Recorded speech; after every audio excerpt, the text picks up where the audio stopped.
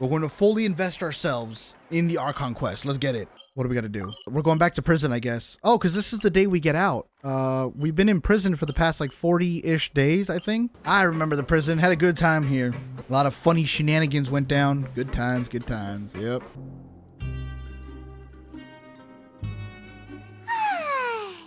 Now for a little rest after breakfast. This is the life. Hi, man. We in prison. Wait a sec. Isn't something important supposed to happen today? Oh, today's our big day! We're supposed to leave the Fortress of Maripede! Come on, we've got to go complete the release procedures now!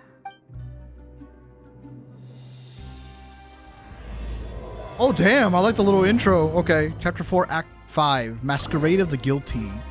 Oh. Let's go. We're going to talk to the receptionist. We getting out of here, boys. Please, sign here. This document will be effective immediately upon signing, and you two may exit the Fortress of Maripede via the regular channels. Freedom! It's been so long since we've been to the surface. Let's hurry up and... Huh? What's happening? No, earthquakes. Nothing bad. Are you okay? I'm fine, thanks. But I wonder what that tremor was just now. Let's go ask the Duke. Oh, no, we're just about to leave. All right, fine. We'll turn around. We're going to go ask the Duke what happened. Your Grace? Ah, good to see you two. Is there something you wish to see me about? Yeah, what was with that earthquake just now? Ah, that. The tremor didn't originate from the seafloor. In fact, it seems it came from the surface. Oh. Over the years of serving as the warden here, I've developed a sense for distinguishing between what occurs on the surface and what occurs underwater. Besides, the seal that Monsieur Neuvillette set in place won't fail so easily. Unless... So the fortress is okay? If you recall our last incident, if there really were a problem, there would be crowds of inmates in a panic right now. True. Huh, you've got a point. Okay, seems we need to get back up to the surface and ask about what happened. By the way, do you know what day it is today? I believe today is this month's pipe cleaning day. Ah, we free, fool. Wait, seriously? Actually, today's the day we say goodbye to the fortress. Ah, yes. Have you completed your release papers? Mm-hmm. Yep. It's you two. Are you leaving now? That's right. Today is our last day in prison. But now that Paimon says that, it doesn't feel like we were confined here. It's actually been pretty nice. A lot of people have helped us out. It turns out, chat, prison is not that bad. Oh yeah, Paimon feels fond of this place now.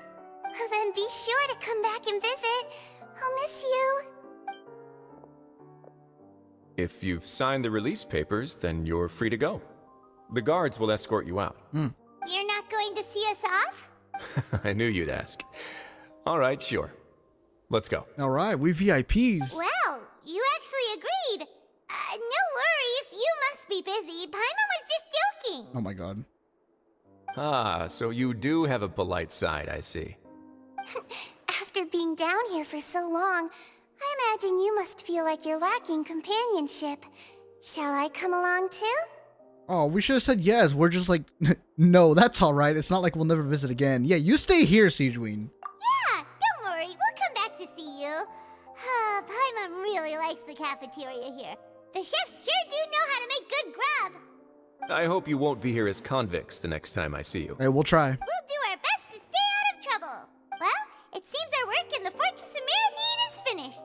That's the end of another chapter in our journey. And since Neuvillette was the one who asked us to come here, we should probably go report to him now. Next up, the Palais Mermonia. Oh. You're going to see Monsieur Neuvillette? Please pass on our kind regards. You got it. I'm sure just your regards will do, no?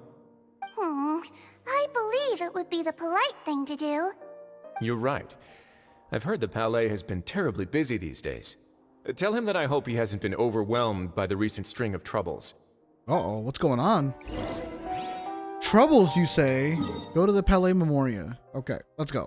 The Palais Mermonia sure is buzzing with activity today. And then there's Paimon. Halt! Huh? Oh, it's you two. Apologies. Monsieur Neuvillette did say you'd be welcome at any time. Yeah, that's right. Excuse me. Would you mind helping me take a look at this report? I'll be right there. Sorry, I've got my hands full here. You can see yourselves in. All right, why is it so busy here? Damn. Stock market crash or what the fuck? Everyone's so busy. Seems a lot has been happening. That's what I said.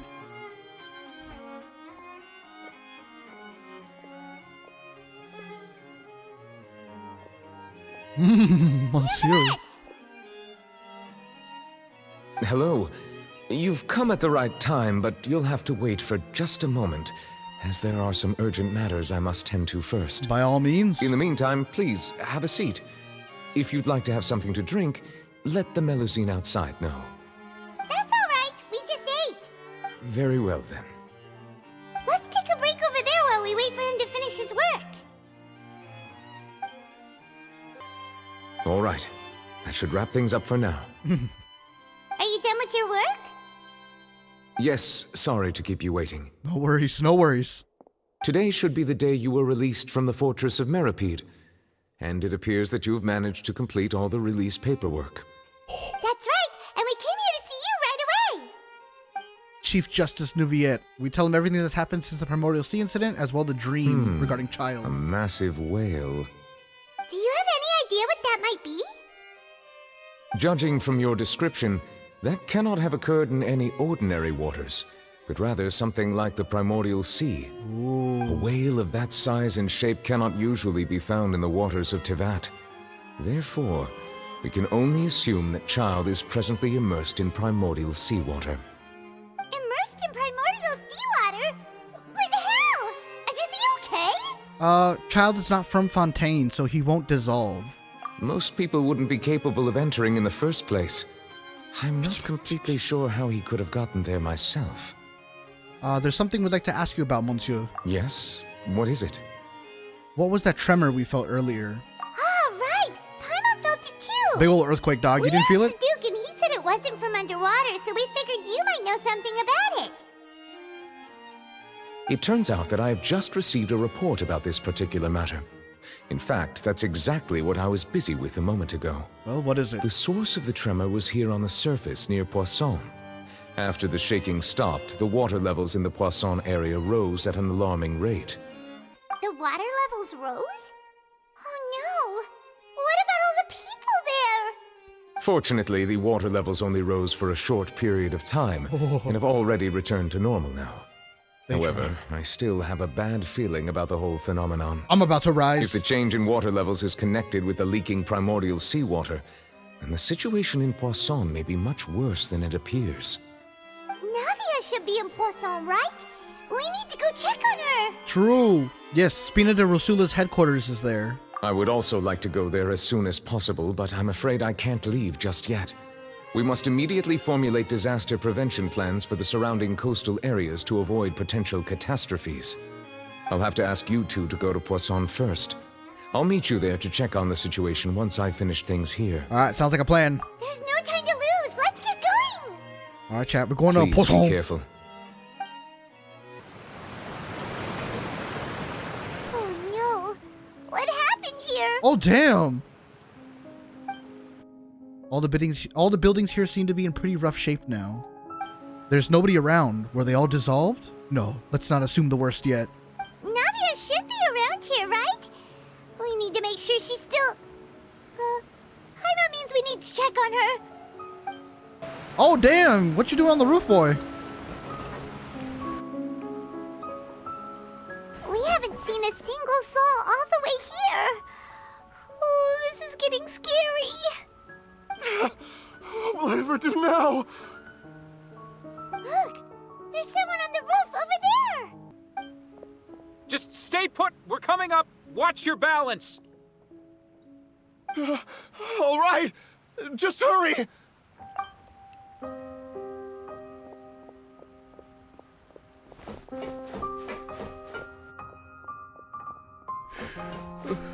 I'm not young anymore.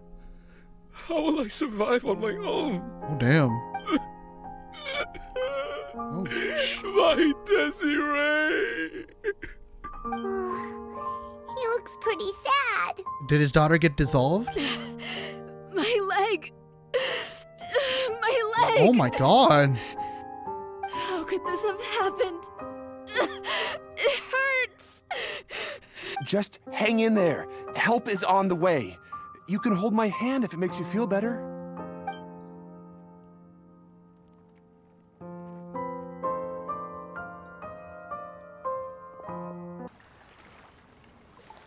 Oh, it's Navia. She's over there.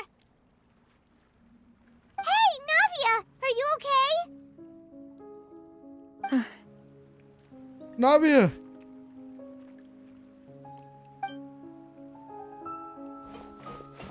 You're here. We heard there was a situation in Poisson, so we came as quickly as we could. Yes. As you can see, the water level suddenly rose. It caused quite the disturbance, in fact. What's wrong? Uh-oh. Demoiselle! There was a wounded resident next to a building southeast of here. We've already transported him to safety, but we've run out of medical supplies. He's wounded? How badly? Dead. He fell, so it's probably a broken leg. He's pretty shaken up. When the water level rose, he desperately climbed up to the roof. Once the water receded and he saw the ground, he became terrified and eventually... He jumped down then. Find the leader of Squad 1 and tell him to take the wounded resident to see a doctor. He should know where to go. Understood. I'll take over his search and rescue mission in the meantime. What is he from Black Butler? All right, you'll be in charge. I'm sorry. Where were we? The situation in Poisson? Ah, right. Allow me to explain. Poisson. A little earlier, we suddenly heard a loud noise. At first, everyone thought that something might have exploded in the waterways. But before we knew it, water started pouring out from everywhere.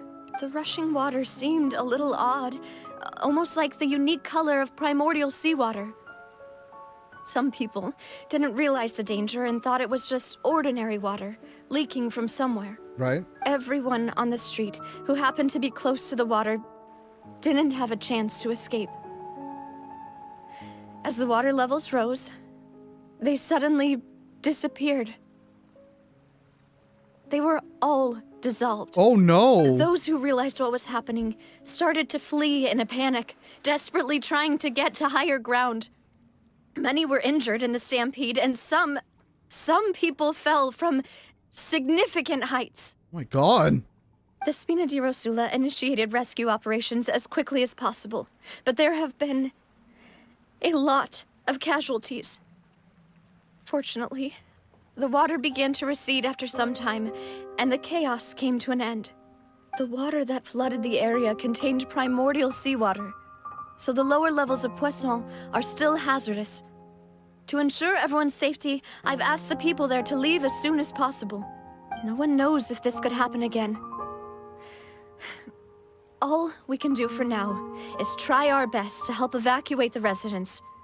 We still haven't completed the head count, but we'll have some numbers soon. My god. Oh, awful. And all of this just came out of nowhere. It was quite frightening indeed. I only wish that everything that just happened was a bad dream. Is there any way we can help, Navia?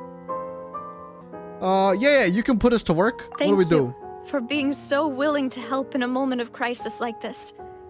You don't know how much it means to me. I really can't express how grateful I am. Don't mention it. Just what do we do? Wait, we're missing some people, aren't we? Wait, where's Silver? Don't say that, Navia. That's what friends are for. Yeah. Oh my god. By the way, where are Melus and Silver? Don't tell me. No! Demoiselle! We've got a situation here! No! They're dead! They got dissolved! I'll be right there. Oh, I'm actually gonna cry. I loved Silver. Sorry, I need to go for now. No! And off she goes. Seems it might be a while before she can take a break. That is so sad. Silver, no! And Melus, too. Both of them. But Silver! Okay, the wounded are being tended to, and we finished a preliminary head count. More support has just arrived, Good. so I suppose I finally have a moment to focus on my own matters. Of course, we should remain ready for anything, and continue doing our best to rescue others. I'll be sure to have everyone at the Spina di Rosula ready to render assistance. Traveler, Paimon, would you two accompany me to my father's grave for a moment? Of course, of course. Huh? Right now? I understand. Thank you. Oh, poor Navia, man. What the fuck?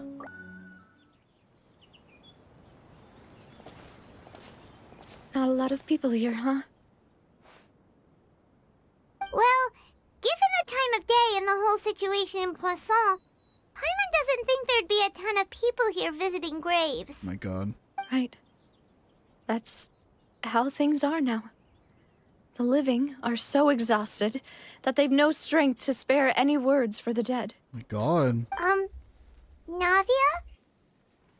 There's no need to push yourself so hard. Oh, this is just sad. Navia, what's wrong? Sorry. I just... Malus and Silver.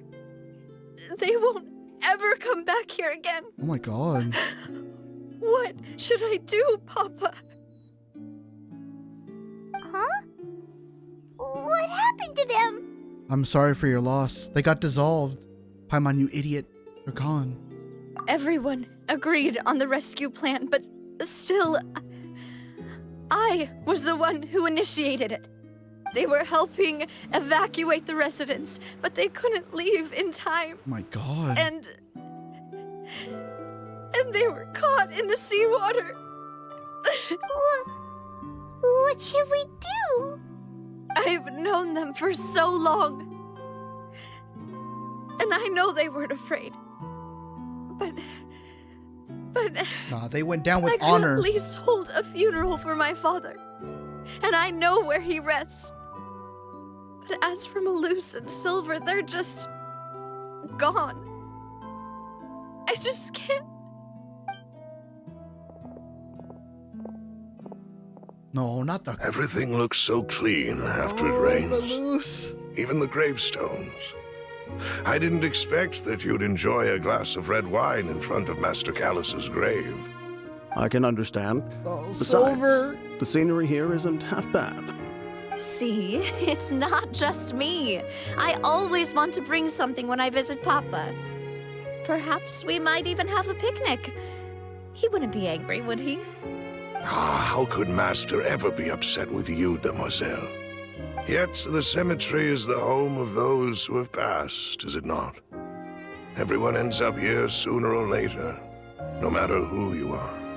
Buying yourself a plot in advance, are you? No need yet. But when I do, I hope you'll let me be buried beside Master Callus, Demoiselle. Hey, stop joking around. I'm quite serious. That way, it will save us both the trip to see each other whenever you visit your father's grave. My god. That makes sense. In that case, could I be buried on his other side? Oh, Silver. After all, besides you, Demoiselle, the two of us could certainly be considered Master's closest companions, no? Of course. Personally, I believe we fill those shoes just fine. Why are you bringing this up all of a sudden? Seriously.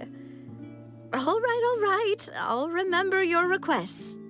But I'd really prefer not to talk about this stuff.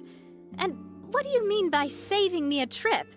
I'd make the journey even if I had to visit you two somewhere else. I'd promised to let them rest in peace here. But here I am breaking that promise. Oh, it's not your fault, dude. I'm sorry for letting you see me in a mess like this. I don't usually cry, really. It's all good. Paimon doesn't know how to help you feel better. But, well, she understands how you feel. I had always thought I could make my wishes come true. Now that I think about it, that never solely relied on me. Many things can only be accomplished with someone else's help. Malus and Silver have helped me so much. But by contrast, I could do nothing for them. What do you mean? I'm so sorry. You can spend as much time as you need here, Navia. We'll stay with you. Yeah, we're here for you. Thank you. Right now, you don't know how much that means. By the way, you can have a look at this. It's a list of victims from the incident that took place here. Oh no. Obena, Khan, Burnett, Giverny, Francine, Karina, Daisy Ray, Joinville, Jolianne, Esson, as well as Malus and Silver. Man, what a list. So, everyone else is safe. But still... It's okay. I know what you're thinking. And you're right. We lost Malus and Silver. But we were able to save more than we anticipated. The overall outcome indicates that the cost was worth it. No one's sacrifice is truly necessary. Right! Don't think that way, Navia. One person might be saved at the expense of another, sure, but that isn't something we should ever consider a trade. Malus and Silver were not the price for saving anyone. They're heroes. Damn right. You're right. Thank you, Paimon. What you said just now was pretty amazing, actually. I'll remember your words. Oh, really? Seems you've become more eloquent in the time since we last Oh met. no. The knave? The knave? What are you doing here? I swear to God, if you fight us right now. Is everything going well on your side? Oh, they friends. Yes, my people are carrying out the mission according to your request. All the residents of Poisson have been evacuated, and we're preparing to relocate them to higher ground. As for these supplies, we have everything taken care of. There is no need to worry. Thank you very much. Wait, do you two know each other? We just met recently. Right, Miss Navia? Usually, I would call this a coincidental encounter, but that doesn't quite fit this time. Besides, it never even crossed my mind that a Fatui Harbinger would come looking for me. Thanks to the Knave, Spina di Rosula received generous support from the Fatui, which allowed us to complete the rescue and evacuation work so quickly. They're gonna want something Mutual aid in is essential return. to fostering positive developments. We were already in the area, in any case, so it was nothing. That said, I must say that you're a lot sharper than you let on. I'm sure you understand what I mean. I apologize for all the ways in which I tested you previously. We've never worked with a Fatui before, and it's extremely important for us to know who we're working with. My subordinates have reported that Fatui soldiers have been observing water levels and taking head counts in various locations. I hear that they've also prepared a large amount of emergency supplies. I'm quite surprised. That's sauce. This is nothing to brag about, nor do I intend to. It is simply the way of powerful organizations to act forcefully, whether they are doing good or ill. You've witnessed that firsthand, in any case. As I've told this traveler before, I know of the prophecy, and I intend to prevent the impending disaster. Lending your organization a hand was a natural first step in accomplishing that. As such, do not be troubled by this token of our sincerity. Perhaps one day, you'll also be able to help me in the same way. Yeah, she's gonna want something Without back. your help, there would have been many more casualties. I won't forget your kindness. Furthermore, I sincerely regret what happened to Malus and Silver. I only wish that my people could have arrived a little earlier to prevent this from happening. Don't say that. You and your subordinates did everything you could.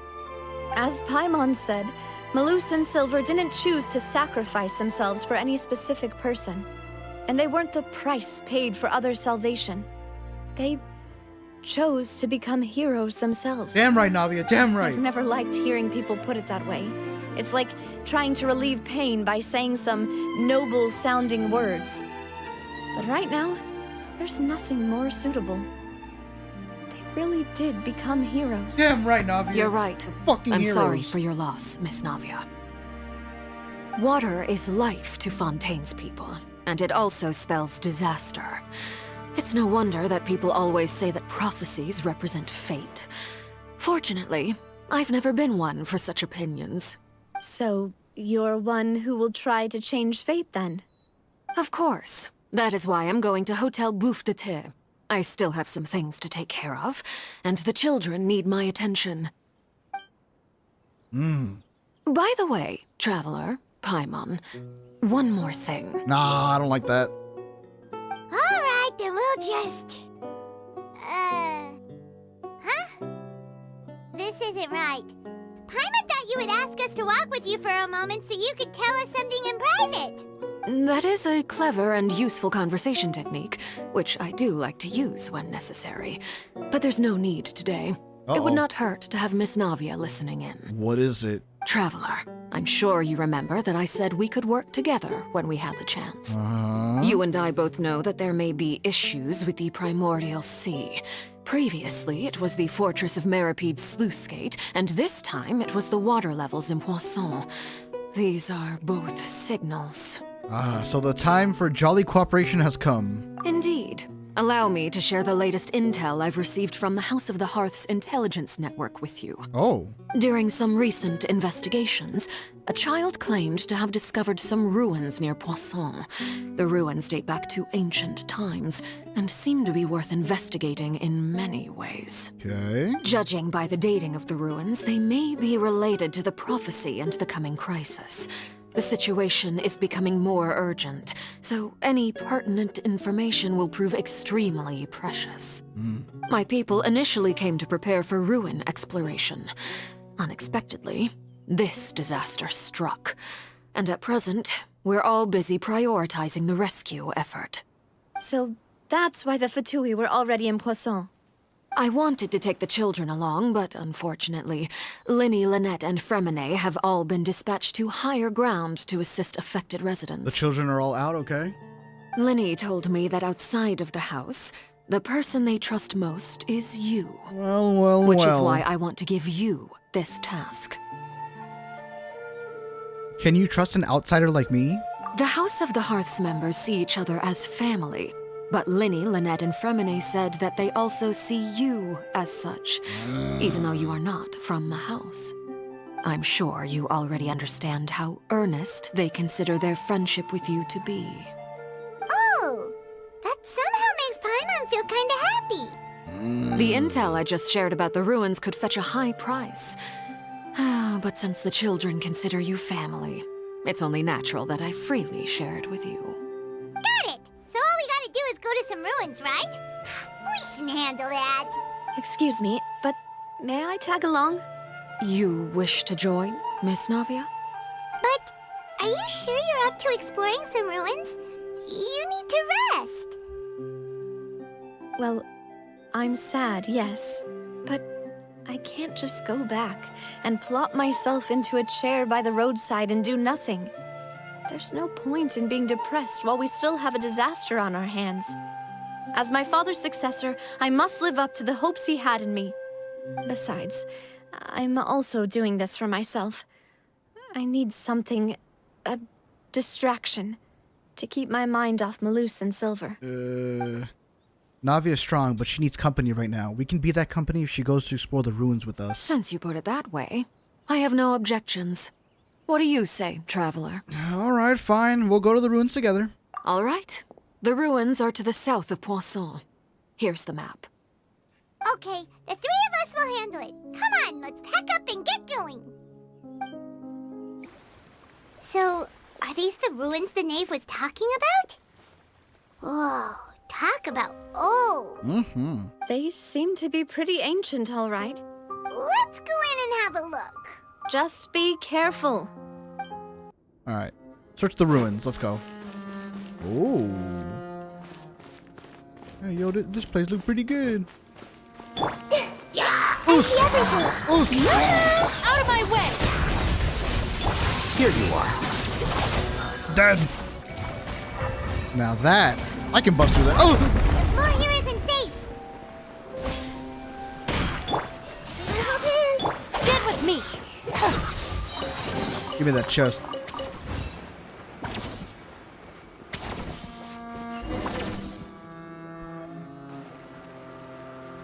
This place has also been contaminated by primordial seawater. Yeah. And a lot of it, too. A Fontanian would most likely dissolve the moment they fell in. You should step back, Navia. You freaking me out by the edge. You should go back to safety. Right! You can't go down if there's primordial seawater. It's too dangerous, and it won't be any help for you to just stay here. Don't get Paimon wrong. We're not saying you're useless. It's just that... We don't want you to die? No, you're right. I can't do anything in this situation. I'll leave this to you. From the look of things here, maybe there's no way back.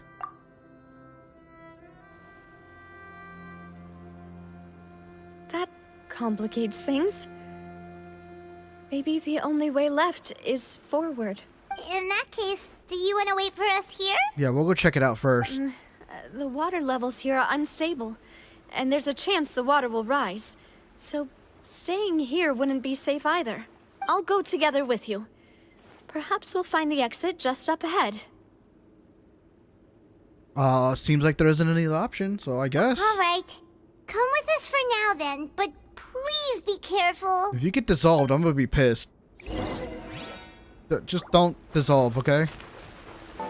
Open! Whoa. Holy crap. That looks cool. Wait, oh! There's something wrong with this bridge! Oh! Run, bitch, run!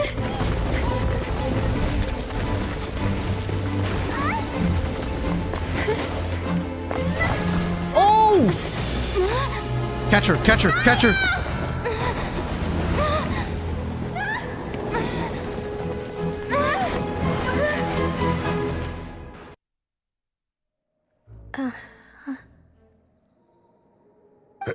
Demoiselle?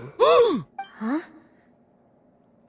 Oh, they're in the Shadow Demoiselle, Realm. what are you doing here by yourself? Would you be standing here till dark if I hadn't come to get you? Maybe she just wants some time to herself, Malus. Malus and Silver. Hmm? Oh. Was I sleeping? Yes, it would appear so. What? I must be tired. That's quite possible. However, you were the one that suggested we go out for a walk. Oh, right. I nearly forgot. It must have slipped my mind when I dozed off. I haven't had a nap today yet. Have I? This is a familiar feeling, yet something's a little strange. Is something the matter, Demoiselle? Oh, no. No, I'm fine. I was just trying to recall why we came out for a walk. Do you remember Mr. Giverny? He'd requested our help before with foreign merchants who had a debt dispute with him, and we'd resolved the matter not long ago. We were headed to see how things were going with him at the moment. Ah, right. Yes. I remember now. Oh, Miss Navia. Ah, Mr. Malus. And Mr. Silver, too. It's good to see all of you. How have you been? I've been great. Thanks to your help, those bothersome merchants finally realized that I wasn't the one they were looking for. Why, I wasn't even the guarantor for that person. They were knocking at my door day and night. Even my neighbor, Obina, was getting fed up with them. Sometimes force is required to calm someone down and get them to listen to what you have to say. That's right. Oh, by the way, Burnett, what was it that you wanted to give to Miss Navia again? These are all people that dissolved.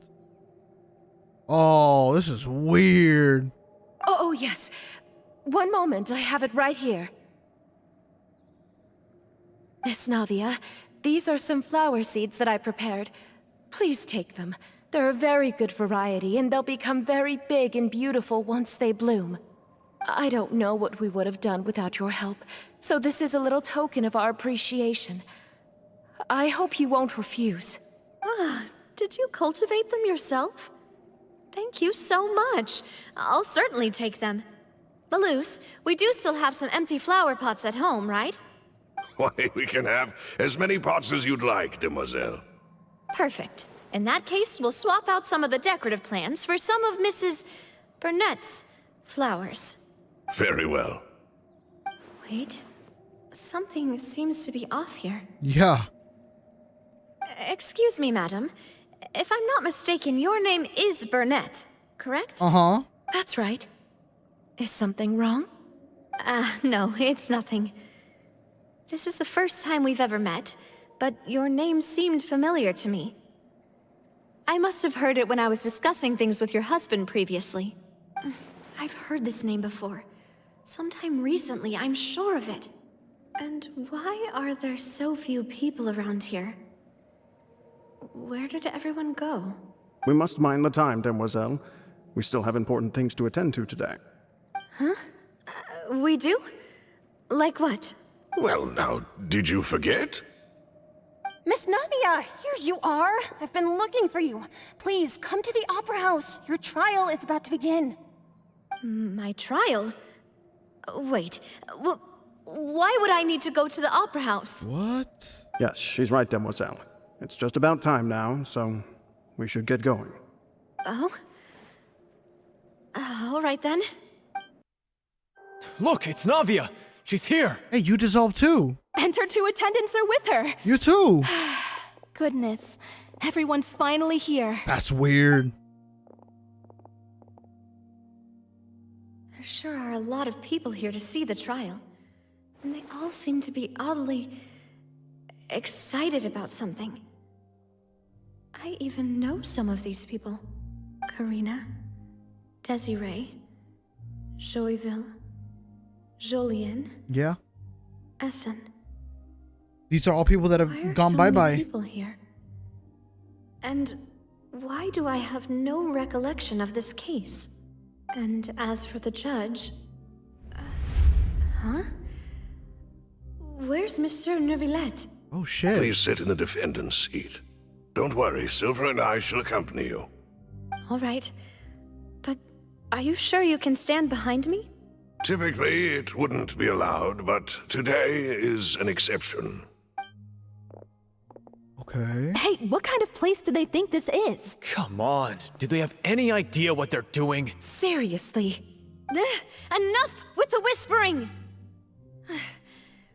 Could someone please tell me where Monsieur Neuvillette is? And why I'm standing trial? My dear Miss Navia, have you not yet realized what you've done? In that case, allow me to explain. As all here know, you are Master Callus's successor, the head of the Spina di Rosula, someone held in high regard by every soul in Poisson. After you took over the Spina, you treated all of us just like the late Master Callus had. If anyone in need reached out to you for help, you responded. Not only you, but your butler, your subordinates, nearly everyone in the Spina di Rosula fought for the well-being of those in Poisson.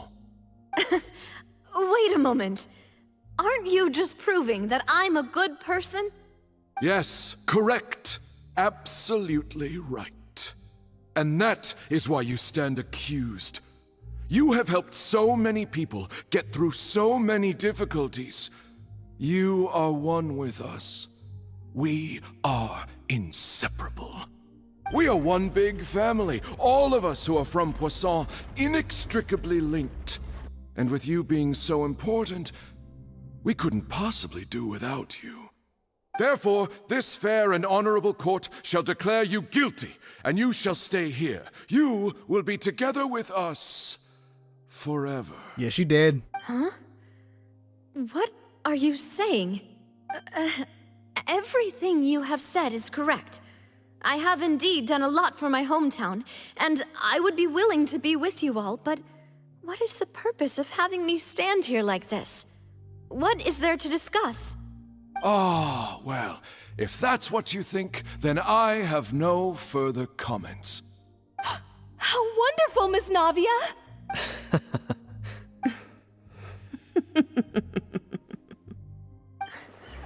I know all these people. Why are they laughing? I seem to remember now. Yes, I get it. This trial is... Wait just a moment. This isn't right! Oh shit, they're waking up? Malus? What was that, Mr. Malus? Our conclusion is very clear and unanimous. Let the court judge her now. She's guilty! Stay here, Navia! You're one of us! Demoiselle, don't admit guilt. This trial means to keep you here forever. I wish to exercise my right to defend Our Lady. Mr. Joinville, you only know of Navia's goodness, but nothing of her utterly independent mind. She was born a free and independent spirit. She has never been tied down by anything. Indeed, even the death of Master Callus couldn't stop her. Her actions cannot serve as proof that she identifies herself as part of any group. She merely acted as an individual, extending her hand to help others. Please do not mistake her actions as being otherwise. Really? As an individual, you say? Don't forget, we are all Fontanians here. This is the nation of justice, the nation of Hydro. Even if Miss Navia only voluntarily rendered her assistance, that doesn't change the fact that her beautiful soul must return to everyone. Water accepts all, blends with all. It will surely accept her kindness. Everything is measured here in the nation of Hydro, and in the end, everyone shall meld together. Thus, when a unanimous opinion emerges, that opinion represents justice. Now I speak for everyone. Our opinion is consistent. Navia should stay. We and Navia are one. And you would call this justice? Preposterous. You are merely jealous that Demoiselle still has a chance to exist as an individual. Damn. Have you forgotten how much you all once longed to become individuals, to become independent? Do you mean to defy our justice? Oh my god. If your justice is flawed, then why should we acknowledge it? As you said, we can also have our own justice. Silver and I shall defend Demoiselle. And that is how we will enforce justice. Ugh, my head... It hurts. Demoiselle. Silver, it hurts. My head is spinning. All I can see is stars swirling in front of me. Uh-oh. I remember now.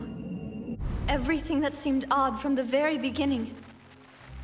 Karina, Desiree, Joyville, Jolien, Essen, and Mr. Giverny and Mrs. Burnett, who we met earlier. Even Malus and Silver. I don't want to admit it, but they're all dead. Shit.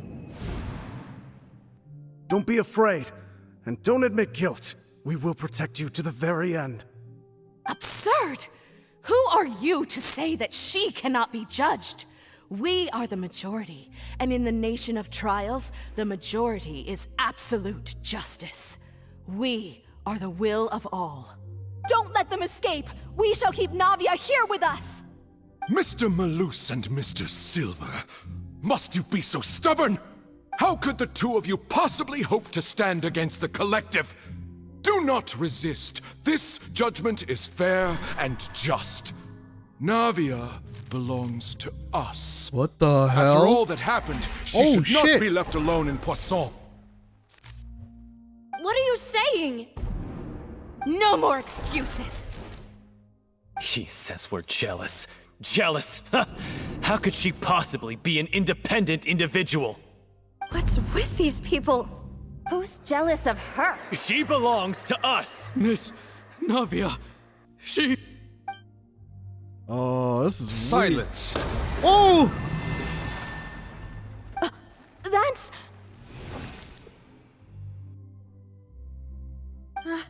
Monsieur Neuvillette! Such commotion is prohibited in the court. The accusations you just presented are nonsense and cannot constitute a proper trial. The court will adjourn for the rest of the day. In this, I shall hear no objections from any unauthorized party. Our thanks, Monsieur Neuvillette. Please leave with me, Miss Navia, while there is still time. But... Go on now, demoiselle. This is your only chance to leave this place. What, can't bear to leave us behind or something? Oh, gotta leave. They dead, man. My apologies. I couldn't resist making one little joke once I realized that this shall be our last goodbye. Oh. Malus. Silver. Quickly, you must come now. Goodbye, demoiselle. Farewell. No, wait! Just a second!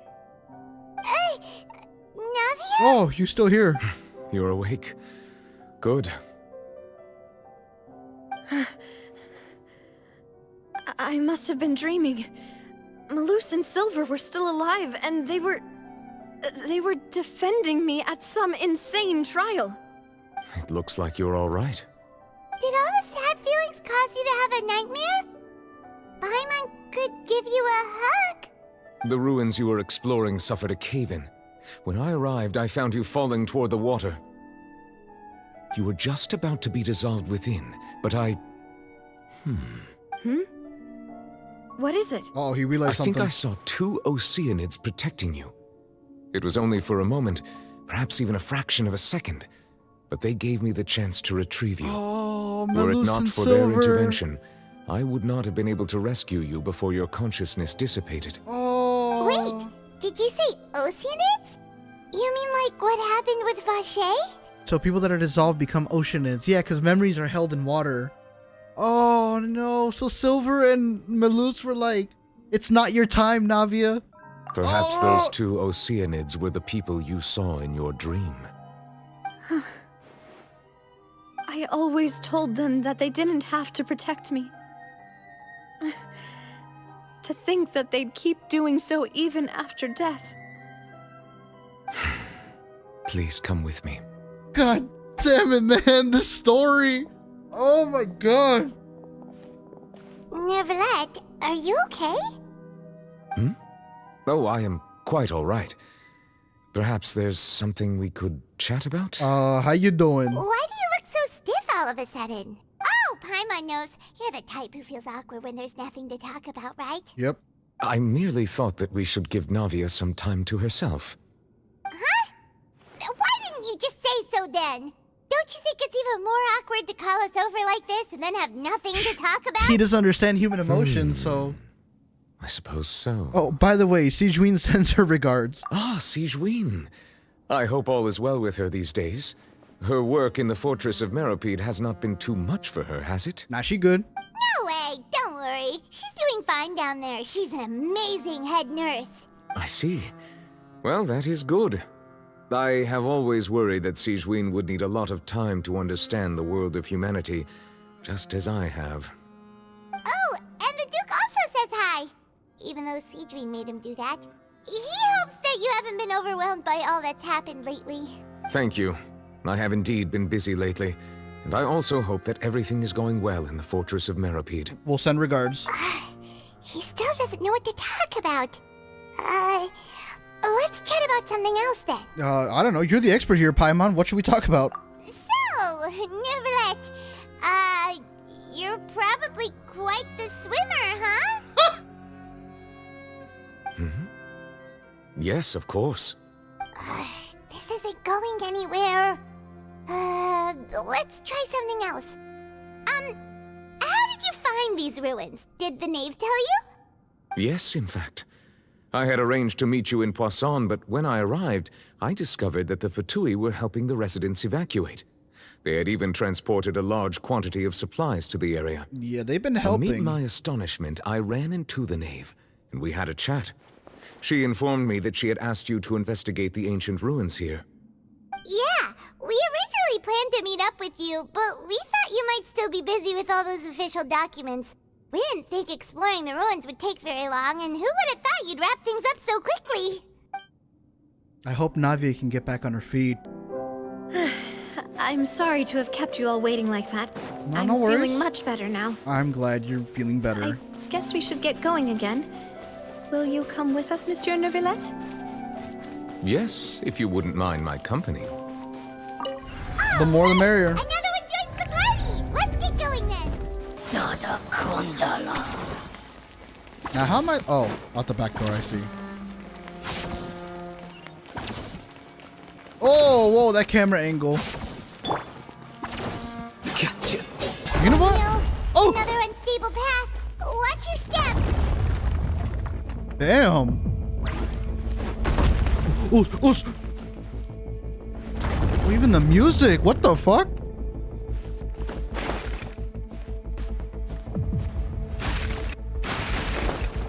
Here we go.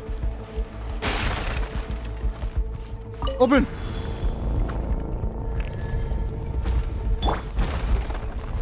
Watch out! There are rocks falling over here! Dead. Watch the rocks.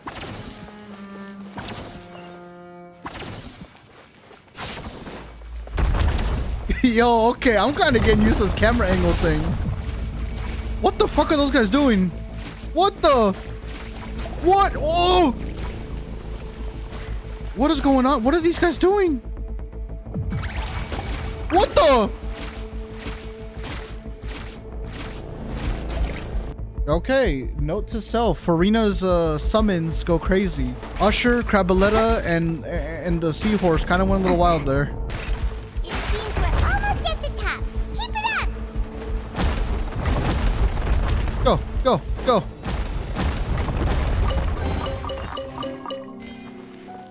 Yo, this is wild.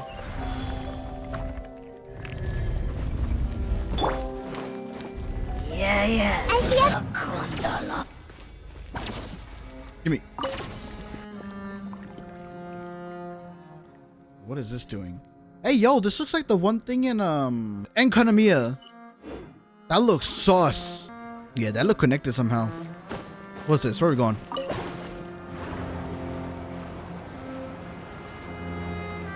Whoa.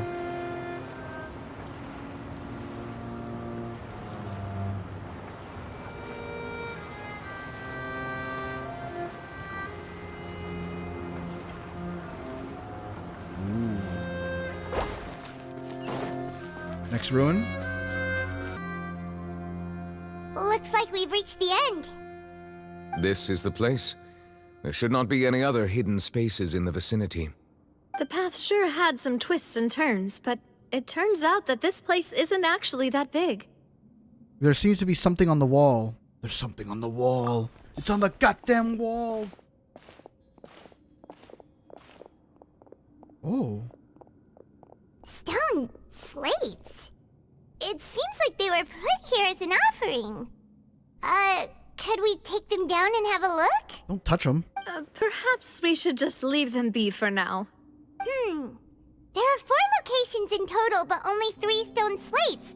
The slate that should be in the first empty spot is missing. The surrounding walls also show signs of damage. There's something written below. Let Paimon see. Reason dictates that this nation be destroyed. I shall record the history of its future here in its past. Say what? It feels like someone left these slates and these words here for a purpose. But does he mean that Fontaine should be destroyed? I mean, the whole prophecy. That would fit the circumstances dictated by the prophecy, yes. Indeed, the slate's contents correspond to it. Take the second slate, for example. Does it mention me anywhere? There's a person kneeling here. She seems so dedicated. And there's a whole bunch of other people behind her doing the same. She's facing this... what is this? Some kind of island in the sky? Celestia? And is that Lady Farina in the third image? Did the Hydro Archon fall into the water? And is that a ring of people around her? Paimon doesn't quite get it. Are they all in the water? The fourth image. I know this one. This exactly matches the content of the prophecy. The people will all be dissolved into the waters, and only the Hydro Archon will remain, weeping on her throne. Yes, they do seem to match.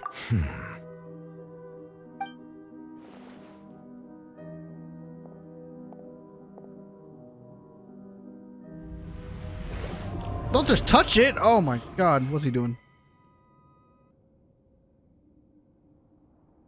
More information should be hidden in these slates, but I fear I cannot easily uncover it, most likely due to us missing the first slate. I am very sorry.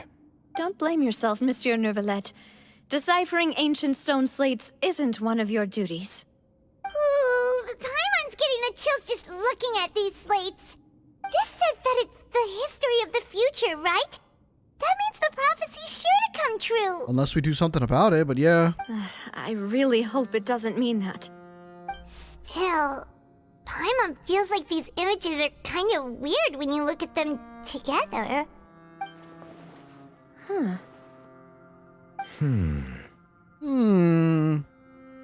Oh.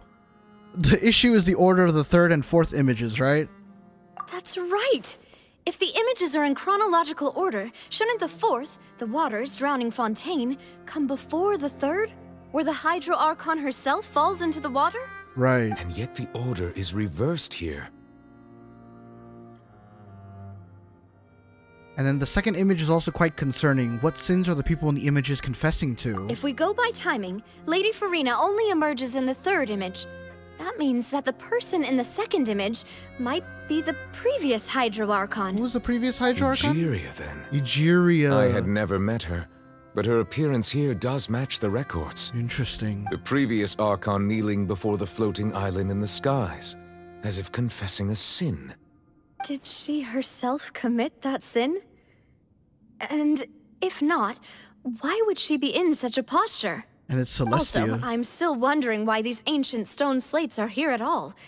Judging from their contents, could this place be the origin of the prophecy? Does that mean that someone, or some people, once saw these slates? But who would have created these slates and left these words here? Right?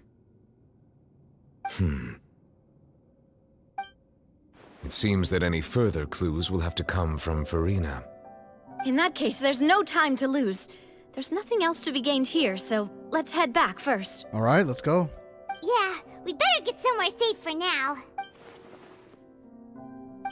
Honestly, who created the slates doesn't matter now. The real question is whether things will truly play out as the prophecy foretells or not. Let's split up here. I'm going to check on what's happening with the Spina. You know how it is. There's some things you just need to be there for yourself. Okay. You still have energy for that, Navia? Paimon's already beat. Just head back to the Fleuve Cendre and have a rest then. Thanks for keeping me company all this time. Yep. I'll depart as well. Thanks for your hard work today. Rest well, everyone. Traveler, I will go talk to Farina tomorrow morning to ask about the stone slates. I'm sure that you're concerned about this matter as well. If you have time, drop by my office. I will share the results of our discussion with you. Alright, see you tomorrow then. Are you really gonna talk to her about this directly? Will that be a problem? Paimon's getting a little scared now that it's come to this. She has long been harboring secrets and will not give them up easily, which makes it all the more my duty to ensure that she understands the present situation. Alright, we'll leave it in your hands then. You're probably the best person to talk to her anyway. I will be carefully considering my words tonight. Traveler, Paimon, our safe house at the Fleuve Cendre is always open to you as ever, so please don't think you're an imposition. Alright, I'll be on my way then. Bye, Navia. Take care. Dude, is she even gonna, like, sleep tonight? I mean, Navia and Nuvia both depart. You and Paimon head to Spina de Rosula base at Fleuve Cendre. However the fuck you say that. We're finally back! Welcome back. We've got a special menu prepared for you two tonight. Ooh. Yay! And there's good food too! Navia, no, the boss is the best. Do you take great as well, Paimon? Ooh, desserts! really starting to forget what happened today. Oh, that voice. Mona? Is that who I think it is? Yo, what's Mona doing here? What the? It's you two. What are you doing in Fontaine? Fucking long story, Mona. Oh my god. Get up here. Mona? Did the stars not tell you that we might meet here? Seriously, nobody just uses a scry glass whenever they've got time to just see who they'll meet on the road. Still, we didn't expect to see you here. Wait, you're not a Fontanian, are you, Mona? Well, I have some business to attend to here, so I booked a hotel in the city. I was just out for a stroll when I bumped into you. Quite unexpectedly, if I might add. You gotta get the fuck out, Mona. Why did you think I was from Fontaine, though? Is that because Magistus doesn't sound much like a Mondstadter surname? Uh-huh. Yeah, let's go with that. Well, I used to have my own surname, which was, well, some other thing. Either way, the old hag told me when she took me as her disciple that the first step to being a great astrologist's pupil was to change that name. There was nothing for it, really. She really is amazing at astrology, so I changed my name to what it is now according to her wishes. To my surprise, however, Magistus is not the name of some ancient house or clan. It isn't? Nope. Although it is used by us in place of surnames, it generally just means great. Wow! Imagine including a boast in your name. Wait, are you gonna have to put that into your genealogy as well? I reckon so. In any case, I'd give my disciple a name like this as well, if I were to take one. And may I ask what your master's name is? Astromancer Barbeloth Trismegistus. Whoa, that's a long one. Does it also mean great or something? My name means Mona the Great Astrologist. As for the old hag, hers is, in plain speech, the thrice-as-great Scholar of the Stars. Just take it as a title specific to astrologists. Thrice as great? That's so petty. I know, right? That's just how she is. She used to call herself Magistus, actually, but when she took me in, she changed her name to Trismegistus. Look, we're getting sidetracked here. Excessive. We need to get back on topic. Magistus is Oh my thus god. the calling card of our school, so to speak, which makes it about the same as a surname. It's all right if you don't get it. You can look into it further should you need to study astrology more deeply. Alright, so how about for my name? How about Triple Strength Traveler? That sounds terrible! But anyway, you're not Fontanian, are you, Mona? You're from Mondstadt, right? Well, I was born in Mondstadt, yes. My parents migrated to Dorman Port, and I traveled with the old hag for a while, after which I settled down in Mondstadt City. Got it, good. Oh, that's a good thing then. At least we know you won't be dissolved by Fontaine's waters. Speaking of that, I'm sure you're aware that a bunch of things have happened here in Fontaine, right? I know you're not a local, but I'd avoid getting too close to any water that looks strange all the same. Oh, we've been around this shit all the time. There's something ominous about it. Well, the water, I mean. Did you come to Fontaine because of the prophecy, Mona? That was the main reason, yes. Just a while back, the Steambird invited me to take part in a panel and speak about the circulation of the prophecy as an astrologist. The invitation was sent quite early on. I don't think anyone expected Fontaine to be in this much trouble. Right. What do you make of that prophecy, Mona? Just tell us what you think as an astrologist. Your word would go a long way to make things more certain and less scary. What I can tell you is that I'm an astrologist, and that this prophecy concerns the fate of Fontaine, even that of all Tevat.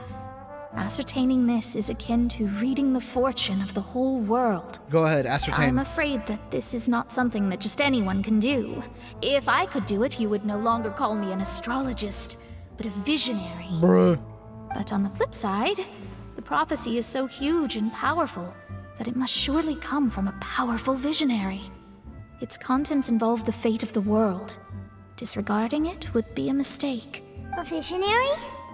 Sounds really powerful and all, but does such a person really exist? Of course.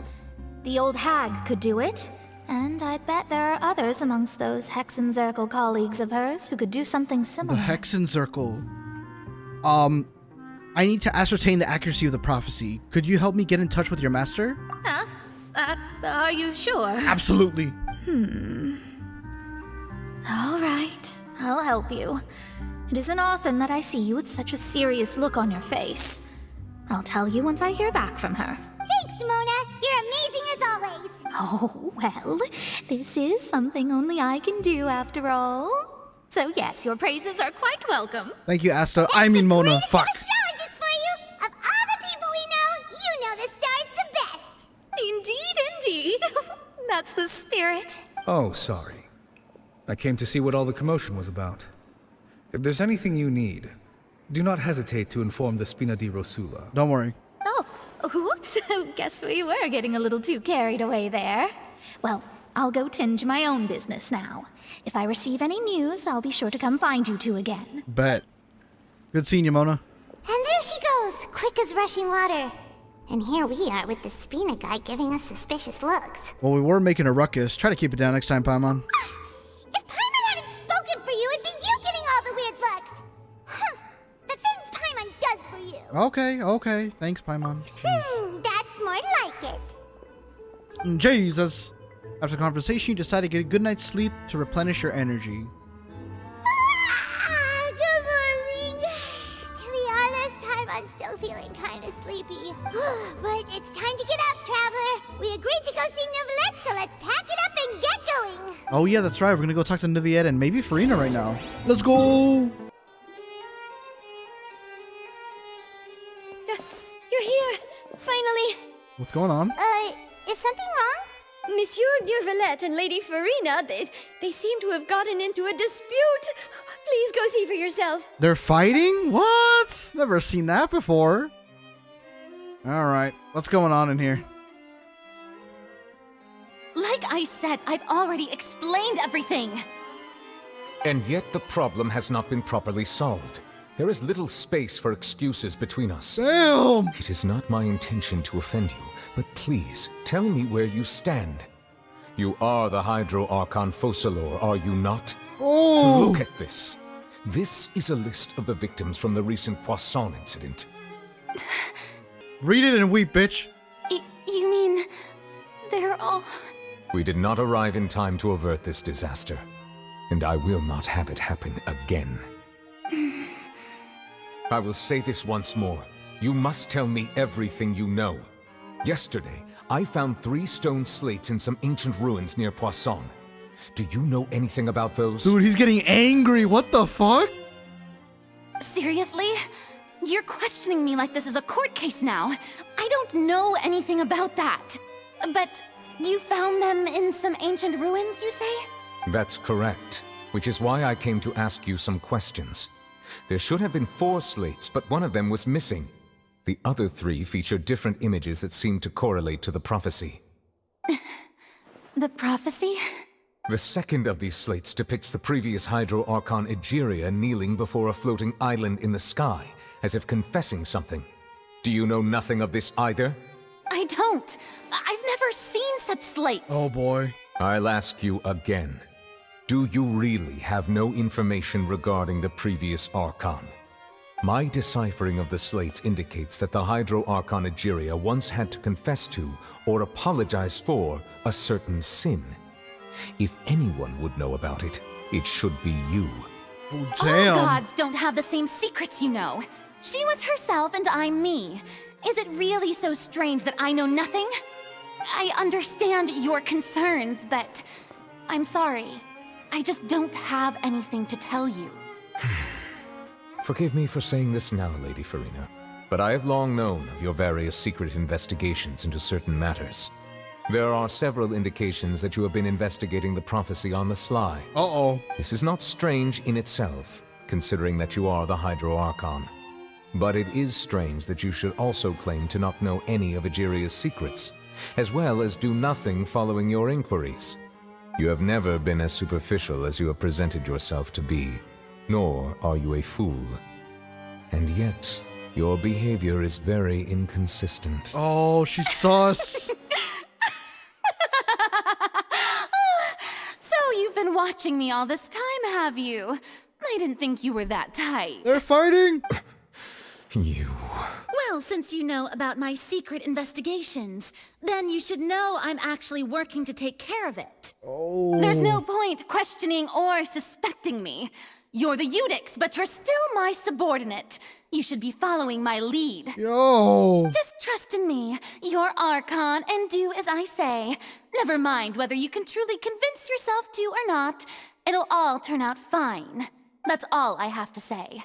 We do not discuss this matter again. Oh, the opera's about to start. Toodles! Can I come in, like, busting through the door and be like, you, sit down?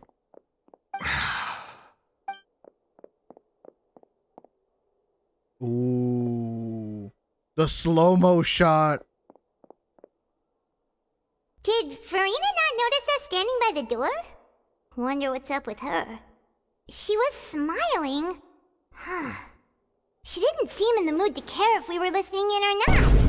Dude, she seems to be deliberately hiding something. She's sus as fuck. What the hell? I assume you've been outside for a while now? Yeah, we heard the whole thing. Oh, Mom and Dad are fighting. Seems Farina didn't even realize we were here. She was in a great panic, though I cannot discern the reason. Our discussion reached impasses time and again, a state of affairs that we cannot allow to continue. Still, I do not understand. Dialogue is the basis for understanding, so why did she keep refusing to engage? I'm afraid questions alone might not suffice. We need to make her understand how dire the situation actually is. Dissolve her ass. Everyone in her inner circle has noticed that she is hiding some secret. The issue is her attitude. I fear that she will not reveal anything unless absolutely forced to. Dissolve her. We may have to create a situation in which she will have no choice but to speak. Oh? Like what? Normally, people will only reveal the truth when standing trial. Perhaps we must have the Hydro Archon experience just such a scenario. We have to put the Archon on trial. Farina's seen so many trials, and she's really good at dodging questions. How do we make sure that she won't just slip away at the first chance she gets? We will need to consider this thoroughly, join forces with various parties, and then do what we can.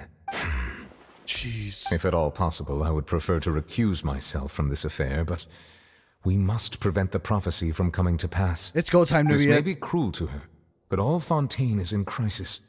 The information a god possesses is too precious, and so we must take a chance on this. In that case, we will help. Officers, arrest her.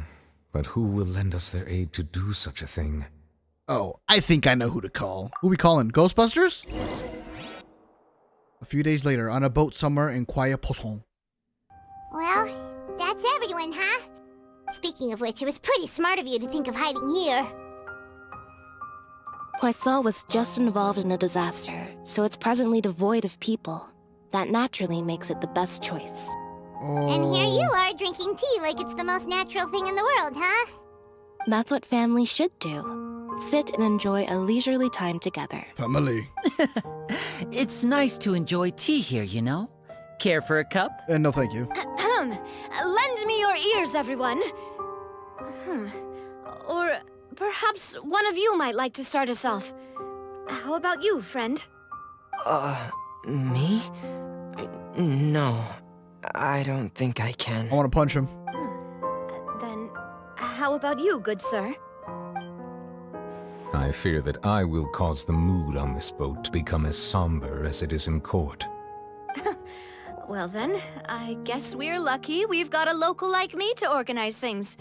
Wonderful, the spotlight at last. I guess I'll be facilitating things from here. Man, this is an Avengers level threat. We have the Fatui here, we have the Eudix himself, Spina de Rosula, and me. It's just about to get wicked. That was a little long-winded. And Chlorine. Oh, you might be right. Anyway, to cut to the chase, our friend here, the Traveler, has brought us together to discuss something. As for what that is, well, let's start by saying that we'll be pooling our efforts together to create a series of traps. Oh, how intriguing. Well, it's just an expression, really. One that I just learned from Chlorand, and used on the spot. So, let's invite her to explain in detail. A round of applause, please. Or. Huh?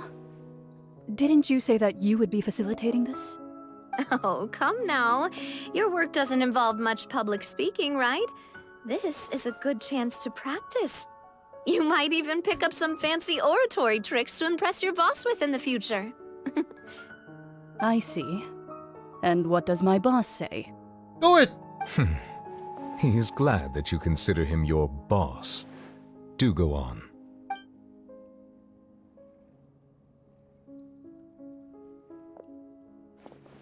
In that case, do any of you have experience hunting? Me! Not that I recall.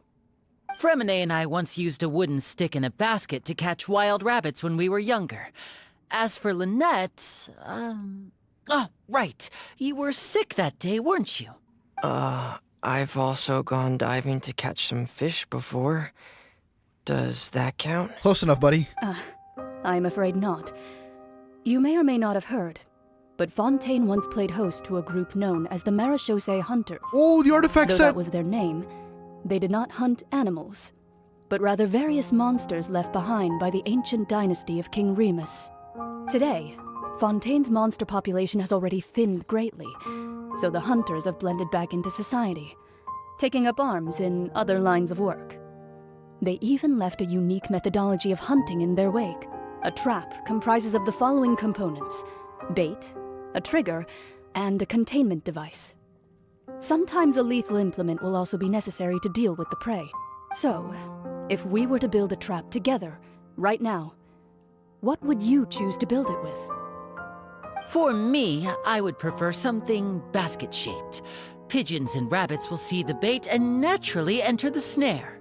Our line of work requires a deft hand, and we're some of the best in the industry, so you can count on our techniques. You used some of those techniques while moving the people of Poisson, didn't you? My subordinates mentioned that you even performed some magic for the bawling children. Yes, and I even managed to gather some intelligence in the meantime. I'm quite the multitasker if I do say so myself. Alright, calm down, buddy. I'm afraid I can't claim that as my strong suit.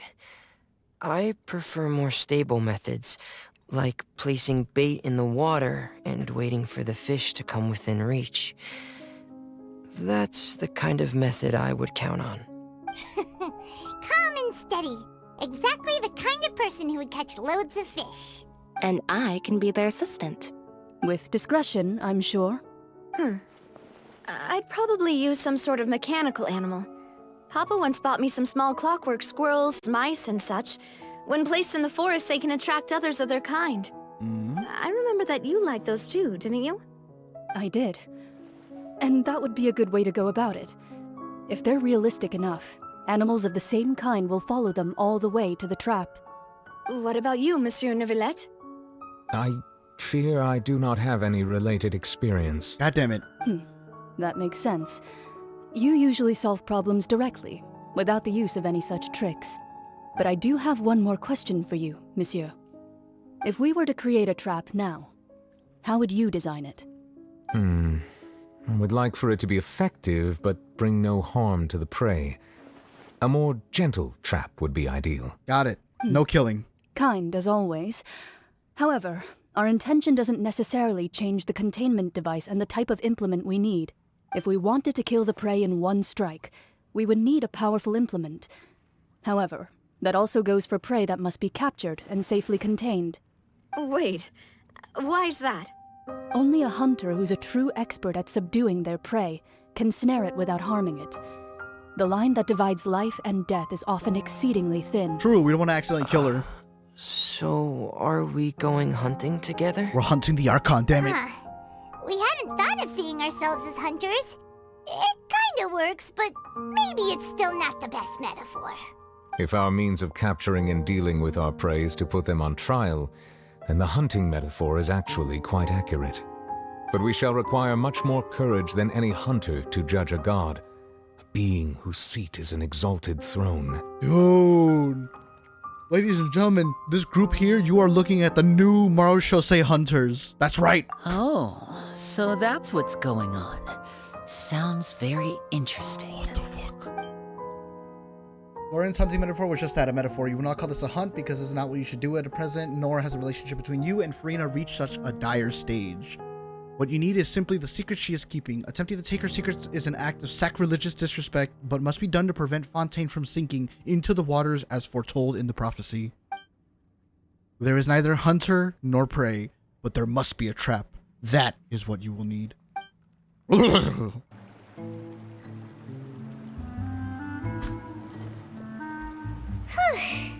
been a tough few days, hasn't it? So much has been happening. Those meetings sure did make me hungry. Paimon didn't think the meetings would go on for so long, but everyone seemed pretty fired up, huh? Paimon thought they'd be at least a little frightened. Well, Fremine was, now that Paimon thinks about it, but everyone else just looked a little surprised. Do you feel more confident after the meetings, Paimon? Well, it's hard to say. Paimon doesn't have any experience with this sort of thing. But with you around, Paimon sure will do great. Mm-hmm. After all, you're the most reliable person in the world, aren't you? Huh? Something wrong? Did you just pour some tea? Paimon didn't notice you doing that at all. No, I didn't. Then what's that? Paimon's never seen that cup before. The fancy-ass cup. Don't be frightened. I'm just joining you two for tea. I merely refrained from saying anything till now. Who's that voice? But there's no one here. Ah, have you forgotten me already? Wait, you are familiar. You're the voice we heard from the sky in Sumeru. No. The voice from the sky, Wait, that's I true. fear that description is wrong. Though, not completely wrong. You're feeling lost now, just as you were feeling previously. I sensed that confusion and thus came to you. Guiding people is an irresistible hobby of mine, after all.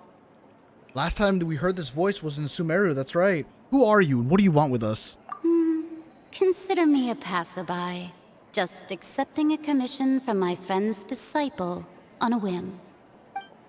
Friend's disciple. So this is one of the friends of Mona's master? The enigmatic... Oh, N of the Hexen Circle? Allow me to ask you, will Fontaine's prophecy come true? The prophecy. Yes, what has been prophesied will be fulfilled. You may view such things as the history of the future. Dude, this is one of the mages. Then is there any way we can stop it? I believe you have witnessed a failed attempt with your own eyes. Can everything in Tevat so easily be changed? There it is again. Fate, you son of a bitch. Can there really be no exceptions? Ah, so you've caught on. Just as prophecies are usually only the future as seen from the perspectives of the gods, could things be happening in hidden corners where the gods' gaze does not fall? True. Are the things that you shall see different from the fate that the gods perceive? What is she talking about? It all sounds really impressive and important and stuff, but it also sounds kind of scary. Oh, the tea in the teacup is just about gone as well. I believe that you understand, right? Some things are insignificant, but others you must reach out to change.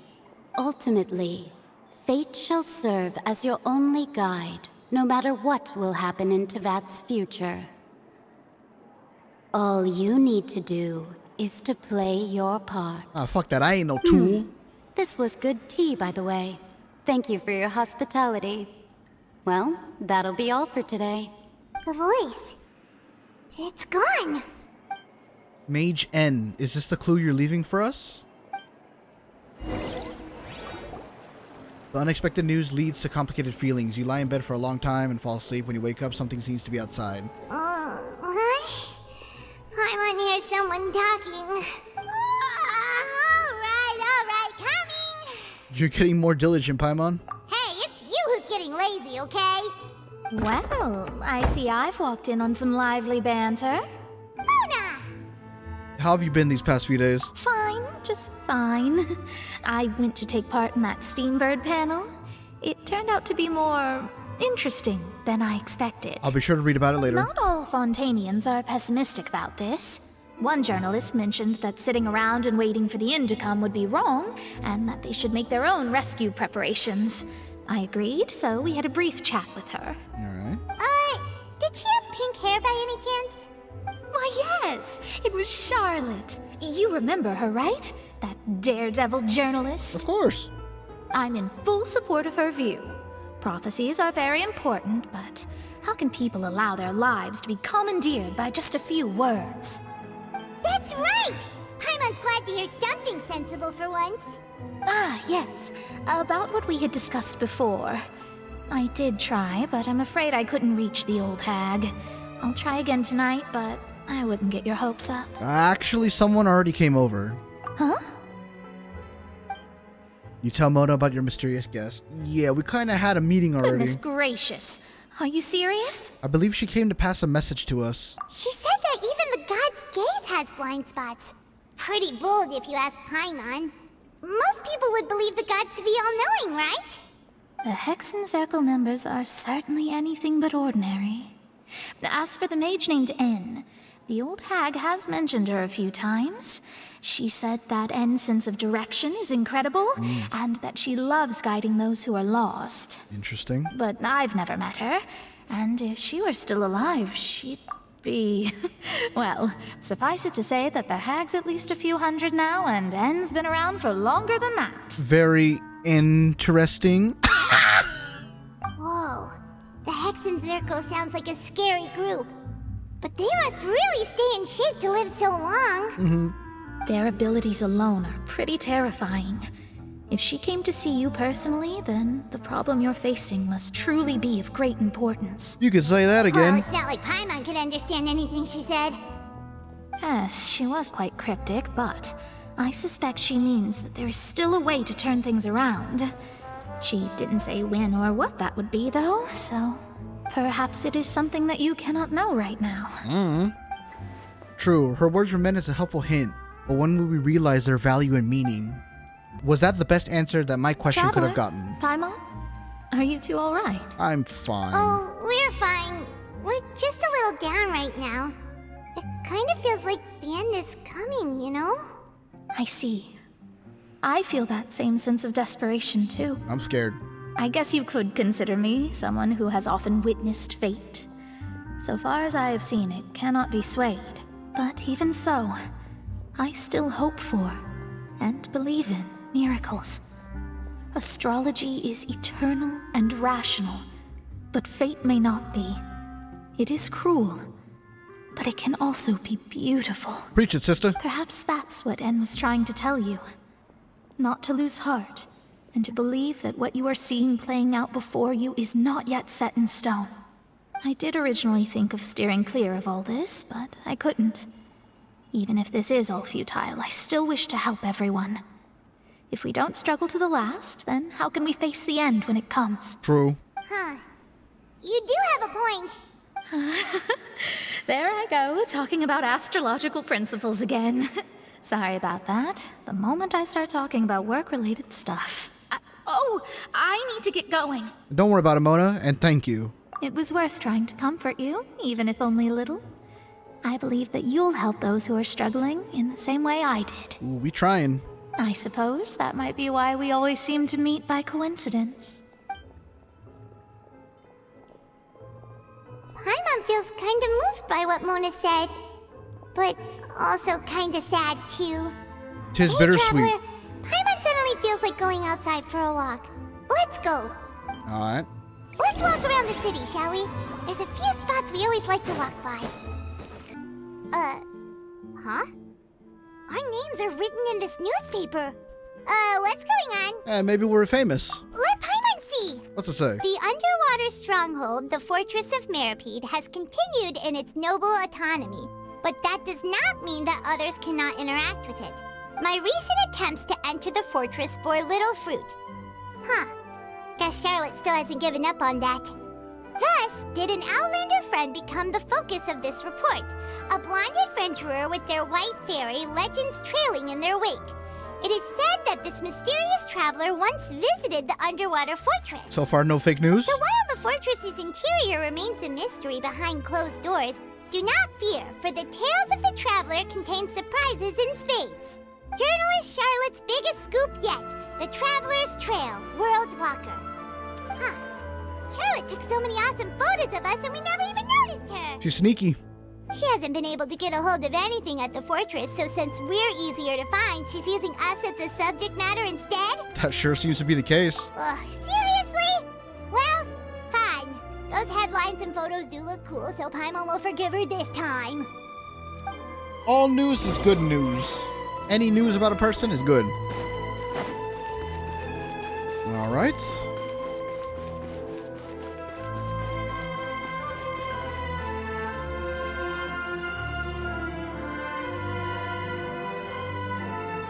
We're here!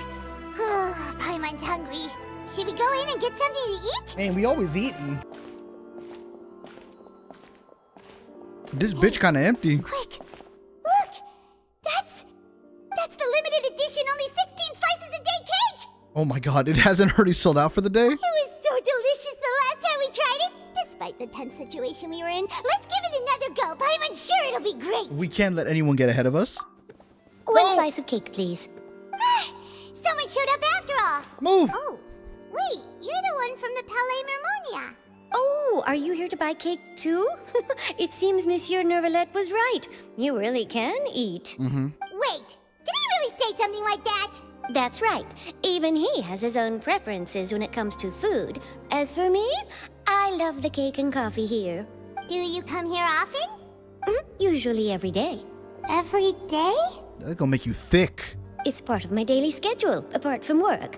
I shall have my cake and coffee. You're gonna get thick. You better watch your back. What?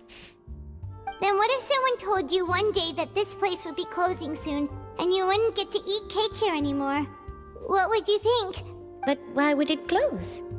Well, Paimon doesn't know either, but maybe the waters will rise tomorrow. You know, like in the prophecy. Hi, Mom. What's up with you? Oh, the prophecy. To be honest, I haven't paid much attention to that. No. Still, even if there'd be no more cake tomorrow, that wouldn't keep me from having some today. Do people just not No, care? no. It's the same for eating in general. You might not be able to eat tomorrow, but if you can do so today, then you should carry on. That's what people call living, you know. Huh. Don't be sad. Excuse me, could I have 2 more slices of cake to go? Bruh, you can't These just 2 do that. slices are for you. Sijuin said that this kind of expression you're making is what humans call being sad. Oh, you know Sijuin? I sure do. She was born before me, and she sometimes comes to the surface to teach us things about humans. He has a class? She said that humans are creatures that are saddened easily, yes, and you can only lift their spirits by feeding them delicious food. So please try the cakes here. I've got something else to do, so I'll be going now. You two try to stay in a good mood after eating, all right? Bye.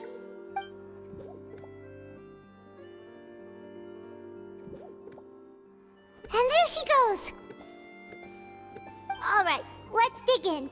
Paimon's sure this cake will be delicious. Surely. See, that's how you handle depression, chat, okay? When you're sad, just eat. It's more delicious than last time. And the flavor gets even better with a sip of tea. It sure would be nice if we could come again tomorrow. Sure would be nice if we could always eat delicious food here. Motherfucker spitting facts, that's all I know. Alright, we had some cake, we feeling less espresso. Oh, we're near the Steambird office.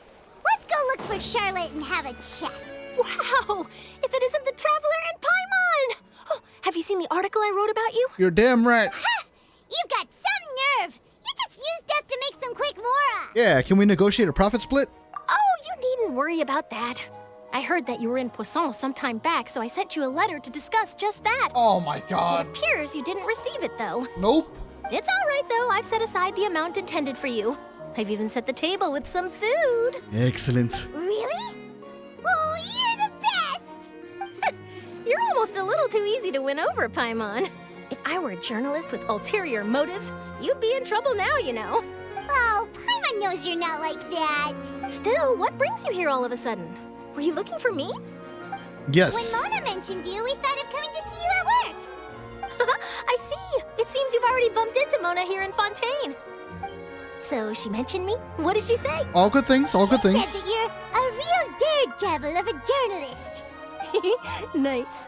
In which case, can this daredevil journalist dare to request an exclusive interview with the legendary traveler and Paimon? Huh? So your article in the paper today doesn't count? Oh, of course it doesn't. That was more like live photography. What I'd like to do is dive deeper and ask you to talk about the things you've seen and experienced. Ooh, you seriously want to interview me? Yeah, are we even qualified enough? Why not? If I say you're worth an interview, then you're worth it. But not right now, of course. I'll need a few days to prepare. Oh, that's fine. Oh, in that case, we'll just chat when you have the time then? Oh, so that's a yes? Ooh, splendid! I'll tell the editor-in-chief immediately. I'll have to apply for lighting, a venue, some props, and... Whew, so much to get done now. Talk to you later. She's like so easy to make happy. You're just like, yeah, we'll talk to you. I've still got a question for you. And what's that? If, just for example, Fontaine were to be flooded tomorrow, what would you do today? Huh, that's the prophecy you're talking about, isn't it? I mean, I do hear about it often, but I've never once thought that the day could be tomorrow. If you're seriously asking, then I might try and think of a way to leave Fontaine. Oh, but I'm still a journalist first and foremost. That means I have a duty to be reporting from the scene. And secondly, I wouldn't forsake my homeland that easily. From what I've seen, most people don't know what they'd do should the worst come to pass. In truth, it might be better just to behave like normal rather than worry over such an end. I guess. So in all likelihood, I'd probably still be prepping at the office for that interview of ours. I know what you're thinking. That sounds a bit sad, but I've always believed that it's best to do what you enjoy. Just think about it. If this nation really were to be suddenly destroyed tomorrow, but I still successfully finish an exclusive interview with a truly unique person, then the story I would wind up writing would truly be timeless. Yeah, but if you're dead... And then do you know what I'd do? Well, I'd write that story, send it for printing, and use messenger pigeons to get copies out to the various nations as soon as possible. I'm not a dreamer, nor am I a workaholic, but I do love my job, and I'd be proud of leaving such an article behind. I guess you could say that I was born to be a journalist. But anyway, that's my answer. And on that note, I'll get back to my preparations. Okay, bye-bye. That's so nice. All of a sudden, Paimon actually kinda envies her. Anyway, let's go and take a look at the sea, shall we? The sea breeze and scenery can be a pretty soothing combo, huh? Paimon's been thinking.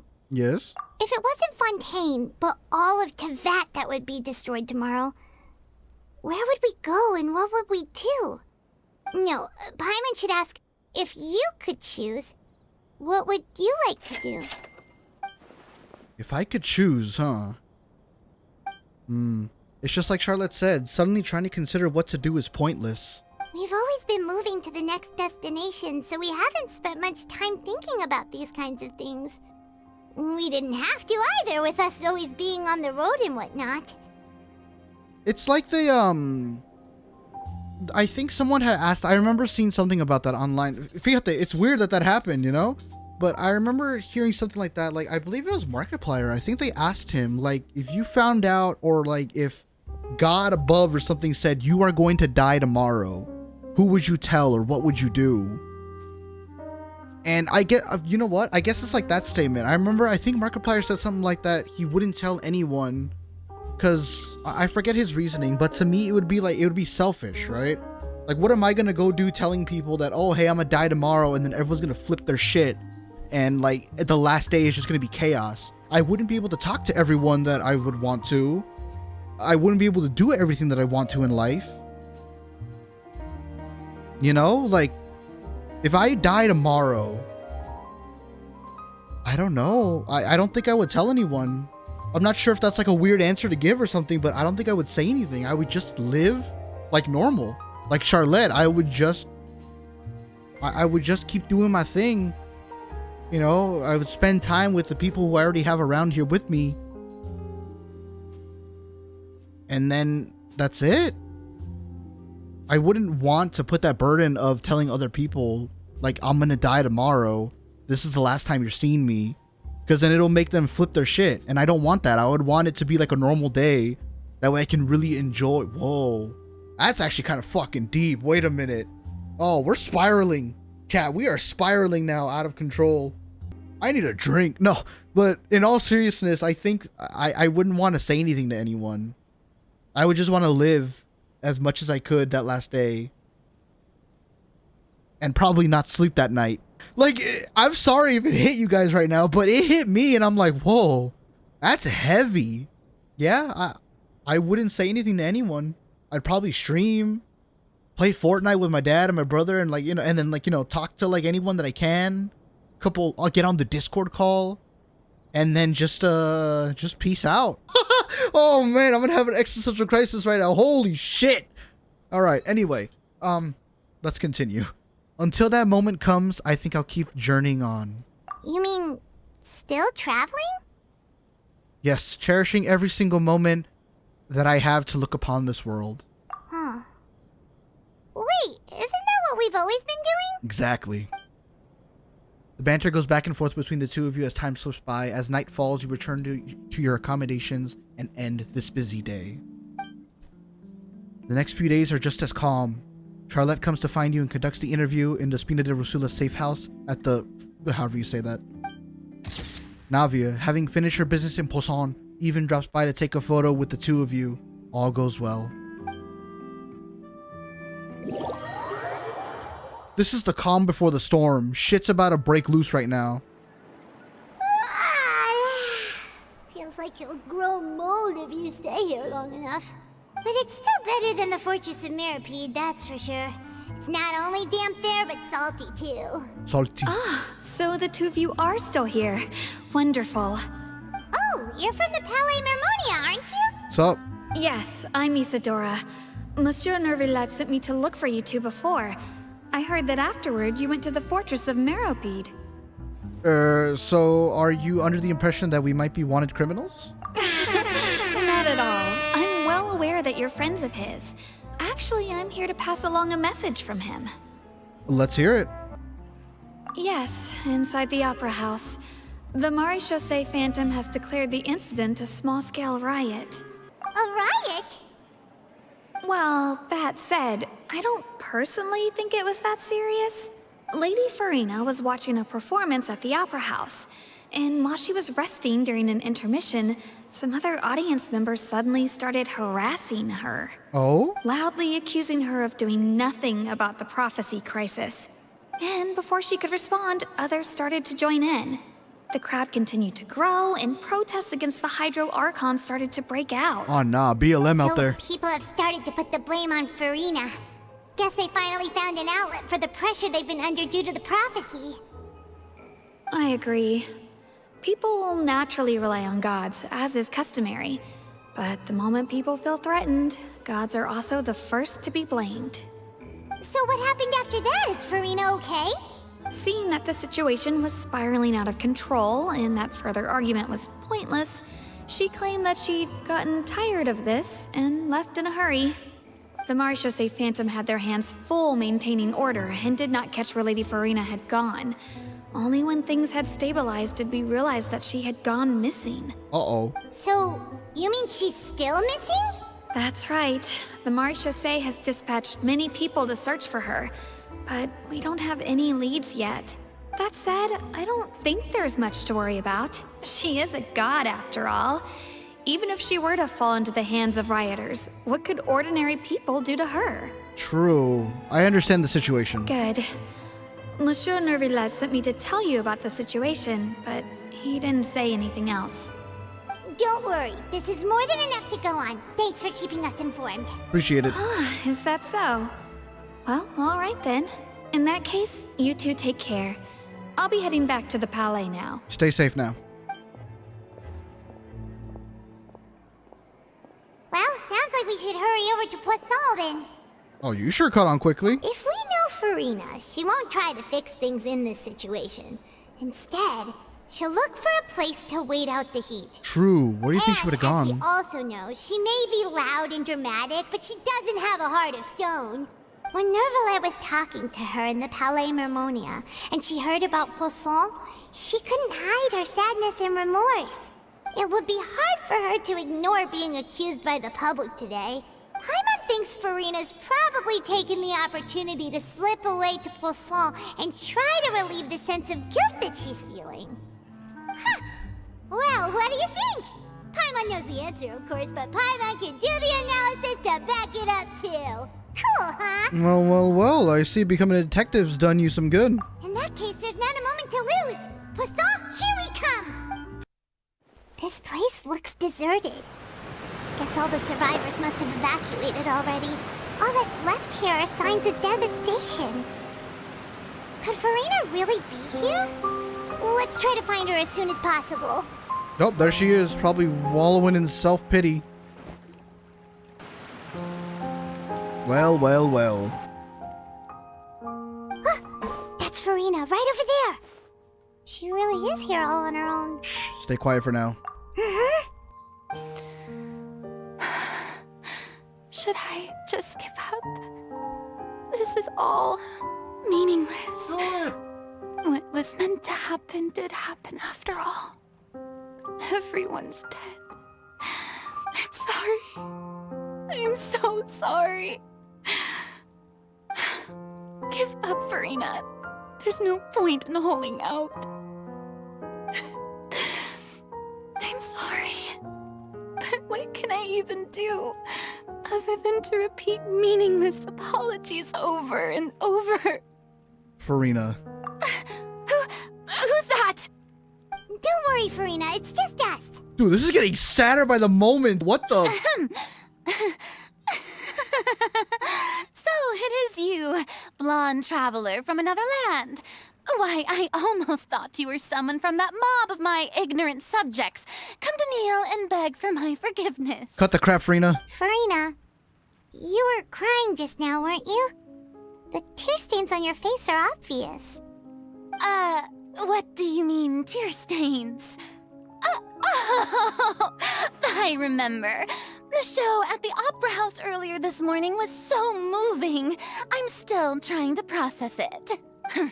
Who did that uncivilized rabble think they were, disturbing my enjoyment of the arts? They even dare to tout their Archon. I must teach them a lesson. I can just imagine their twisted and frustrated faces once they realize that I'm nowhere to be found. Calm down. Oh, and I'm sure Nouvellette and those people from the Maréchaussée Phantom are freaking out right next to them, too.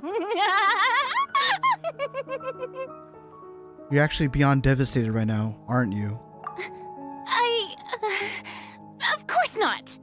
Hey, there she is! The Hydro Archon's over there! I'll smack the shit out of you, unknown voice shouting. Quick, after her! Oh, fuck. Farina, those people seem to be after you. They are? They're just some rabid fans who want to cut the line because they haven't been able to meet me in person, aren't they? That's against the rules. I can't let them get their way. Oh, she's gonna smack him up? Farina just ran off. Quick, we have to catch up with her.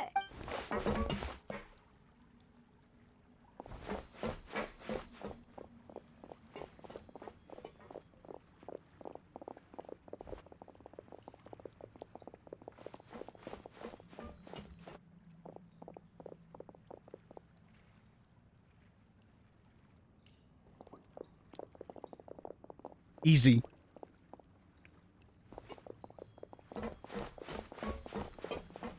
This should be the place, right? Hey, Farina! There's a good hiding spot over here. Quick, come to Paimon before the rest of them catch up to you. What is this place? Hurry, they're almost here. Fine. I suppose haste is warranted. Lead the way. If you don't get your ass in here right now, okay.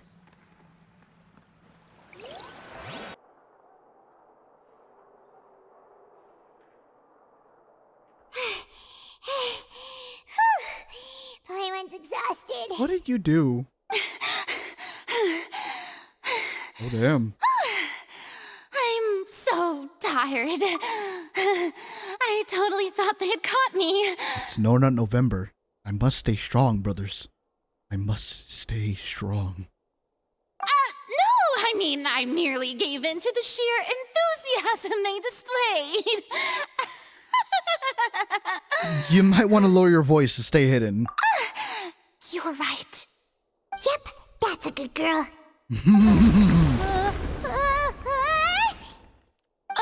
What's happening? The ground's shaking.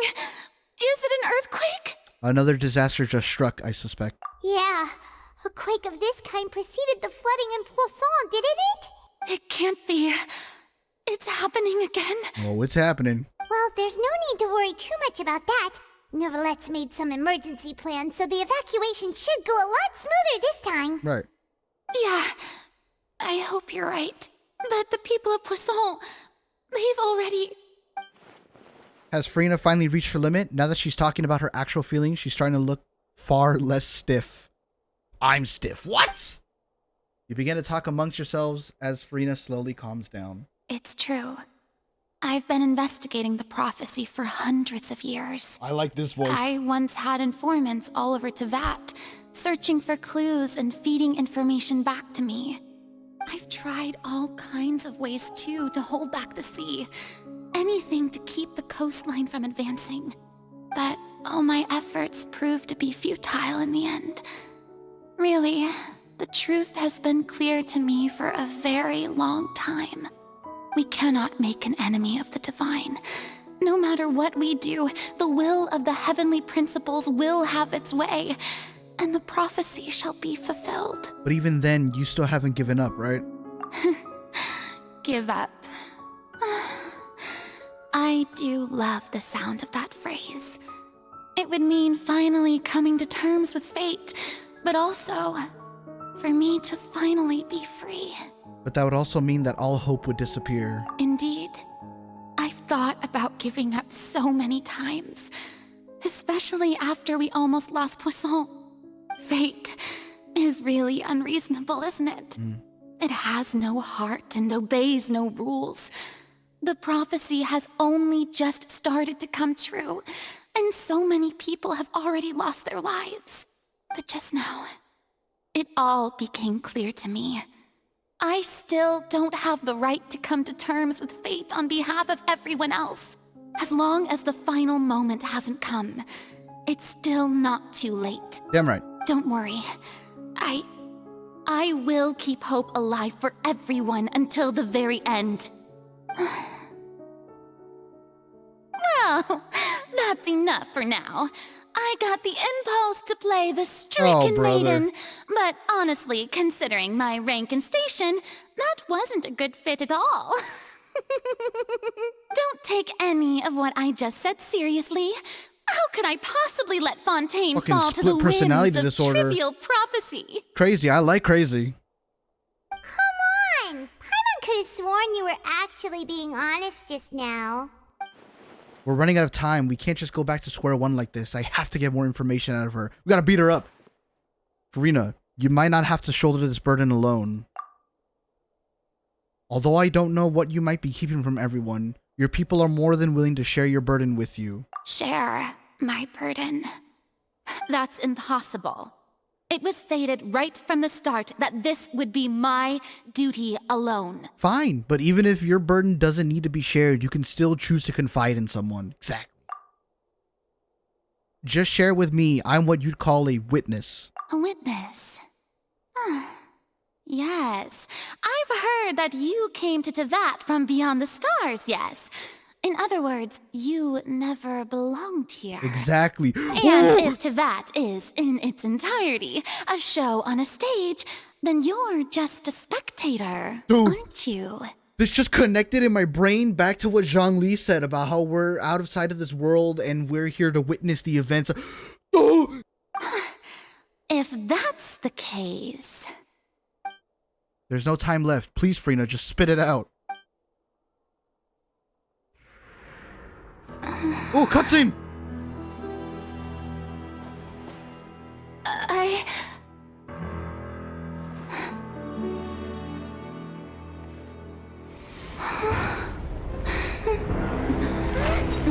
no.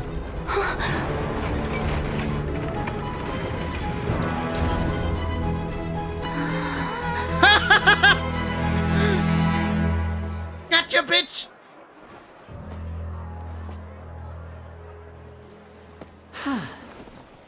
Oh, fucking Lenny and Lynette came in clutch right there. Yo! Gotcha, bitch! Ladies and gentlemen, this concludes my opening performance. Now, without further ado, we may proceed to the trial of our god. So this is what it is.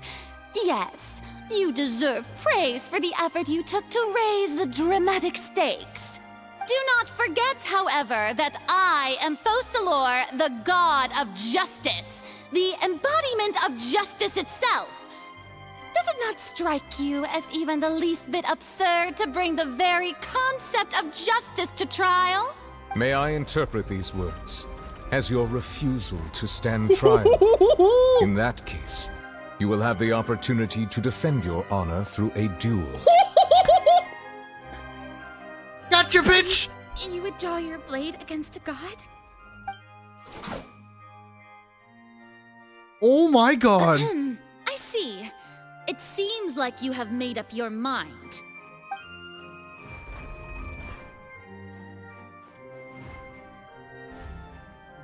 Oh. Paimon can't believe it.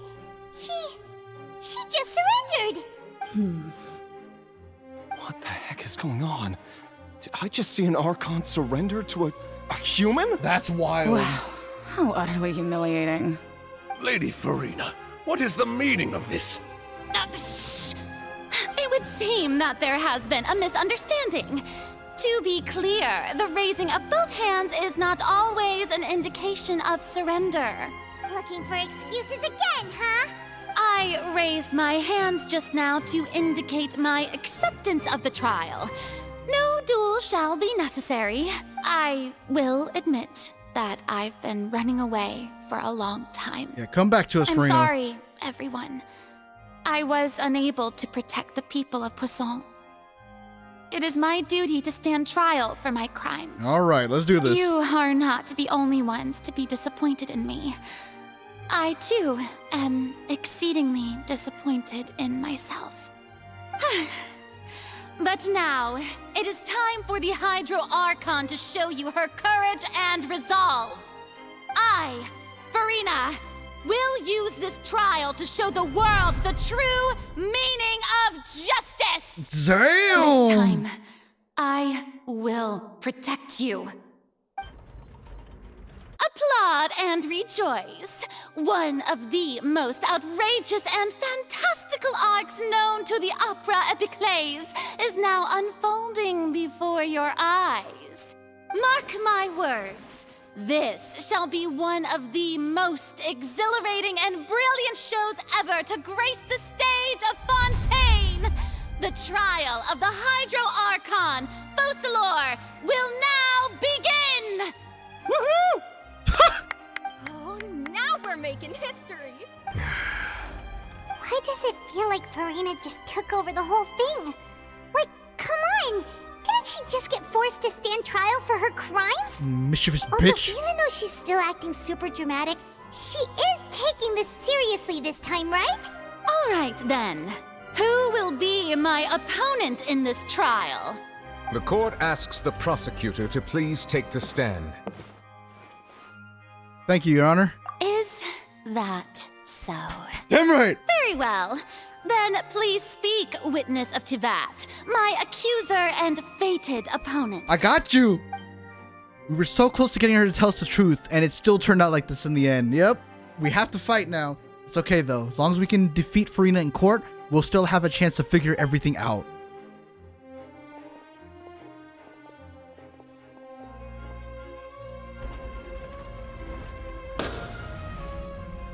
Also, please allow me to ask, as a final question before the trial begins, just how much work did you do to force me onto this stage? Not that much. Well, we did do a lot of prep after the meeting that day. I can go over the tasks assigned to the Spina di Rosula, since they were rather straightforward and easy. Flavia, the president of the Spina di Rosula. Most of the people who participated in the disturbance this morning were my subordinates. They changed into plain clothes and came to the Opera House as regular audience members, waiting for the perfect opportunity to incite insurrection against you. The people's resentment against their Archon has been building as more and more of the prophecy is fulfilled. A spark was all we needed to turn smoldering anger into a flame. Damn. Moreover, according to our understanding and analysis of you, when something like that occurred, you would likely flee the scene and head to Poisson by yourself. So, we arranged for a second group to lie in wait there. So, you mean the ones who scoured the settlement for me were also from the Spina? And their goal was to force you to step into the giant magic box so you may personally participate in the greatest magic performance in all of Fontanian history. That's right. That house was a magic box, rather than someone's residence. As the super ultimate version of the setup that I used when I first performed at the Opera Epiclese. Ah, memories. The volume of the box was increased by a whole order of magnitude, and the distance it traversed was the entire gap between Poisson and Araneas. Its cargo, of course, was an Archon instead of a human. My thanks, Farina. Without your help, we could never have pulled off such an extraordinary performance. Ooh. You're welcome? Of course, this performance was only made possible with Father's support. The House of the Hearth spent a massive amount of labor in Mora to pull this off. We had to select a location, construct the giant magic box, dig a tunnel, and open up a path through the water. It was a lot of work for all of us. Jesus. So, in other words, the earthquake that we felt within the giant magic box was just a normal tremor from the transportation of the whole house? That's right. It wasn't a sign of another disaster to come. Sorry about that. We deceived you back there. Then, I can guess Nervillette and Cloran's parts. Oh? You gathered a crowd, prepared a stage, and made sure that the champion duelist would be immediately ready for a fight. Also that as soon as I appeared on the stage, the trial may commence without a hitch. Am I right? Yes, that is correct. Well, Clorand, I must commend you for your courage. Only the most outstanding champion duelist in all of Fontaine would accept a duel with an Archon without flinching. Dude, for real. Thank you. As for you, Traveler, I suppose your role was to keep me distracted with conversation once you found me in Poisson. Nah, we were trying to get the truth out of you. Make sure that I didn't notice anything amiss before revealing yourself as my prosecutor once we'd arrived onto the stage. No. Oh? My mission was to give you one last chance. We hoped that you'd share your secret with us before the magic box arrived onto the stage. Is that so? Then I suppose I must have missed my final chance. It's fine. It matters not. What's done is done. The stage is already set, so there's no reason to disappoint the audience.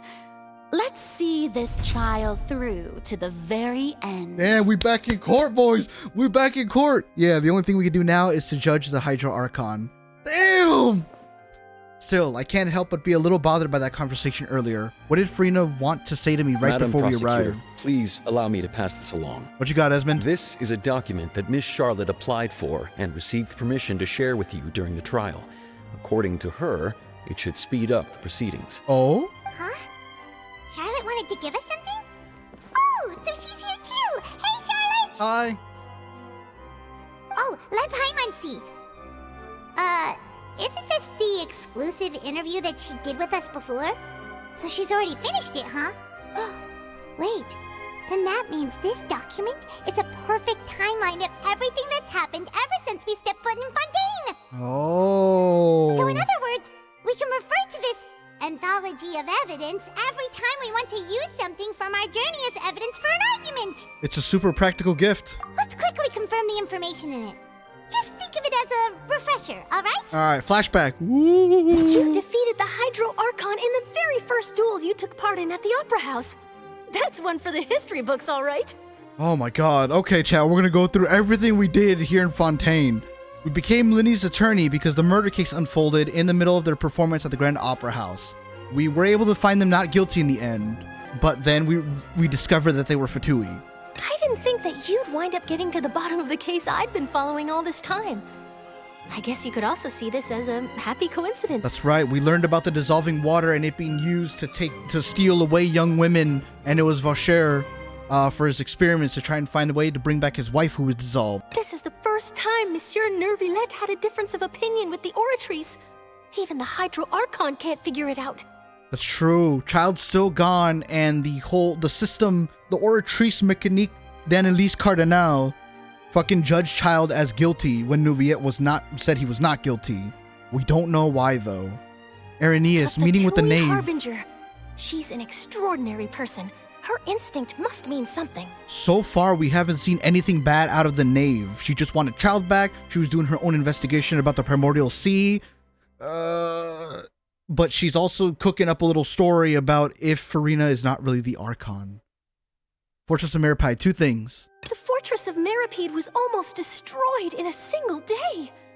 That I didn't witness that scene personally will always be a source of professional regret, I think. True. We got arrested, went down to the fortress, spent some time in prison, discovered that the Primordial Sea was breaking through the seal and was going to dissolve the people in the fortress, but Neuvillette was able to hold it back. According to Monsieur Neuvillette, both Child and that whale should have been in the Primordial Sea at that time. That whale. You saw Child floating in the sea in a dream, as well as an indescribably massive whale. Next, the ruins. Navia falling into the seawater. I nearly lost my awesome friend Navia. To be honest, that still gives me shivers. Just earlier today, we was out there in the ruins. Navia almost dissolved, but luckily Neuvillette came back in time, and with the help of Silver and Melus, rest in peace, those 2 god-blessed people, we're able to keep Navia with us. The words of someone as extraordinary as a witch can probably only be truly understood when something surreal happens to you. One of the last things to happen, we met Mona and N, and actually had tea time with N, one of the Hexen Circle mages. And she believes the prophecy will certainly happen, but that we needn't give up all hope. Damn! We're cooking! We're cooking! The prosecution and the defense are both in position. The trial shall now begin. Oh, come on, Neuvillette. There's no need to repeat all the unimportant legalese. Just fast forward to the part where the prosecution lays out my offenses. As the defendant and the lead actress of this performance, I still haven't even been informed of my supposed guilt in all of this. Of course, it is only natural for humans to struggle to understand the actions of a god. Ooh, you mother... However, you will need more than that to convict me of a crime. Got the evidence right here, That's motherfucker. True, but my charge here is unrelated to your conduct as an Archon. She's speaking! Instead, I would like to charge you as a fraud who's never been the Archon in the first place. Ooh! Wait, what was that? Lady Farina's a fraud? Hey, I came here thinking that we were going to try the Hydro Archon for forsaking her duty, but did I hear that right? She's not our Archon at all? Holy crap! Charge accepted. Ooh! Lady Farina, do you plead guilty to the charge? Lady Farina. I plead not guilty. How can I be guilty? There is no way that I, Focalor, otherwise known as Farina de Fontaine, a member of the Seven and the Regina of all waters, kindreds, peoples, and laws of Fontaine, could be anything other than your true Archon. Yeah, even though Lady Farina can be rather eccentric, isn't it going too far to doubt her very identity? Yeah, I've never questioned her identity either. Sure, Lady Farina can be super irresponsible, but what grounds does that prosecutor have to make such a huge claim? I have cause to believe that common sense will prevail in this case. Many of the members of the audience have known me as the Hydro Archon ever since they were born. There would be no fooling their memory. It's fake news! See? Even the Oratrice has decided to show me its favor. Are you sure you want to commit to a charge that will never be upheld? Got the evidence right here. If you wish to drop the case, I can promise you as the god of justice that you will not have to face trial for making a false accusation. We will treat everything that's happened as a dramatic spectacle and move on with our lives. What do you say to that? I deny you. An argument with near impossible odds, huh? You have to not only refute Farina's claims, but also overturn the long-held beliefs of the people. I got the paper right here. Ladies and gentlemen, people of the court, the people only see you as their Archon because that's their long-held belief. Well, I tried to give you the chance to surrender. If you must persist, then let me ask.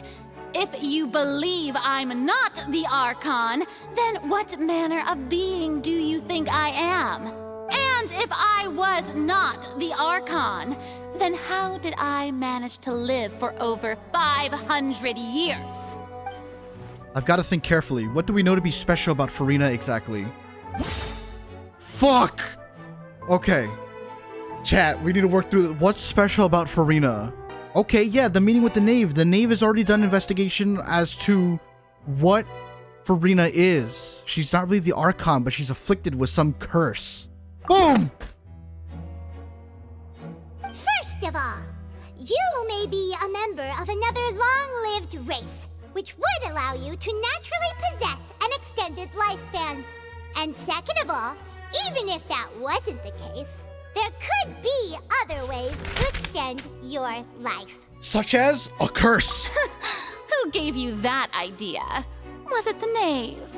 You'd sink so low as to use a Harbinger's words against me. How dare you? It doesn't matter who gave us the information. What matters is the veracity of the claim. A curse? I once thought it possible that the aura of an Archon might naturally resemble a type of curse. But in light of this claim, perhaps what I sensed was not your divinity, but a curse after all. You sensed it too, huh, Neverlet? So, Farina, instead of an Archon, could you very well just be a cursed human? Lady Farina is actually a human? Well, it is true that it's extremely difficult to tell humans and gods apart just by looking at them. It's not impossible. Thank you! Well, don't start celebrating too early now. Even if I have been carrying a curse like you said, oh, we still going. That prove that I am merely a human being? We are still going. We are in the middle of a trial against the god of Fontaine. We're accusing her of not being the actual god. We stand here before the people of Fontaine and the court to prove this. We're gonna go all night long if we have to. Besides, everyone knows that the main difference between a human and a god is the possession of authority. Gods can do what humans cannot. That's why they're worshipped as gods. For centuries, manifestations of my authority have served the nation of Fontaine. One need only to turn their eyes towards the Oratrice Mécanique d'Analyse Cardinal in this very opera house, or consider the endemnitium that is used in every aspect of life. Dang, wait, that one trial proved the opposite. Farina actually has no control over the Oratrice at all. Oh, the meme. Hold on. Okay, wait, okay, so then now we're talking about the Oratrice Mécanique d'Analyse Cardinal. Okay, wait, where is it? It's child, right? Child conviction? Boom! You tried to reference the Oratrice, but weren't you as confused as all the rest of us when the Oratrice declared Child to be guilty without any proof? Otherwise, you should have come up with a good explanation for that by now. Didn't I make myself clear at the time? The decisions of the gods are naturally difficult for humans to comprehend. There is no need to provide an explanation. Lady Farina, I believe a reminder of your current circumstances is in order. Oh, step in! While the court is in session, The principles of justice and the law must come before all else. That's right, Nuvian. While you are an Archon, you are also first and foremost the defendant Put in her in this her trial. place. You will prove yourself unable to defend against the prosecution's charges if you continue to withhold vital information against the rules of the court. Thank you, Your Honor. I never thought you'd use that kind of rhetoric against me. Oh! That was no trick of rhetoric, Lady Farina. I've merely reiterated the rules of the court. Rules that all should respect and follow. Read the rules! So, you neither knew why Child was declared guilty, nor did you understand the structure and operations of the Oratrice. Instead of having been created by you, the manifestations of authority you mentioned have been made by the real Hydro Archon, haven't they? You're fake! The real Hydro Archon. Well, now you're really losing me. It is true that I did not know why the Oratrice gave out a guilty verdict that day. But the Oratrice handed out that verdict unilaterally, and it has been operating independently ever since it was first created. But how? You can't argue that just because a divine creation is flawed, that the god behind it must also be no god at all. She's still throwing out all kinds of excuses. Seems like she's confident that we won't be able to produce proof that she has no power over the Oratrice.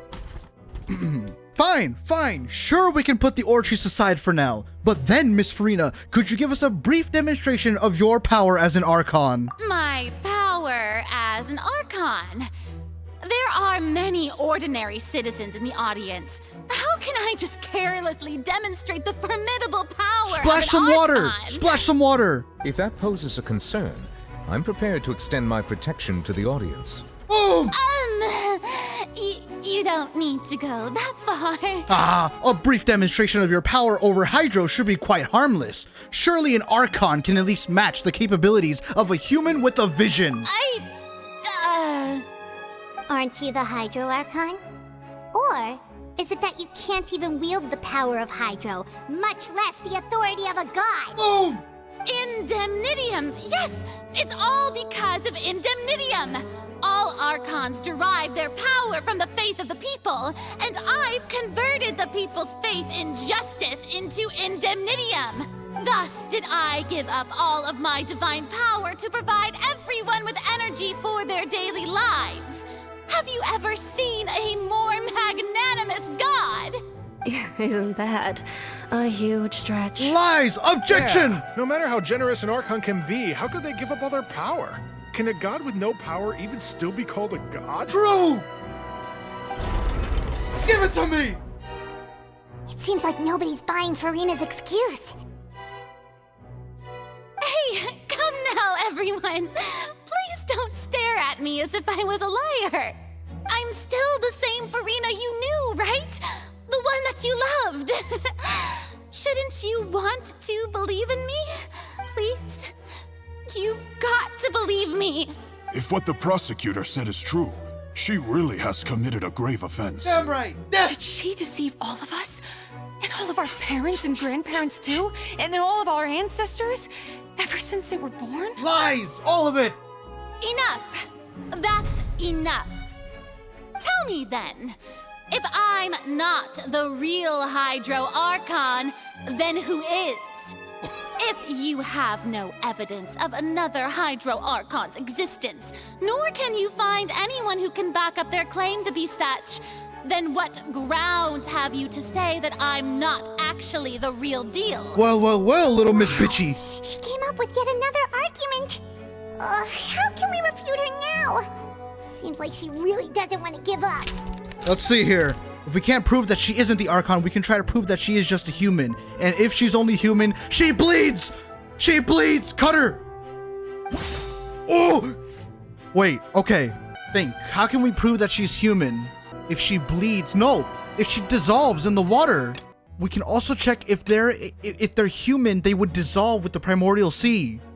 How do we test that though without killing her? Is this relevant? Draw blood, I say! That doesn't sound right. Shit! Paimon doesn't think this clue can be used as compelling evidence to build our case. You're right. I'm so sorry. Wait. That's a stupid killer. That was a dumb thought. You're right. We shouldn't have tried to dissolve her. How do we disprove it? I guess by her power. We've seen Nuviet use his power. We haven't seen Farina use power. There we go. The answer is power. Boom! That doesn't sound right. Paimon doesn't think this clue can be used as compelling evidence to build our case. You're right, Paimon. That's terrible. Stupid for me to even bring that in. What about this one then? The dissolved, because this is the truth behind the serial disappearances. So we can explain about the water. Boom! It has been established that all Fontanians can dissolve in water from the primordial sea. And that means... Drown the bitch! Since you insist on claiming to be a god and not a human, then there's a method that you can use right here and now to eliminate all suspicions of you being the latter. Bang! Miss Navia, please apply to serve as a temporary attorney for the prosecution before addressing the court. Though you act in partnership with the prosecutor, you must still adhere to proper procedure. My bad. Super sorry, Monsieur Chief Justice. I swear this really will be the last time that I'll speak out of turn. Now, I've brought some seawater from Poisson. As everyone knows, a massive flood struck the area not long ago, taking many lives, including those of some of my closest friends. So, Miss Farina, would you dare to touch some of this seawater? If we are to believe that you are indeed the real Hydro Archon, touching this seawater would have no effect on you. All it should do is strengthen your case. Do it! But if you don't dare to touch it, then we would have basically proved the reverse. Oh, and I must remind you that after the disaster at Poisson, nobody wants to see any more people dissolve. I do hope you'll act prudently and choose the simpler path of admitting guilt. Navia from the Spina di Rosula. The Spina has governed Poisson for many years. I guess her suggestion is valid. If Lady Farina is indeed just a human, she's probably Fontanian like all the rest of us. Would she really dare to try?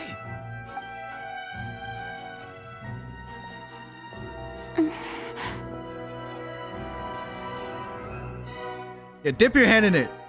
Farina, let's go. Lady Farina, this test has been unilaterally proposed by the prosecution. As it falls outside the realm of standard court proceedings, you possess the right to decline participation. Don't give her that. She's not gonna do it. Well, of course he had to tell her that. But refusing to participate is basically the same as a confession of guilt. Exactly. She's just staring at the water without saying a single word. It really does seem like she's quite terrified of it. That could only mean... What's going on? Is she really planning to... That's not what we thought she would... No way. She's about to do it. Due to the inherent risk of the test, Lady Farina, you may... Oh! Hey! She actually did it!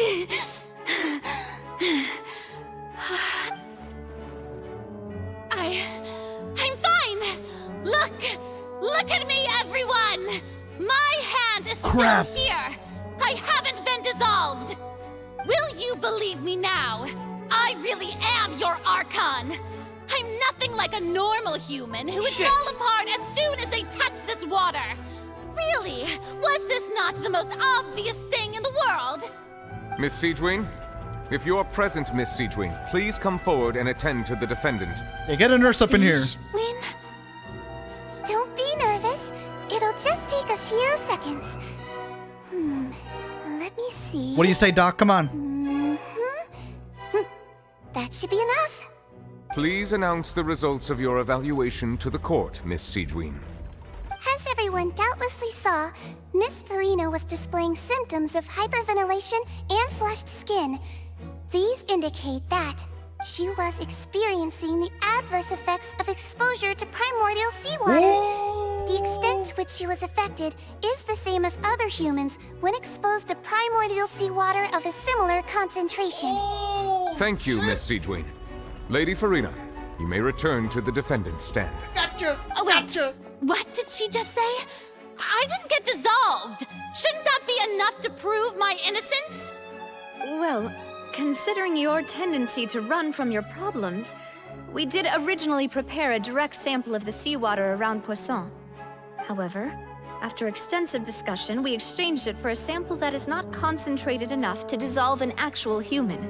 Ooh. After all, on the off chance that something entirely unexpected might occur, the Spina de we Rosula don't was want prepared. anyone else to lose their life to the sea. Yeah, so out of regard for Farina's life, you secured a low-concentration sample and asked the head nurse to serve as an expert witness. It's a great thing that the direct sample wasn't actually used. Farina could have... I can't believe... Should have just killed her. You... She was ready to commit suicide in front of all of us. You realize that, right? Oh, what's really going on here? Farina can't have known the consequences of touching the water. Fuck! This is too unlike how she usually acts, unless it's actually more important for her to keep up her facade than to save her own life. But hasn't she given up on everything a long time ago? Listen to me! Listen to me, everyone! Please don't give me such cold and disdainful looks! What happened just now didn't prove a single thing! Think about it! How can you conclusively prove that an Archon can't also be affected by the primordial seawater? You would have the gnosis! Also, if I was really just a human, why would I dare to just put my hand in that kind of water?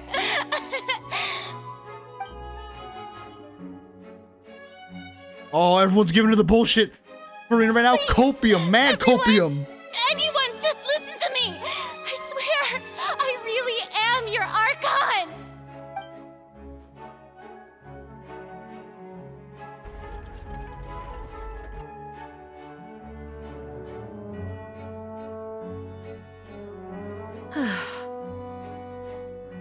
I don't think anything she says at this point will sway anyone. The odds are just too stacked against her now. With all the things that have been said, Paimon doesn't think there's any way left for Farina to win. Checkmate. I believe the time for arguments and presentation of evidence has come to an end. Damn right. If there are no objections, we will move on to the final judgment. Give it to me.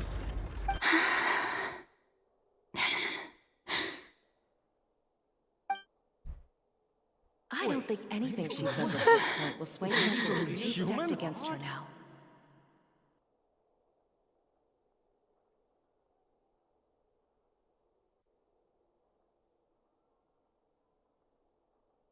Oh? In my capacity as Chief Justice, I shall now render judgment on Farina's misrepresentation of herself as the Archon of Fontaine. As a human who knowingly deceived her fellow citizens, Farina is guilty. Boom.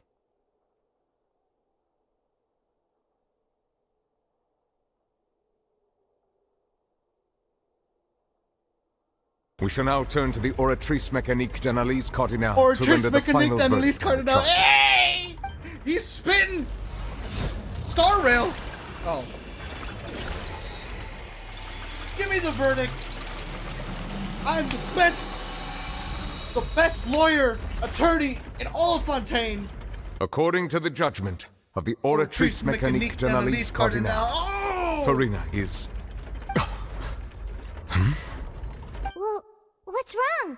What's the Oratrice's verdict? It can't be. Did the Oratrice just declare Farina to be innocent? No. The Oratrice also displays a guilty verdict. Isn't that correct then? However, the exact wording of the verdict is thus. The Hydro Archon, guilty, to be punished via the death sentence. The death sentence? Oh my god! That's actually one of the available sentences? I've always thought that it was just a myth. Oh, we accidentally killed her! The time the death sentence has been handed out at the court, and it's been given to the very person we've worshipped as the god of justice? Oh! What an unexpected twist. Farina's been sentenced to death by the Oratrice? We just wanted to use the trial to show her the seriousness of things so she'd tell us the truth. How did things escalate this quickly? Wait, I didn't want to get her This outcome killed. is indeed quite strange. According to Fontaine's current definitions of justice, as well as its recommendations for criminal sentences, I don't know. I didn't think we'd get this far. Really appropriate for the crimes that have been committed? I didn't want to kill her. Yeah, even Fauché wasn't sentenced to death by the Oratrice. He You know, the real evil mastermind behind the serial disappearances case. Wait! What's more strange is, instead of Farina, the Oratrice rendered judgment on the Hydro Archon.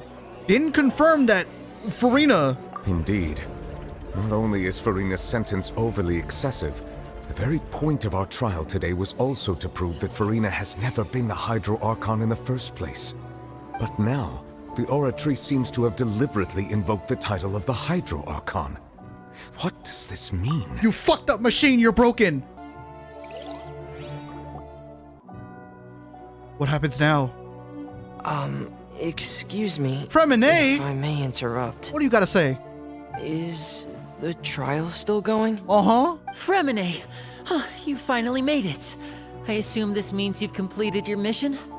Mm-hmm. Any mission Father assigns to me will always be top priority. The knave gave him an assignment. What was it? With some help from the other Fatui, Fremine brings a stone slate onto the stage. Is that the first prophecy slate? Oh! Where did you find this?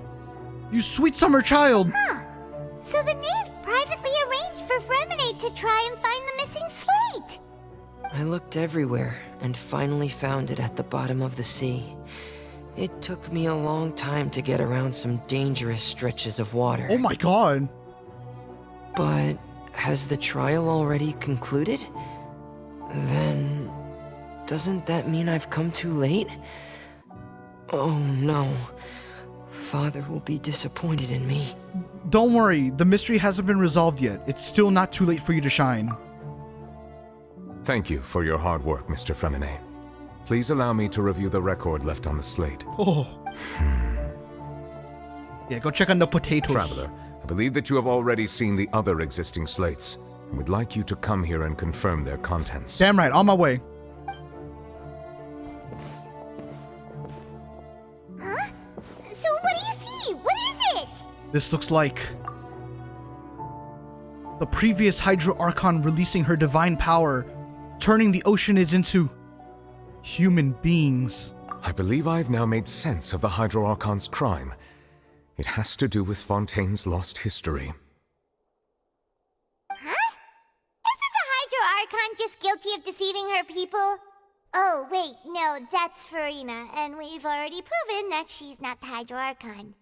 So when you say Hydro Archon, do you mean the real Hydro Archon we've been kinda talking about? In truth, everything that you've encountered in Fontaine up until this point can be traced back to the contents of these stone slates. What? However, I'm uncertain as to how much sense they currently make to you.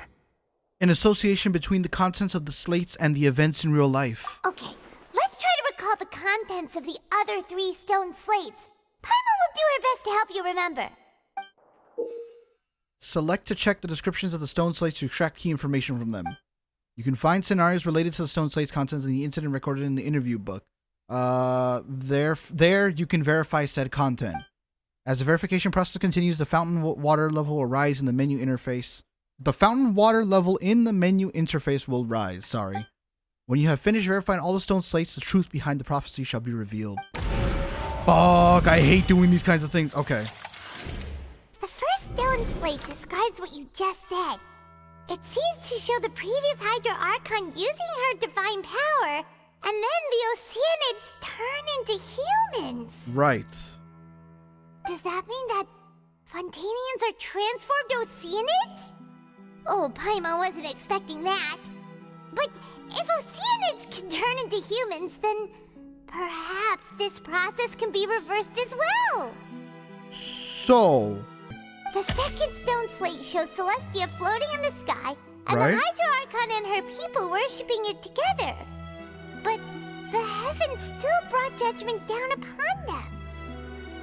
I get it. The previous Hydra Archon turned Oceanids into humans, which Celestia, the gods above, the heavenly principles, did not like. It's like, you fucked up, you know? This is your sin. And therefore, when they dissolve, they're actually going back to how they were supposed to be. This must be the point when the Hydro Archon and the Fontanians were branded with their original sin. Does this mean that the original sin and the Hydro Archon sin are the same thing? The third slate shows the Hydro Archon sinking into the sea surrounded by many people. Huh. That reminds Paimon, didn't we also watch that happen to someone else? Well, the fourth slate is the prophecy the Fontanians have been talking about. People dissolving into the sea, the Hydro Archon crying on her throne, and so on. Mm-hmm. We didn't believe that such a crazy disaster could happen at first, did we? But after that incident, it was just a question of when and not if. Okay. Oh, shoot. Okay, let's see.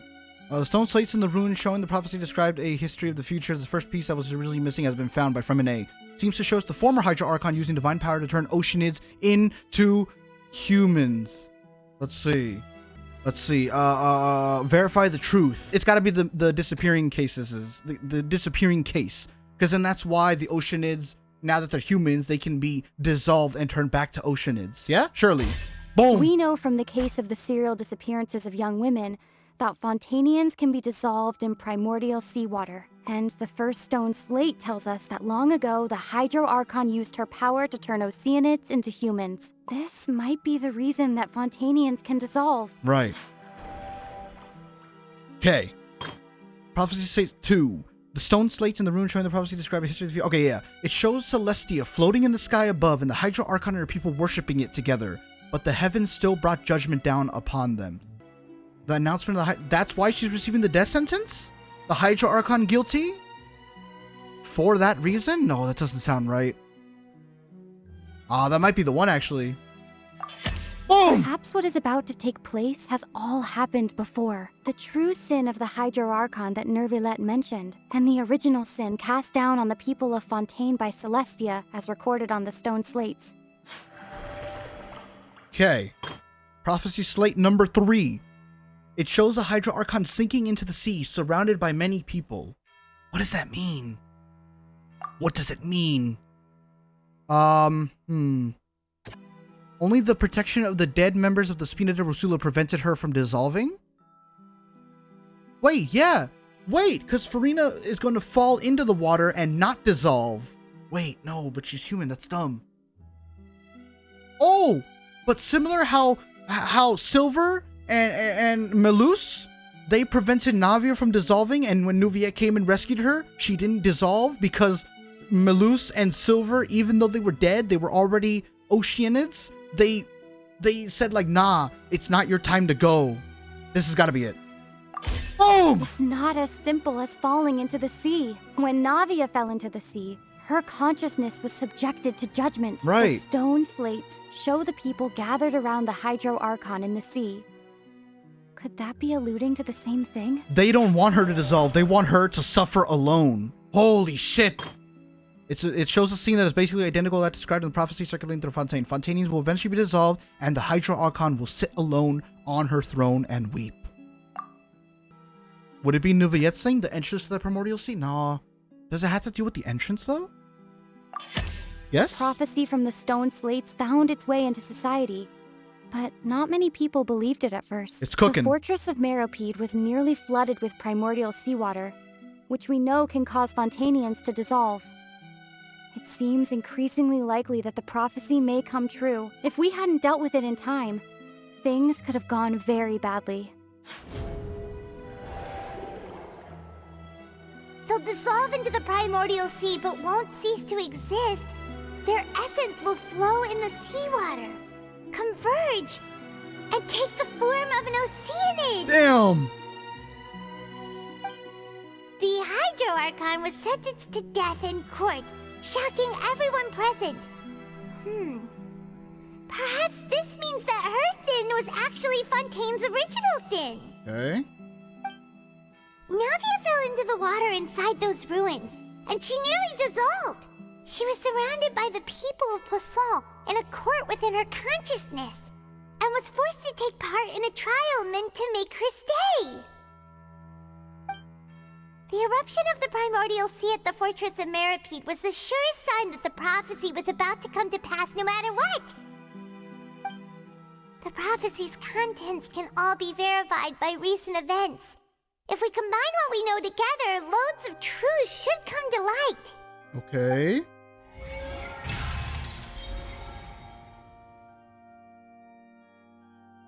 It's like mirroring. Wow. It's mirroring the prophecy. This is scary.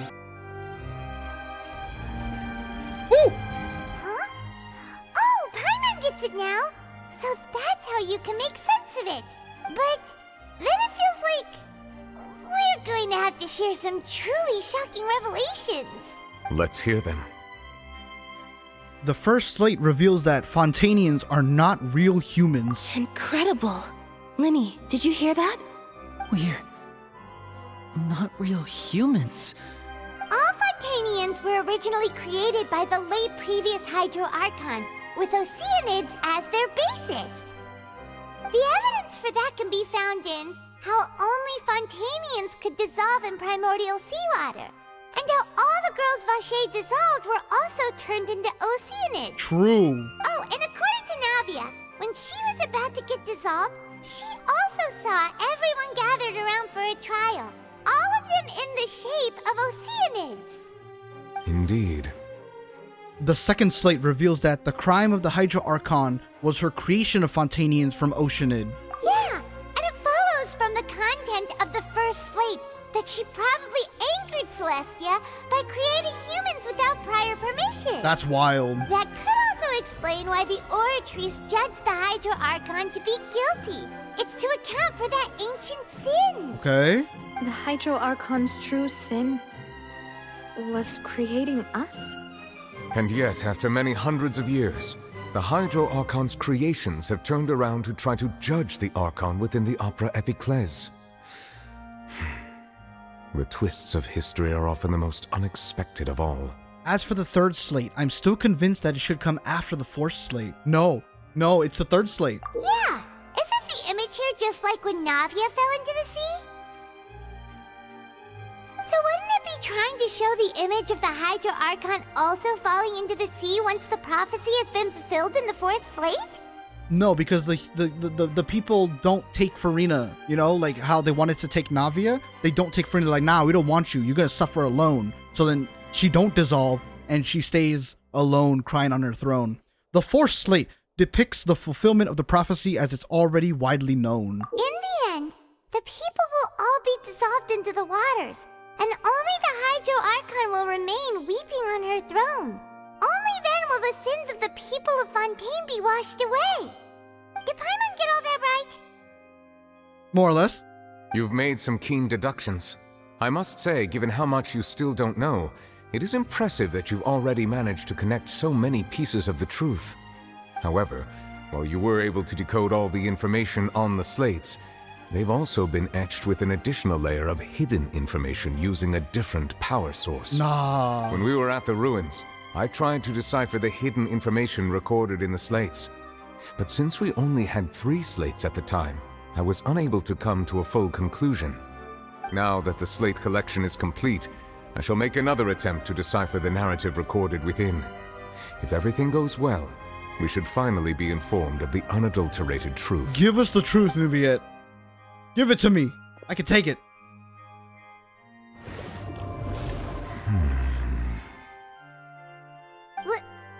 Well? Did you get it? I believe I should share this truth not only with you, but with all the people of Fontaine as well. I will try to briefly summarize it for you. Your hypotheses regarding the origin of Fontanians and the sin of the Hydro Archon were both correct. In the Fontaine of old, the previous Hydro Archon sensed the yearning of her Oceanid familiars for life on land.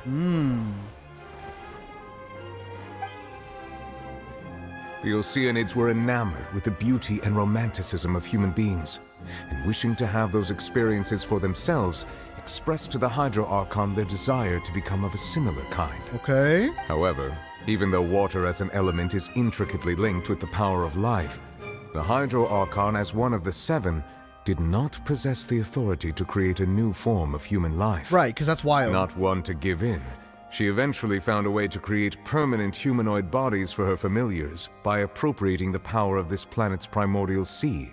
Wow. She poured primordial seawater into the Oceanid's blood vessels, creating humanoid mimics in the process. But if Fontanians were to ever come into direct contact with water from the primordial sea, the power within their bodies would escape these artificial restraints and return to the sea. As a result, their forms would collapse, and they would be reverted to their original forms as Oceanids. Of course, the Hydro Archon never received permission from the heavenly principles to create a new human race. And thus, the Hydro Archon and all of her creations came to shoulder the original sin of appropriating the power of the primordial sea. Wow. That is the true history of how the people of Fontaine first came into being. So we were all Oceanids before we turned into human beings? That's way too much information for me. I think I'm just going to pretend that I never heard a single thing. Whoa. Wait, but if that's the truth, we can't let the Hydro Archon be sentenced to death. After all, her only sin was creating us. This really might be too much information for your regular Fontainian, but it does answer a lot of our questions. Alas, your hypothesis regarding the third and fourth stone slates was inaccurate. The slates' respective positions are, in fact, correct. Yes, I already know this. The Traveler don't. The Traveler is saying, so they are in the right order? What is the third slate supposed to represent? A key point of the visual on the third slate is how all the individuals depicted in the water are humans rather than Oceanids. Oh? They have not been dissolved, which implies that the water depicted in this slate is not water from the primordial sea. The nation of Fontaine is the nation of Hydro, as well as the nation of trials and justice. Instead of being the literal element, the water in the scene symbolizes judgment and justice. You may also recall Navia's experience. When she fell into the sea, her consciousness was surrounded by that of many others who intended to hold a trial to determine her fate. Right. Therefore, the meaning of the third slate is that the people of Fontaine shall try the Hydro Archon at the court of justice. It can't be. Yes, it refers to our present situation. Oh. I think I'm following now. So, what you're saying is, even though we decided to put on this trial to avoid fulfilling the prophecy, We're actually doing it right now. Everything we've done has happened exactly as the prophecy foretold. So now, it seems, we're the ones making sure it comes true. Oh my god. What should we do? I don't know. It feels like there's no way out of this. Huh. No matter what, the prophecy will be fulfilled.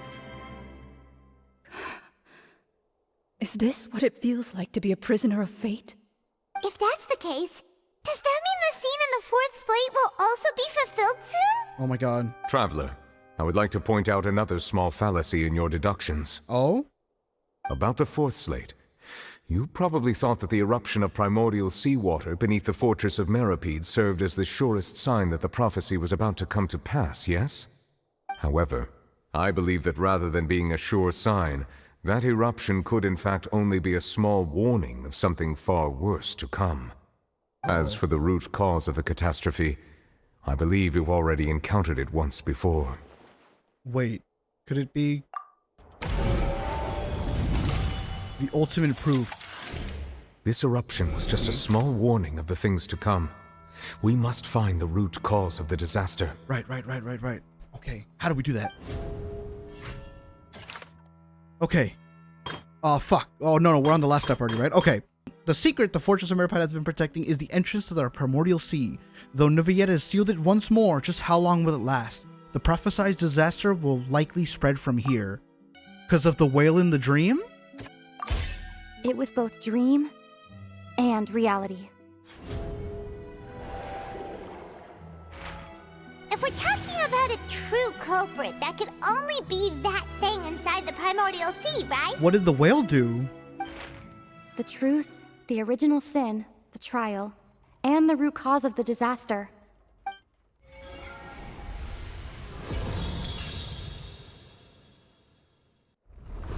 Ooh, cutscene! Earthquake! Everybody get out!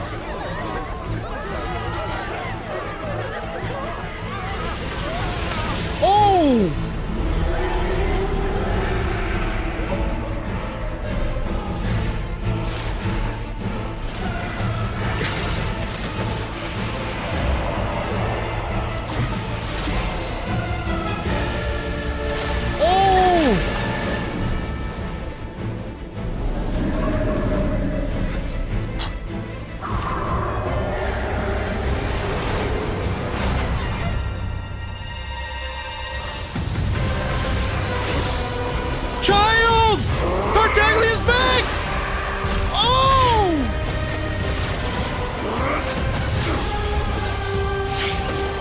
fuck him up!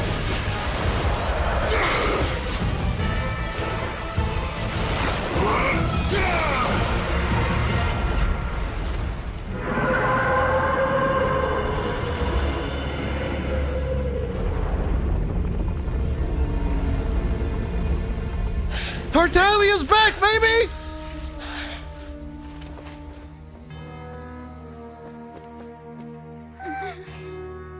How long has he been fighting, though? Oh! That was way too close! How did that thing just burst into the Opera House? Wait, was that the huge whale you saw in your dream? That's right. I'd wager it's also the one that child saw when he was young. So we've met it at last. I understand very well why it has chosen to make an appearance here. That whale does not belong to Teyvat. It is a monster that has traversed the stars, weeping all the while. Oh my god. It has been greedily consuming the energy from the planet's primordial sea, using it to grow. That is the main cause for the rising sea levels. It's another outsider. And once it has finished consuming all of the energy contained within the sea, its next step will be... You said that when the Hydro Archon first created Fontanians out of Oceanids, she filled their blood vessels with primordial seawater. Precisely. That whale finds the blood of Fontanians nigh impossible to resist. Therefore, when it left the primordial sea, it decided to make its next stop a packed opera house full of food.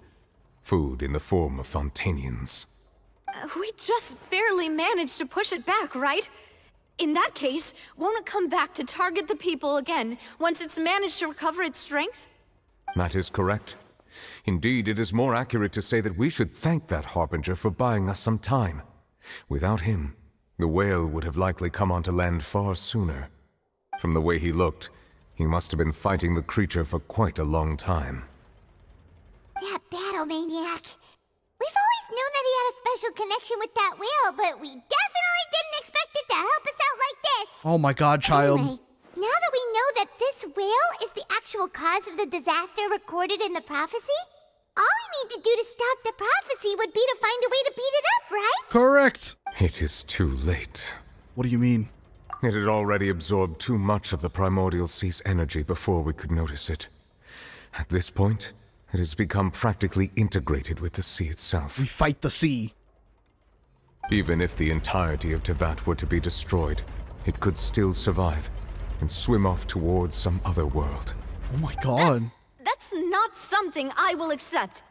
We've already done everything we can, and we even found the true culprit. We've come so far. You can't just tell me that the last hurdle is some impossible foe. That's just not fair. Indeed. That's not how a grand performance should end. We're gonna go beat the fuck out of it. I'll fight it to the end. No matter what. We gotta go help child. So the prophecy will be fulfilled no matter what, huh? No. No. We ain't taking this. Oh. The prophecy. Yes, what has been prophesied will be fulfilled. You may view such things as the history of the future. After everything, it still turned out like this. We couldn't fight against fate. Wait, but if this is all about fate...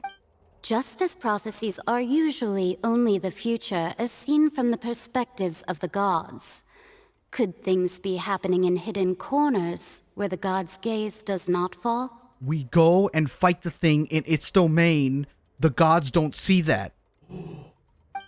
Ultimately, fate shall serve as your only guide, no matter what will happen in Teyvat's future.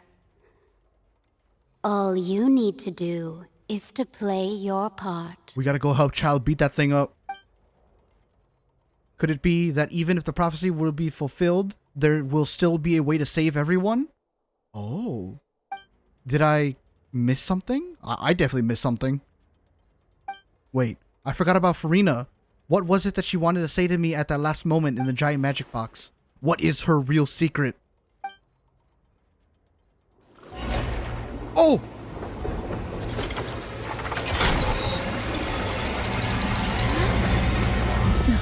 It's acting up! What's happening with the oratories? I believe it is preparing to carry out the death sentence. Hey, Yo-Yo, wait! Farina! Wake up! We gotta go! No, I still need answers.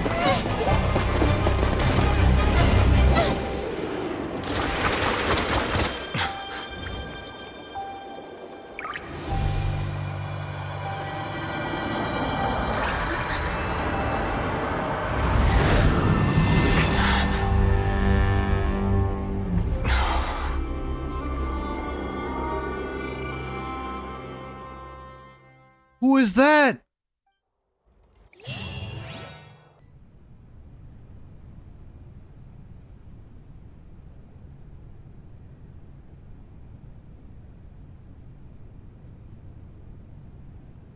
Oh. You.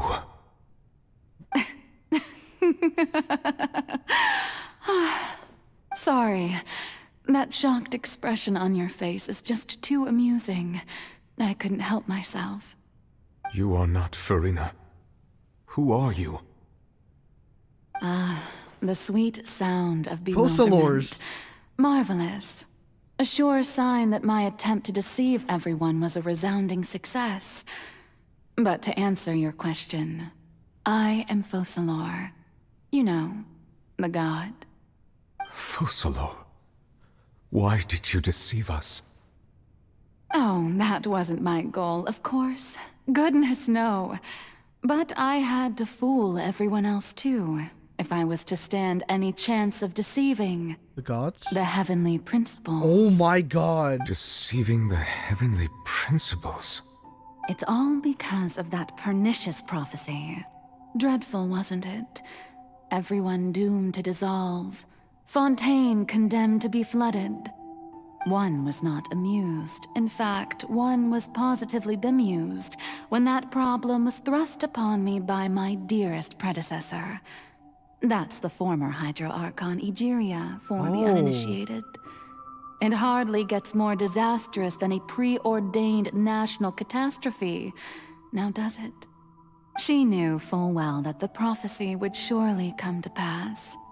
And as one of the seven, she also knew full well that one defies the heavenly principles at one's peril. Right. So yes, as you have no doubt surmised, it was a rather impossible situation that I found myself in. I spent a terribly long time mulling it over, alone on the ocean floor. And I was almost growing barnacles by the time I finally realized there was only one possible solution to this confounding conundrum. I had to outwit the heavenly principles. Jesus. Allow the prophecy to be fulfilled, ostensibly at least, while saving everyone at the same time. I'm a genius, I know. I can only assume that's why Egeria chose me as her successor. Although, looking back now, it was hardly the inheritance one dreams of.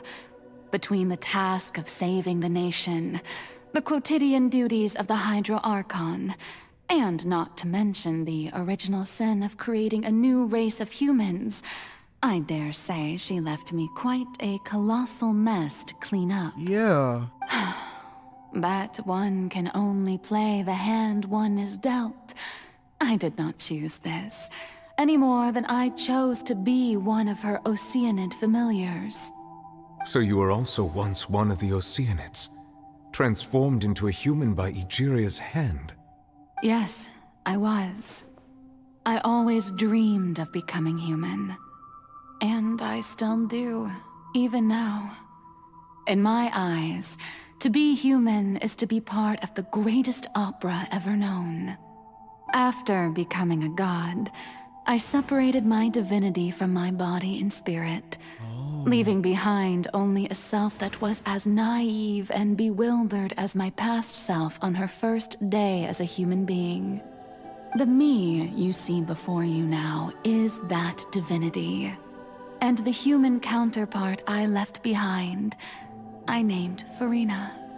She could feel joy, sorrow, and everything in between. She could be as vain and conceited, or as meek and vulnerable as she wished. Her strengths were of a kind only a human could possess, as were her shortcomings. But in my eyes, Furina's humanity was what made her perfect. She was perfectly human in every way. The person I always wanted to be. Anyway, so then I cursed her. All part of the plan, of course. The plan to deceive the heavenly principles. Right. Do you still remember the final scene of the prophecy? The Hydra Archon alone, weeping on her throne. In order that the prophecy might appear fulfilled, I invited Furina to be an actress, to play the part of the Hydro Archon in the prophecy. Under the curse I placed on her, so long as I, Focalor's divinity, continued to exist, she could not die. But nor was she free to live her life in the pursuit of happiness. Instead, she was forced to take the stage in the opera house, to embrace the role of leading lady, to forever play the part of the god from the prophecy, all to create a deceitful appearance of that prophecy coming to pass. I suppose now you probably understand why your court is called the Opera Epiclese. But Furina is only human, isn't she? Even though she has had a long life, her mind is no stronger than that of any other ordinary human being. I cannot begin to fathom what she has had to endure. Jesus. It must have been torture for her. It has indeed. And although she is, in a sense, me in human form, I most definitely owe her an apology for it. It's been 500 years.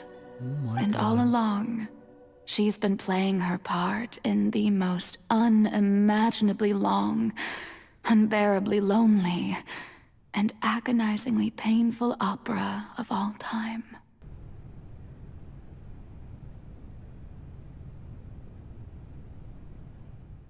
I came into contact with Furina's tears. If I remember correctly, tears often contain a being's memories. With sufficiently strong hydrosensitivity, I can form an emotional connection, just like I did with that Oceanid at the Fountain of Lucine. Wait, could this be Furina's inner world? Furina, what is she doing on stage? Wait a moment, that probably isn't Furina. It's likely a reflection of her inner self. If I directly speak to that self, I might be able to easily get what I want to know. I came here for answers. Either way, this opportunity is not to be missed. Let me try talking to her.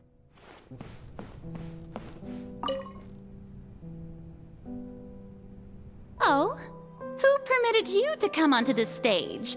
Now, I understand your admiration for my august self, but I must ask you to keep to the rules. Oh, come on, it's me. All right. It is not my intent to reprimand you. Don't look at me. There Don't is look no at me. need to state your name. Just be off with you. Do not distract me from my performance. But I don't see an audience here. Oh, Just let the do stage not lights go jest. off, please, Can if you only not for a feel second. I am Focalor. The That way I eyes can of become countless myself again. Fontanians are upon me. I must, at all times, display the utmost elegance and nobility. Something's off. There's no getting through to her. Even in her heart of hearts, she's still playing the role of the Hydra Archon. What sort of resolve must she have that even her inner self and subconscious would have such an impenetrable defense? I have to find a way. Turn off all the spotlights. We gotta get through to her, man. Dear audience, the performance is experiencing a technical difficulty, but worry not. The guards shall resolve it soon. Here you are. Gotta kill these things, I guess. Hey, what gives? The audience is still watching me, you know. Guards? Wait, where are the guards? Guards! We gotta turn off these stage lights, Furina. I'm sorry. That's how the spotlight turned off. In Furina's heart, they must have symbolized the eyes of the people on her. Speaking of which, I think I just received some sort of signal. Was that her true voice? A ticket? When did this end up here?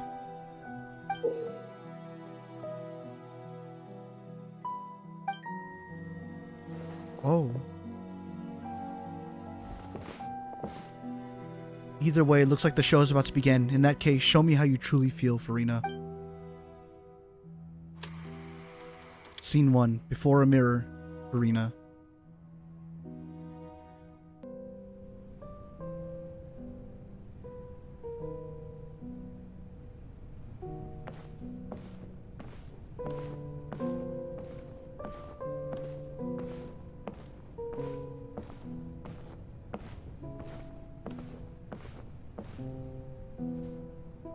Farina.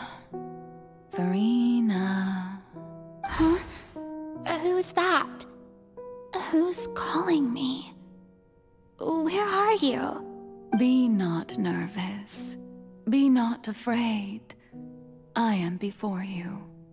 Wait a moment. You're mirror me? How can this be? Mirror you, huh? You know what? That's not bad. Let's go with that. Mirror me. What do you wish to say? The prophecy. Have you heard of it? What prophecy? Wait. I know. I think. I don't know why, but it's in my head somehow. The people will all be dissolved into the waters, and only the Hydro Archon will remain, weeping on her throne. Only then will the sins of the people of Fontaine be washed away. Oh, very good. You know it well. What's going on? I can't seem to remember anything clearly. The only thing I know for sure is this prophecy. Will it really come to pass? Yes, it will. And that is why I've come to you. Disaster will come to Fontaine sooner or later. Things will develop just as the prophecy declared. There is no escaping it. But doesn't that mean everyone will die? I'm a Fontainian just like them. Will I dissolve too? Oh, don't worry. Magical meetings exist in this world precisely to give people a chance to turn things around. It is the reason why you met me today. I will tell you how to save everyone, but you may have to suffer somewhat. Oh, so there's still hope after all. Goodness, you frightened me. You spoke so much and with so much certainty. As for the suffering, well, I will admit that the first thing that came to mind was, why do I have to be the one to suffer? But if the prophecy will come true, I'll also die anyway, right? So if I've already met you as my magical meeting in this world, if there were scales, with all the people of Fontaine on one side, and my pain on the other, is it not obvious where the scales should tilt? You truly are the perfect human. My ideal. I suppose this would also be the justice that belongs to you. Huh? Don't worry, it's nothing. Listen well. Fontaine has just lost its Hydro Archon. I need you to play a role. That of the new Archon. Play as a god? That's right. You must begin a never-ending masquerade. You must never let anyone suspect your identity. If you can keep it up, then I shall have my way of defying this prophecy. But should your identity be revealed, then all hope will be lost. But how will I do this? A human assuming the role of a god without being exposed. Don't worry. What you must do is not to turn yourself into a real god. You simply need to play the role of a god as humans imagine them to be. Being a human yourself, I'm sure you already know what such an entity would be like. Remember, your true challenge will not be pursuing divinity, but contending against humanity. I'm still not sure I understand, but I'll try. I'll try to do this. My God. So, how long am I going to have to play this role? To accomplish this mission, you will have to stay on the stage for many, many years. You will endure and not grow old until your task ends. But I promise you, all will eventually end in a magnificent and dramatic trial, and everyone will be saved. A trial, huh? How exciting. I'll be looking forward to it. Scene 2, a session speech for Rena.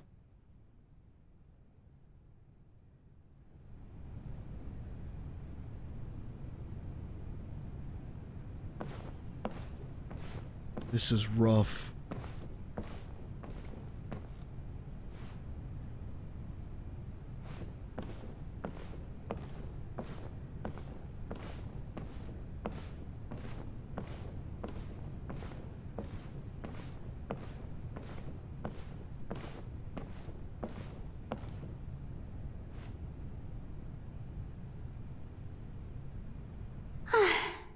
The Maison Cardinalise has announced my accession, but this is my first time facing the people.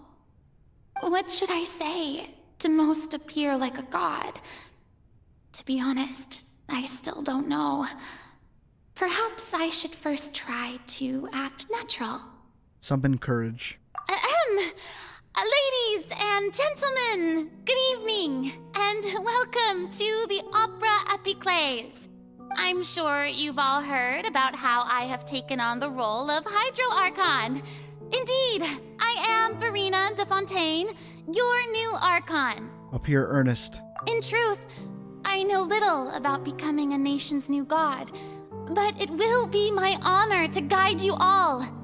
As the god Focalor, the god of justice, I shall do all within my power to lead you into an age of fairness and justice. Close politely.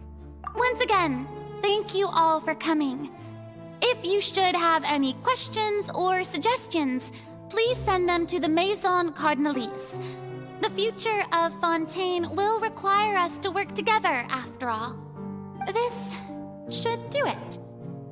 I thought I might stammer, but thankfully, I was able to convey my thoughts just fine. Okay, and next. That's the new Hydro Archon. Is this some kind of joke by the Maison? I would have thought that a being that surpasses humanity would be a bit more assertive. Uh-oh. Hey, did you hear that? She even told us to send her suggestions there at the end. Shouldn't gods be all-powerful? She's being so modest. What's the difference between her and an ordinary person, then? If you ask me, perhaps the succession didn't actually happen. She might just be a Maison-backed puppet. My God. Wait, what's going on? Why is everyone suspecting me of being a fake? Oh, this is bad. If I get exposed here, there'll be no saving the people from the prophecy. Right. Mirmi said that I just need to play the role of a god as humans imagine them to be. Calm down, Verena. Think. What do the people want? How would they imagine a god to speak and act? She's been acting for 500 years. With a strong sense of presence. One who can dispel all doubt. Oh my God. That is the character I'm fated to play.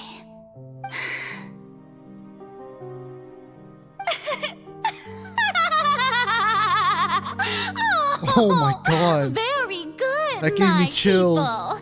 Only ones such as you are deserving of my rule. Now, I was wondering if some weak puppet were to one day come onto the stage and claim ownership of this opera house, would the children of Fontaine follow them? Well, it seems that you would all see right through them. Having passed my test, you are qualified to witness wondrous trials alongside my august self, here in this opera house. You may consider my previous act a door gift of sorts. I thought it was a debut that suited the atmosphere. Now then, let us be reintroduced. Ah, so that was just a performance. How could I have forgotten that we were inside an opera house? Personality. It's quite shocking, to be honest, but I suppose it's a better look than before. Such a fascinating and bold deity. How wonderful! Our future may yet be bright after all. It seems I've turned them around. Best follow this flow and restart my accession speech. Resolutely, with conviction. My dear people, whether you acknowledge me or not, whether you trust me or nay, I say to you, keep faith in your ardor for justice. We have heard it said that this nation's sins can no longer be washed away. Well, I say that justice is most fragrant when it blooms amid sin. Turn up the drama. The scales of justice should not weigh heavy in the hands of its God. On one side, it must carry fairness and justice. And on the other, praise and applause. May law be the prayer on our lips. May judgment be our worship. Let us light the fires and drink to the future of Fontaine. End the speech emphatically. There is no trouble in this world that justice cannot solve. All that is needed is for you, my people, to believe in it, heart and soul.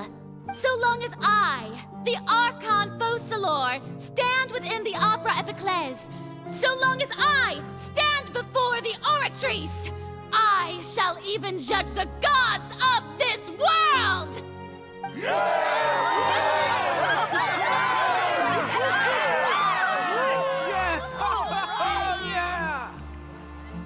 Oh my god.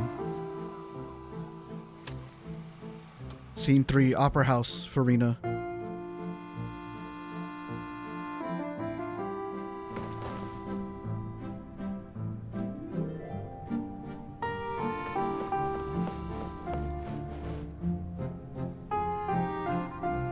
Lady Farina, here are today's case reports, as well as a summary of the follow-up for your perusal.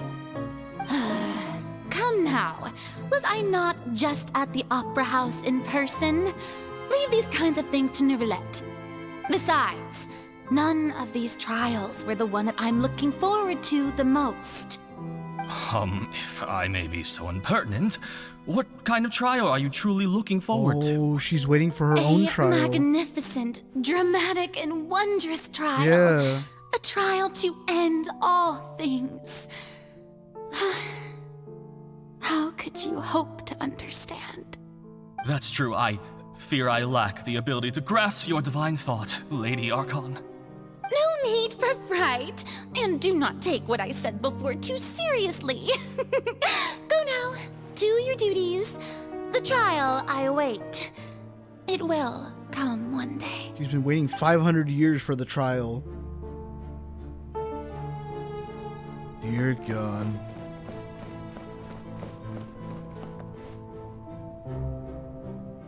Lady Farina, I don't know what to say. Thank you for agreeing to see me. No need to thank me. Or rather, thank your own sense of perseverance instead. Long have you stood in line to meet me, have you not? Oh, I'm afraid that's just an inevitable consequence of my divine charm. All right, Deoteria, is it? How is your son's illness? You remembered me, and you knew of my family, too. He is doing much better now. In fact, he is far more of an ardent believer than I. He was the one who forced me to seek an audience with you, and to bring your words back to him. Oh, good. Very good. If this should happen again in the future, please do not hesitate to come and tell me. Going down to citizens' homes every so often, while not usual practice, should serve as a fine change of pace. Oh, you're such a gentle and wise god. Thank you once again, on behalf of my son.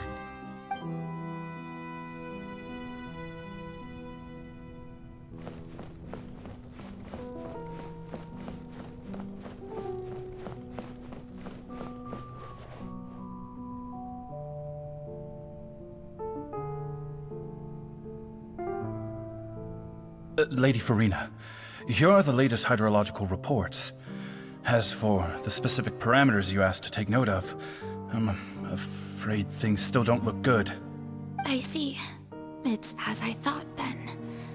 As your god, I did already expect this, but I wanted to see how far your human wisdom would allow you to analyze it. All manner of signs indicate that the prophecy will still come to pass. Forget it. That's not something you need to worry about right now. Well, as I understand it, the Fontaine Research Institute is also trying to find a way to counter the rising water levels. Really? Have they found anything? Yeah. I'm afraid that they haven't found any effective solution thus far. Oh, is that so? Well, no wonder. This issue has reached the realm of the gods after all. Still, their spirit is praiseworthy. She don't know nothing going on. She just had to wait and wait and wait. The day is finally over. I haven't had a moment to breathe this whole time. But it's good to see that everything's getting on track. There are no longer any voices of suspicion. Maybe this is fine. I just need to keep going, and everyone will be saved. All right, Farina, don't think too hard about this. You need rest. Tomorrow's a new day. Scene 4, Opera House, Farina. Lady Farina, here are the new trial reports for the latest cases, as well as a summary of the follow-up. There'll be no need for that. I've seen them already. There's no need to go back over scenes I've witnessed in person before.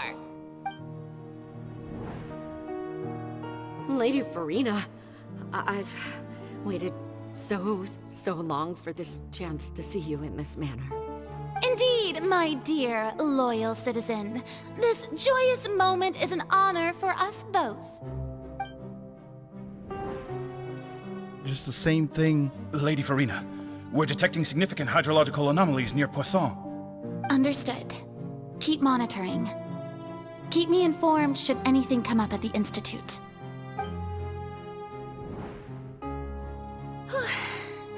I don't think I let anything slip today. I must show the people that there is nothing to worry about. I just don't know when these days will end. I feel utterly exhausted. Best to rest early today, too.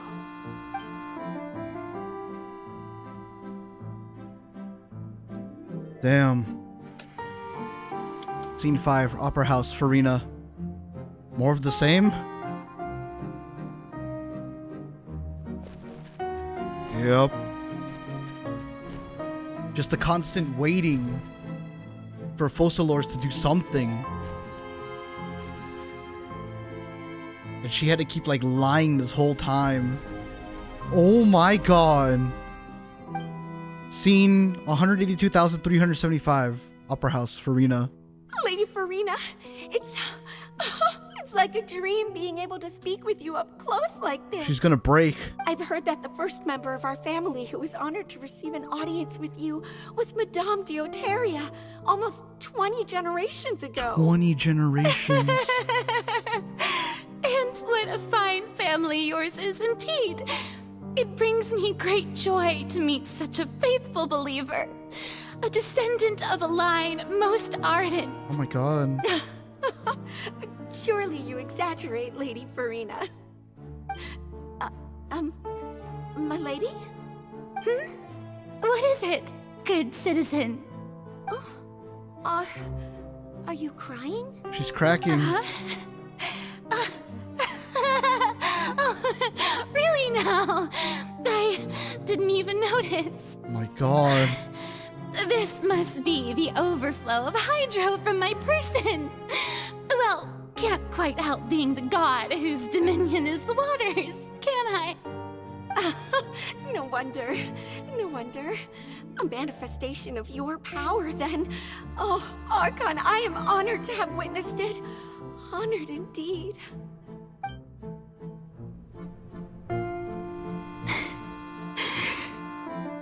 So interminable.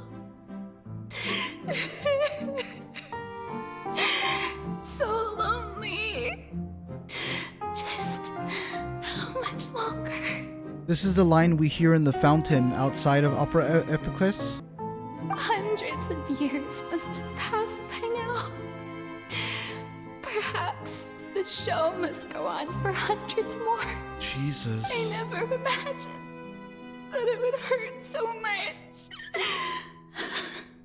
Have I reached my limit? No. Perhaps I reached it long ago. Today I didn't even notice my own tears. I want to tell someone, anyone, about this. But would that not destroy all I've done so far? I've conducted so many investigations across the centuries, but there's not even a sliver of hope that we might break the prophecy. All I can do is keep heart. I must maintain this act. It is the only way to save Fontaine. Please, mirror me. You have to succeed. Oh my god. Scene 182,376. Opera House, Farina and...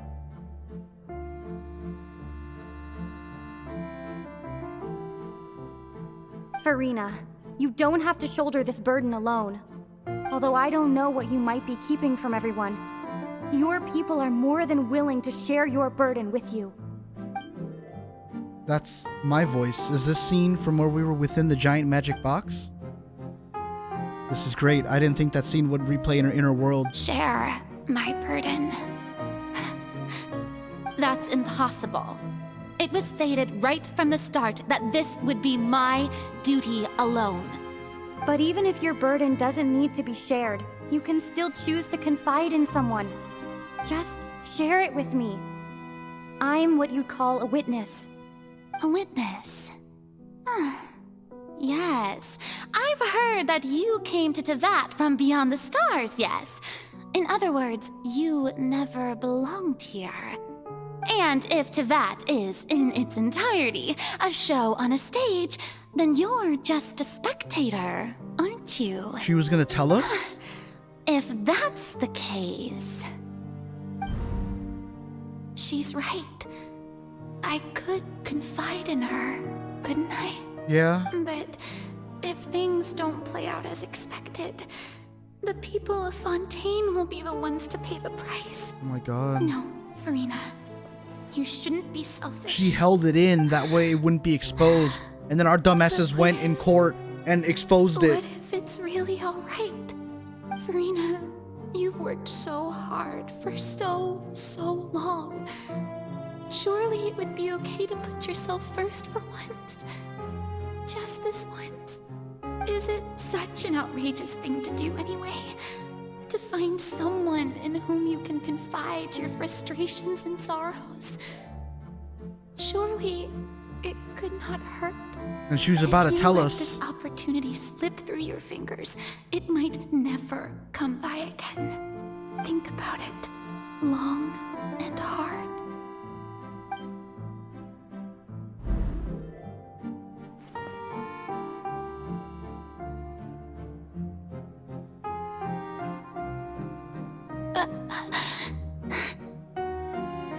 No, I have nothing to say. Jesus I am Christ. Farina, the Archon of Fontaine. Everything will surely get better. All you need to do, dear spectator, is to witness my performance until the curtains fall.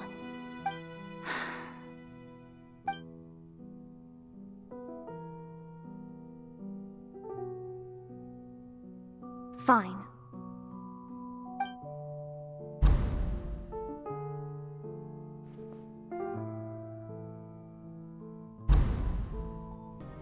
So even Farina doesn't know the truth? You've never once let her in on the full plan? Jeez. Yes, it had to be done. To deceive the heavenly principles, you must first deceive yourself. She did very well. If she had let her resolve falter even once in these 5 centuries, Fontaine would have been doomed to the most tragic fate. It seems that trusting humanity was the right decision after all. I believe that I understand how your deception works, but that is only half the truth, is it not? How would you build on this foundation to save the people of Fontaine? That is the most important thing. Ah, good. Of course, the Iudex of Fontaine has pinpointed the crux of the issue. Right, so how do we resolve I'm it? sure you've long sensed that the Oratrice is no simple machine, yes? Right? I've always suspected that it had its own consciousness. And Lenny did mention that he heard a human voice within the core chamber. It now seems that that person was you, hidden within the machine all along. Am I right? And then I became one with the Oratrice, taking Fontaine's gnosis with me. Oh, she has the Yes, gnosis. It would seem so, wouldn't it? Alas, your understanding of this device still lacks sufficient depth. What? In truth, it is no enactor of justice.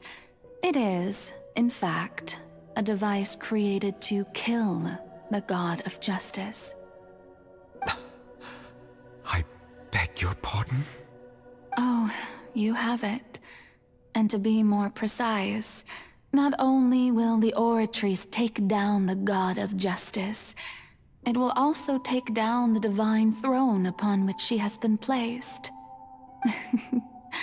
I mean, did you think I would be the sort to enjoy peaceful repose while Farina suffered? My work over these last 500 years has been to constantly accumulate indemnitium within the Oratrice.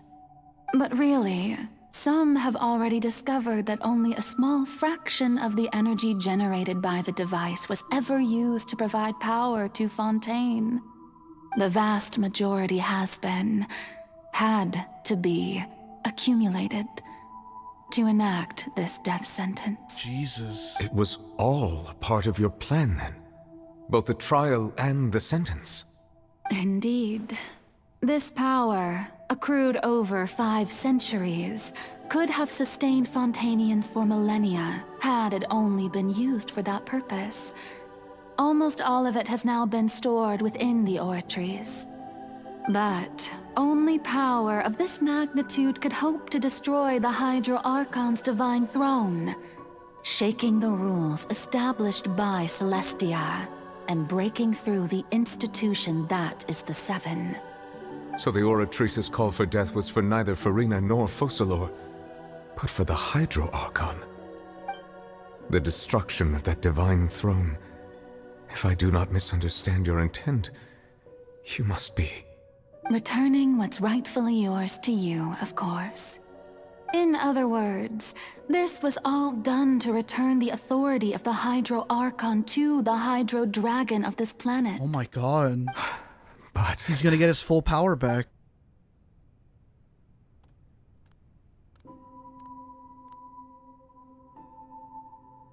Oh, what? Getting sad again, are we? The authority of the ancient dragons shall soon be yours once more, O Hydro Dragon Sovereign. And this is the face you make. all you've done throughout the years is just so you can sacrifice yourself at the very end. Jesus. I've never quite seen it that way, you know. Even now, I'm quite pleased at how well my deception worked.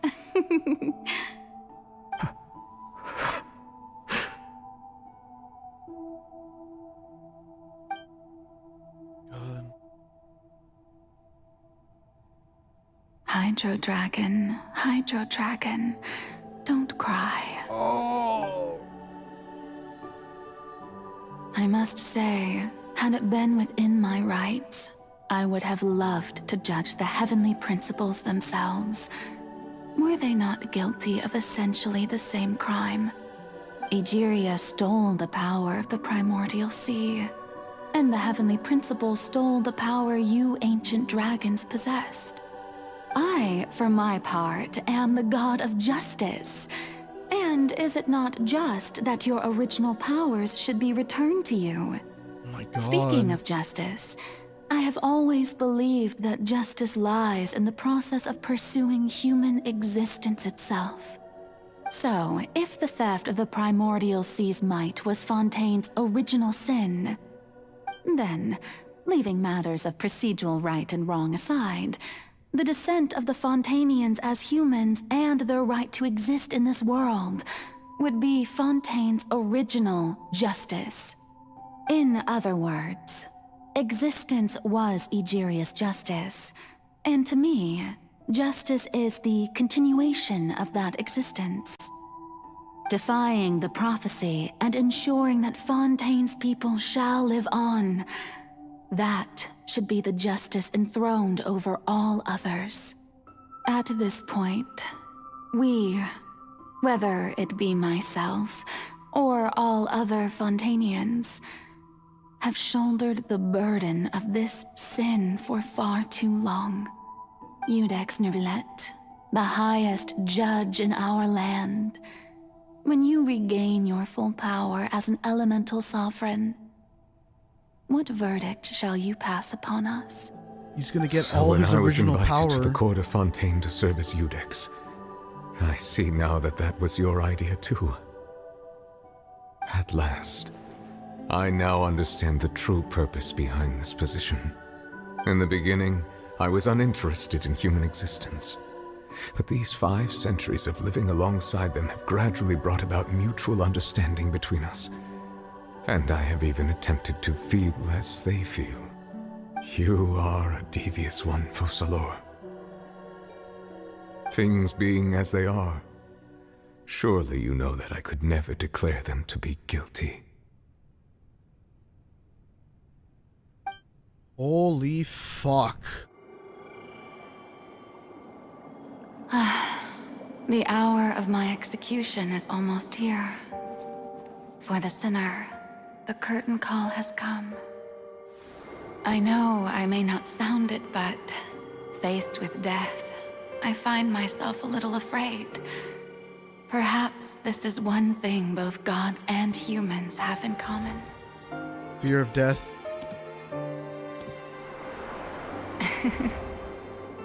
Farewell, Neuvillette. I hope you've enjoyed the part you played these 500 years.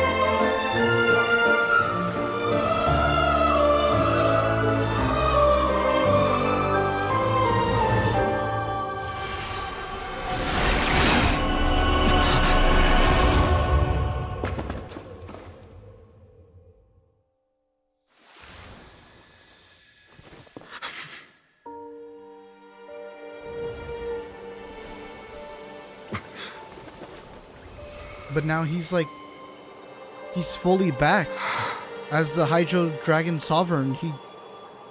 He's the only dragon in all of Teyvat to have all his power back.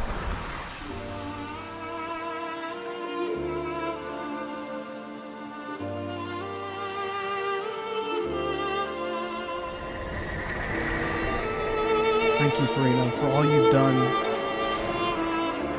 From this moment on, please live happily as a human, just as I wish we could.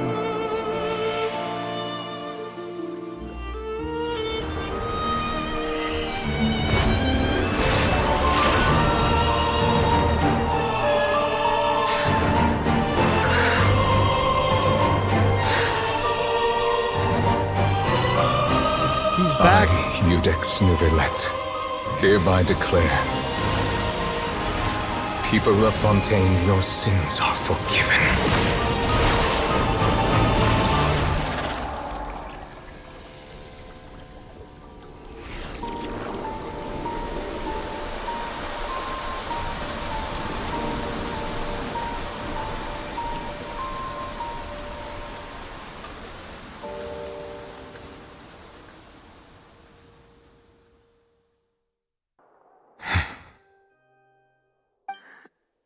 What just happened? Has the death sentence been carried out? Was that bright light some sort of misdirection? I have a feeling that something huge just happened. But since we're all still alive and haven't been dissolved, I assume whatever happened was good for us. It's time to end this. We must mete out punishment to that beast. Ooh. Didn't you say just a moment ago that it can't be defeated? Now it can. Because the Hydro Dragon strength sufficient to deal with it. It's fucking back. Through certain means, I now have the ability to separate the power of the Primordial Sea from that creature. Let's go! We should seize the opportunity to pursue our quarry. You obtained power just now? Traveler, now that the oratories can no longer function, I require an executor to help me mete out justice. You mean me? The root of the calamities befalling Fontaine. The beast that enacts the prophecy. Its name is the all-devouring Narwhal. Come with me, traveler. The hour of execution has come. Let's fucking go. Let's fuck this thing up. Oh my god. We get to help Child. He's been fighting it for God knows how long. Now we got the story of this thing. You're fucking dead.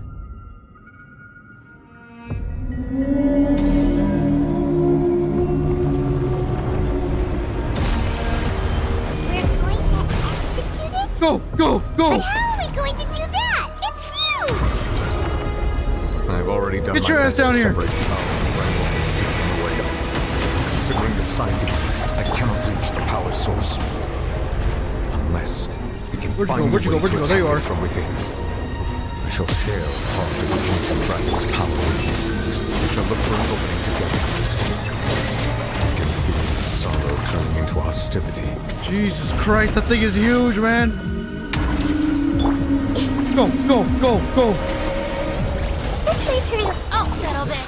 Stand with me.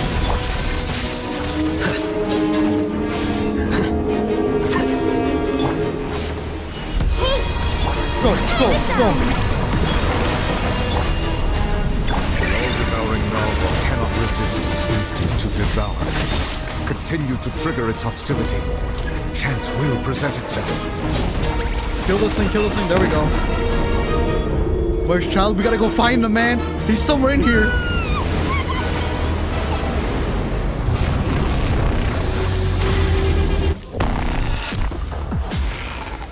Why is there a hole behind me over there? It looks really scary. What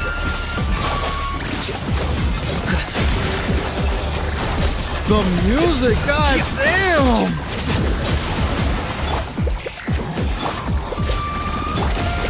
I see everything. But I have granted you my protection. Alright, we're back.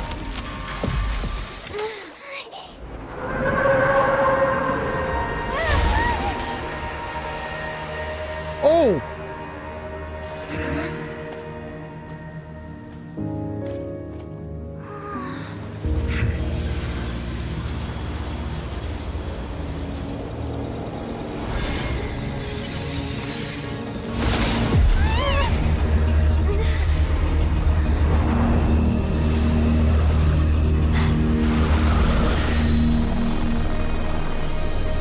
Oh! Oh!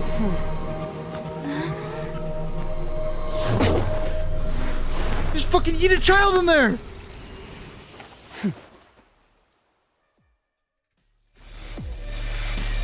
Thanks for helping with the cleanup. It should have been my job, but... Oh my god, she looks so badass! It was just supposed to be a short private training session for me. I didn't think that my disciple and my master's pet would start brawling in the meantime. Well, actually, I had a feeling that it would happen at some point, but they bumped into one another earlier than I thought. What a blunder. I suppose I'll have to swing my sword 3 million times as penance. Disciple? That power. Who are you exactly? Paimon has an idea. From what she said earlier, she must be Child's master. Oh! Skirk, right? It's just that he gave us the impression that she was the less talkative person. I simply did not have anything to say to the weak. But you, on the other hand, managed to defeat the all-devouring narwhal without using power from beyond this world. So you may speak to me as equals. What sort of person would take the all-devouring narwhal as a pet? I have to agree. It's a strange use of a planet's primordial waters just to raise an all-devouring narwhal. That kind of power is wasted on it. It's not cooperative. It eats too much. And I have more important things to do with my time than pet sitting. The only thing that creature has going for it is its looks. All in all, it fails as a pet.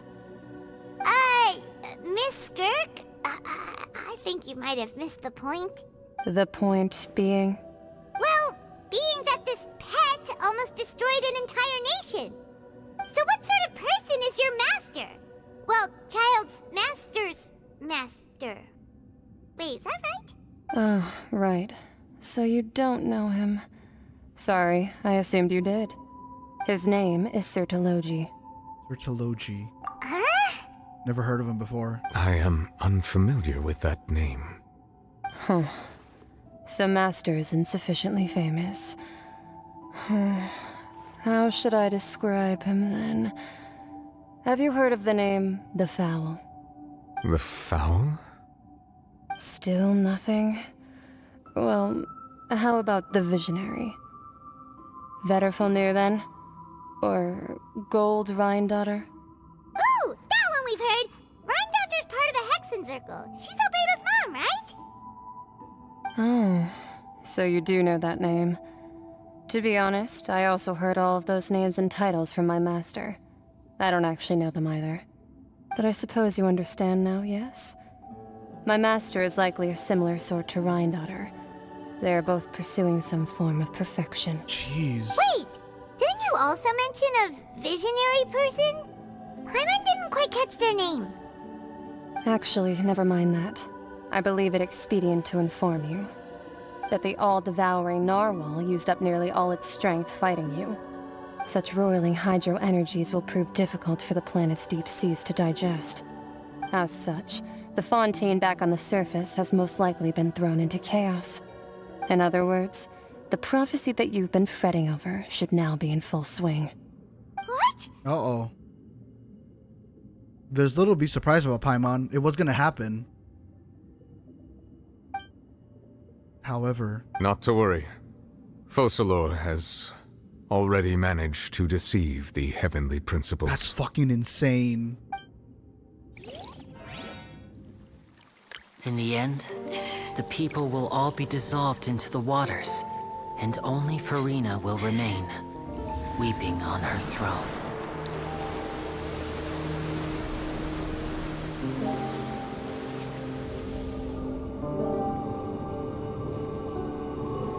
Only then will the sins of the people of Fontaine be washed away.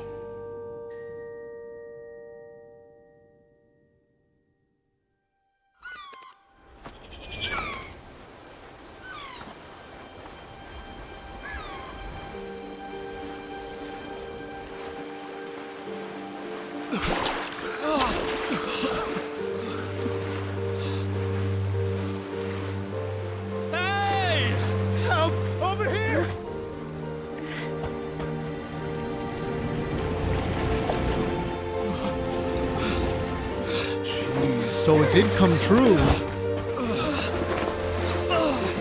But the people didn't dissolve. But the gods still see the prophecy is fulfilled.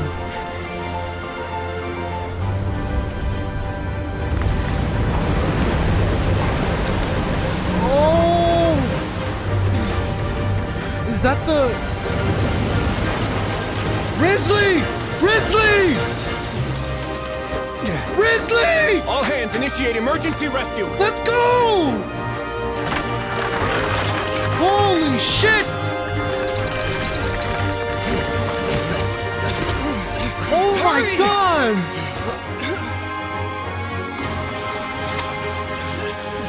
Hey, lend a hand! He came in clutch! He came in clutch, dude!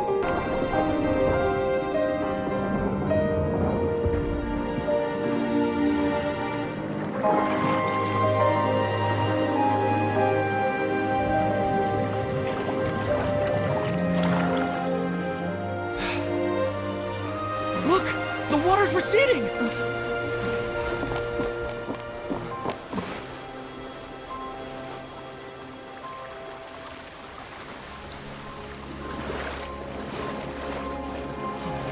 Oh my god!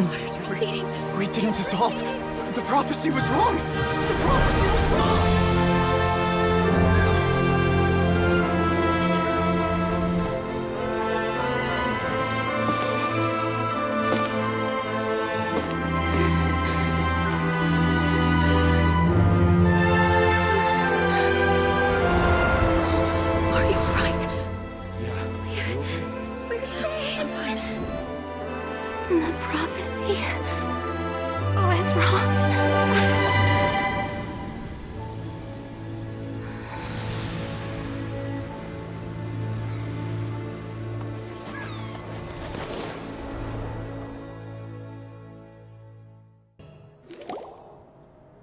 The soil renewed. The Smina di Rasula talks post-disaster rebuilding. I recently visited Poisson to meet with Miss Navia, spokesperson of the Spina di Rasula, and we spoke about Poisson's present and future. Old soil can still give birth to new bloom, Miss Navia stated. Hope is like seeing a small cookie when you're starving late at night. You just need a little of it. Skyship Winglet, lunar brain of the Fontaine Research Institute. The various disputes that have arisen on account of Mr. Edwin have suddenly become a shield over the Institute, with Jurier turning out to be a once-overlooked hidden gem. People always call the first researcher mad, but few know what to call the second. And should that latter person achieve a miracle, they would find it all the harder to find a word with which to classify him and his team. Jesus. Wow! Paimon barely recognizes the people in the reports. Are those really Jurier and Navia? They sound like real big shots.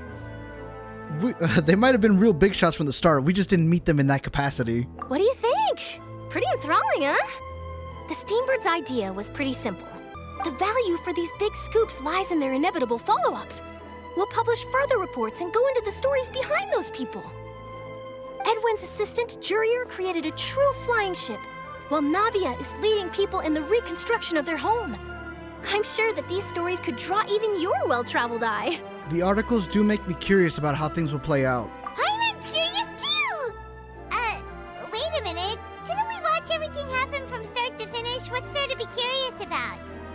And that's exactly why I'd like you to come conduct interviews with me.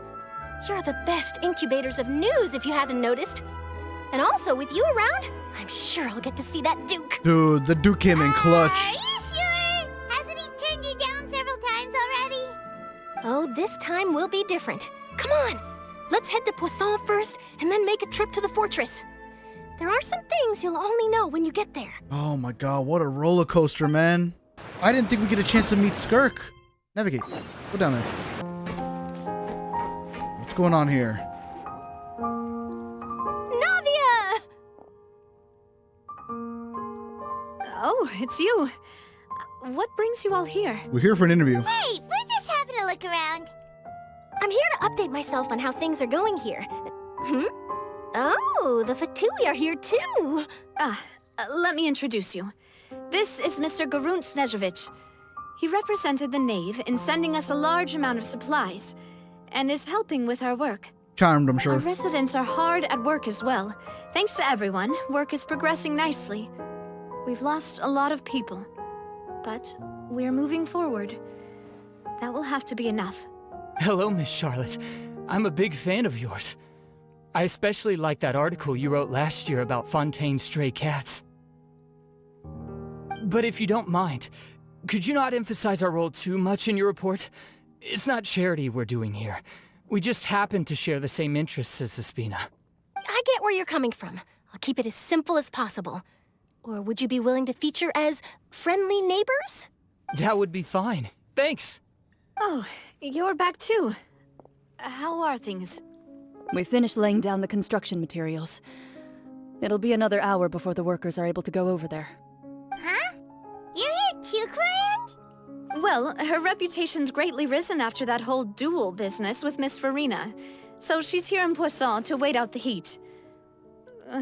All right. She really came here to help me out. There's too much to consider in the reconstruction of Poisson. The Spina has need of more decision-makers. And, well, I do already happen to be connected to Mr. Callis.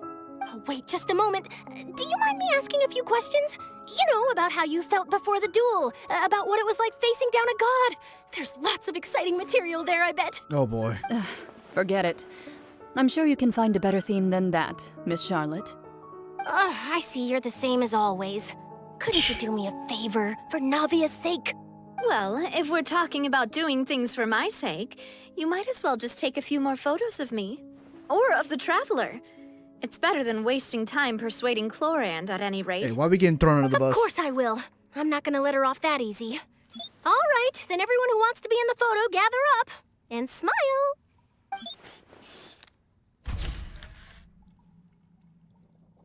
How did it go? Was it a good shot? Did Paimon look cute in it? Not bad. Your addition really helped the composition of the picture.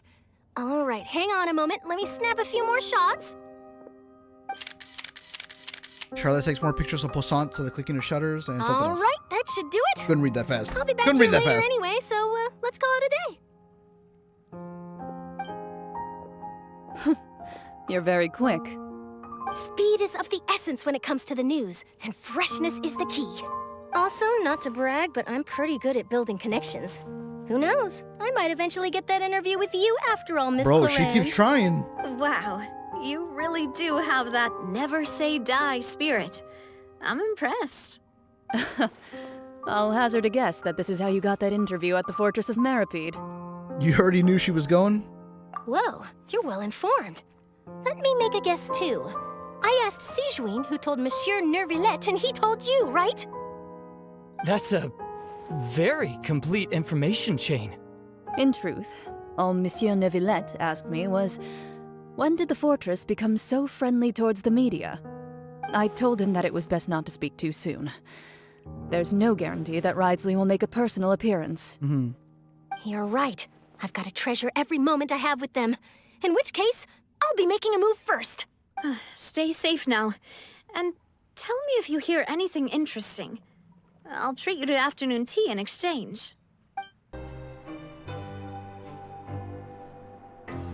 Wow, guess we're here again, huh? There's a real nostalgic feeling to this place. I remember this place. Looks like you've been missing us. Duke! Did you come all the way to the entrance to greet us? Of course. I'm here to welcome you and our dear Miss Charlotte, whom our good head nurse recommended to me. It's an honor to finally meet the much-rumored Duke. Just don't be stupid, Thank you for consenting to my visit to the fortress, sir.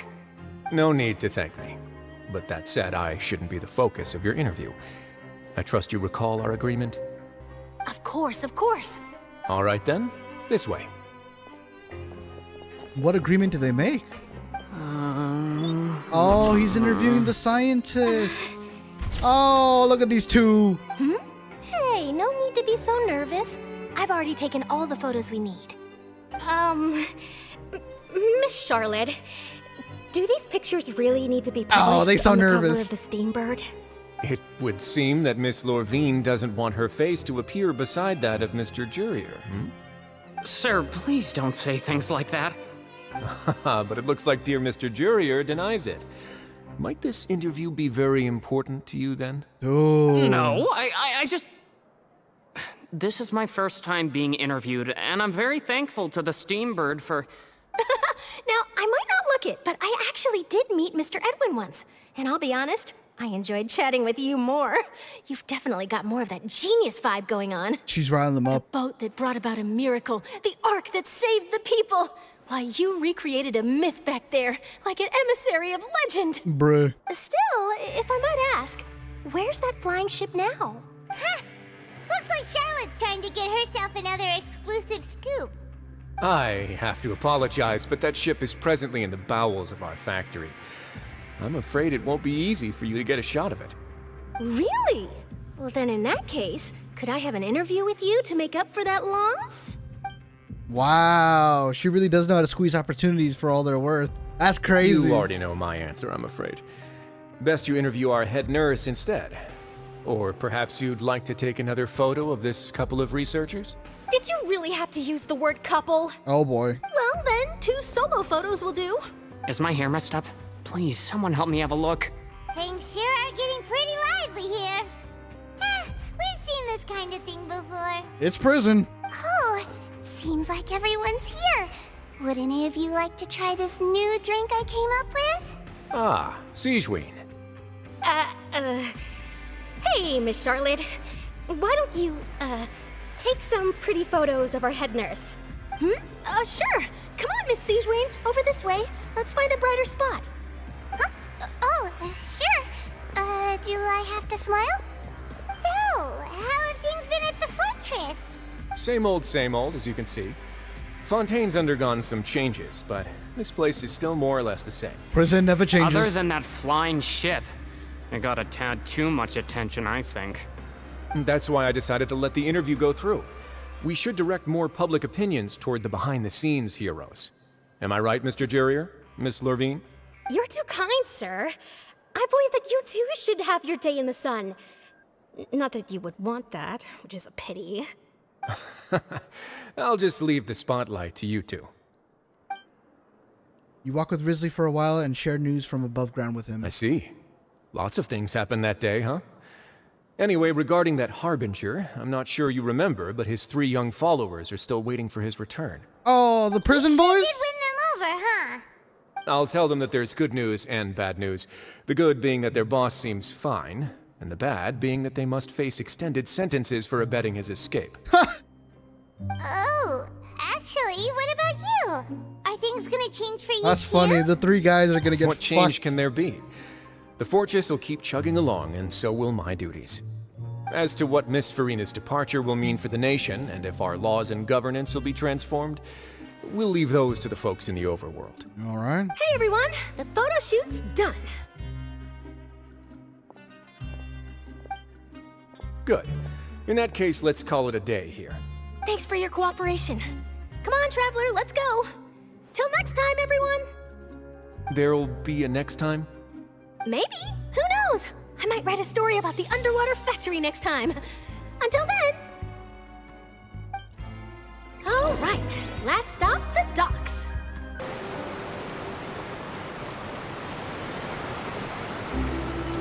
I didn't see them! They really are here! How did you know? Navia mentioned that she stayed in touch with Linny and the others after working together. Apparently, they've been at the docks distributing these strange pockets the whole time since. Traveler, Paimon. Ah, and Miss Charlotte, too. Well. It's Looney, Linnet, and Fremine. Would you like a magic pocket? Yes, give me one. What sort of gadget is it? It's a wondrous bag that can be used to carry many things. The water level has returned to normal, but if you see any of your things floating around, you can use this to carry them. Or you could trick a friend into doing it for you. Trick a friend? I wonder which of my friends would fall for that. Don't look at us, Charlotte. You could just make a friend like Fremine here. Isn't that right, Fremine? Is this what you meant by I'll help you make some more friends. To be honest, that sounds pretty sweet. Could I have your contact, please? Sure. Please, write down my address. You sure are working hard to help Fremine socialize. Hey, Fremine's gotta make friends one way or another. He was the one who proposed doing this. He even wants to assist in our magic shows. Sounds like that'll suit him. Yes, I was planning to first introduce Pear as an assistant, and later Fremine himself. In the future, I think we can leave underwater escape magic to him too. That said, would anyone want to see a diver escape underwater? Oh, it'll work out. Every journey begins with the first step. He'll become a part of our show eventually. Well, that's good. They're making him part of the show. Lynette, could you come over? Miss Charlotte says she wants to take a picture of us. Got it. My, that Charlotte is rather perceptive. She got rid of everyone the moment she realized I had something to say to you. So, how have things been, Traveler? I'm doing all right. Father says that you did a great deal during the latest events. She's very grateful for your contributions to Fontaine. That's all right. We were more than happy to help. So, what's she doing now? Oh, I guess you haven't heard. Well, after Lady Farina left, Father and Monsieur Neuvillette opened negotiations, during which he gave Fontaine's gnosis to her as a Whoa! You can't just drop that info on us? You can't just drop that in casual conversation? Neuvillette gave the gnosis? Fuck! They're collecting gnosises. A diplomatic gift? A gnosis? Yes, I was quite surprised at first myself. Oh my god. But when I thought it over, there were actually a number of things going for it. Oh, well, to be fair. It could have been done as an apology for the incident with Lord Child, or as thanks for his help in tying the all-devouring narwhal down. True, true. Furthermore, Father did also lend significant aid to Fontaine and Poisson. That is true. Well, that's true, but this is a gnosis we're talking about. Doesn't this seem a bit irresponsible? I would agree, but I've also heard that it seems that Monsieur Neuvillette has had a significant change of heart regarding the matter. So there's some reason for this that only Neuvillette knows about? I suspect you'll have to ask him about that yourself. Ah, yes, speaking of which, I did see him strolling around the entrance to the Fortress of Masquerade a while back. Isn't he real busy and stuff? Paimon didn't think he'd have the time for that. But back to the topic. The gnosis was given to the knave, right? What about Child? Well, Child was eaten through that They say that he's butthole. returned to Snezhnaya to recover from his wounds. I hear that the recent disaster really did a number on his health. Well, I guess I can now call him one of my war buddies. That's true. When you think about it, we've had loads of run-ins with the Fatui. To think we'd be allied with them this time. Right? So shocked by such a simple switching of sides?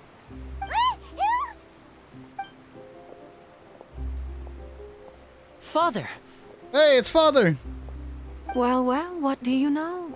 Come to the docks to see how my children are doing and meet the Traveler by chance. Please do not pay my accomplishments in Fontaine too much mind.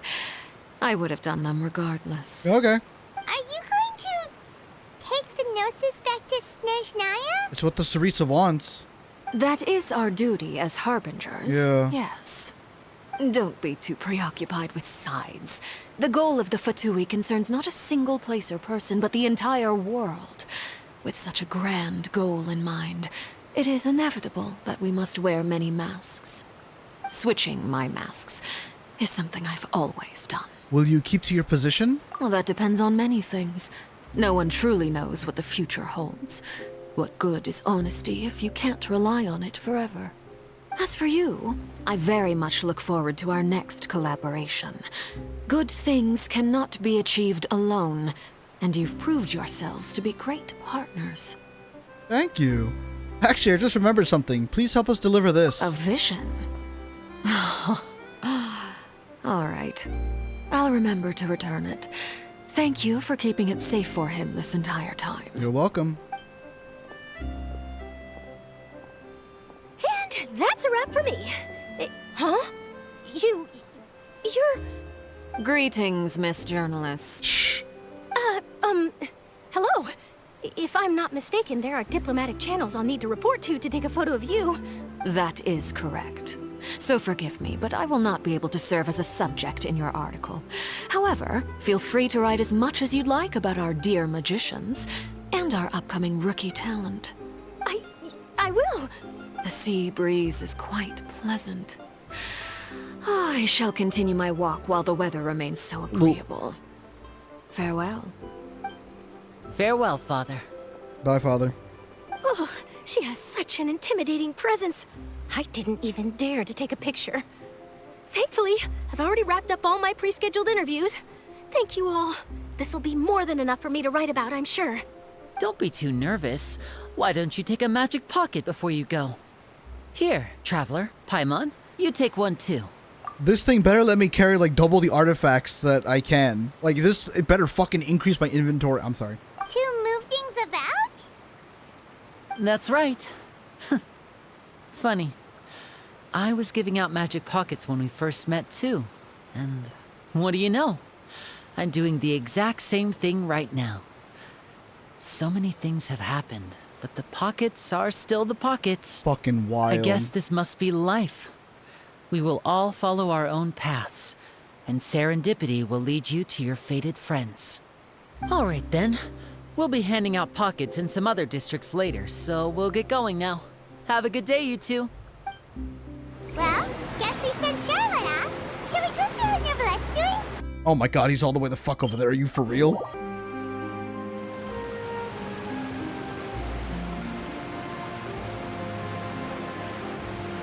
So, you really are here, Neverlette. Paimon didn't think you were going to have free time this hour of the day. Really? Oh, I suppose you must have met Mr. Linney. He took the time to greet me earlier when he passed this way. In any case, you came at a good time. I was just considering reaching out to you to set up a meeting, so I may explain some things that I haven't had the time to before. Go on. Aw, Paimon's glad that you remembered. Thank you for keeping us on your mind, what with you being busy and all. Alright, let's have it then.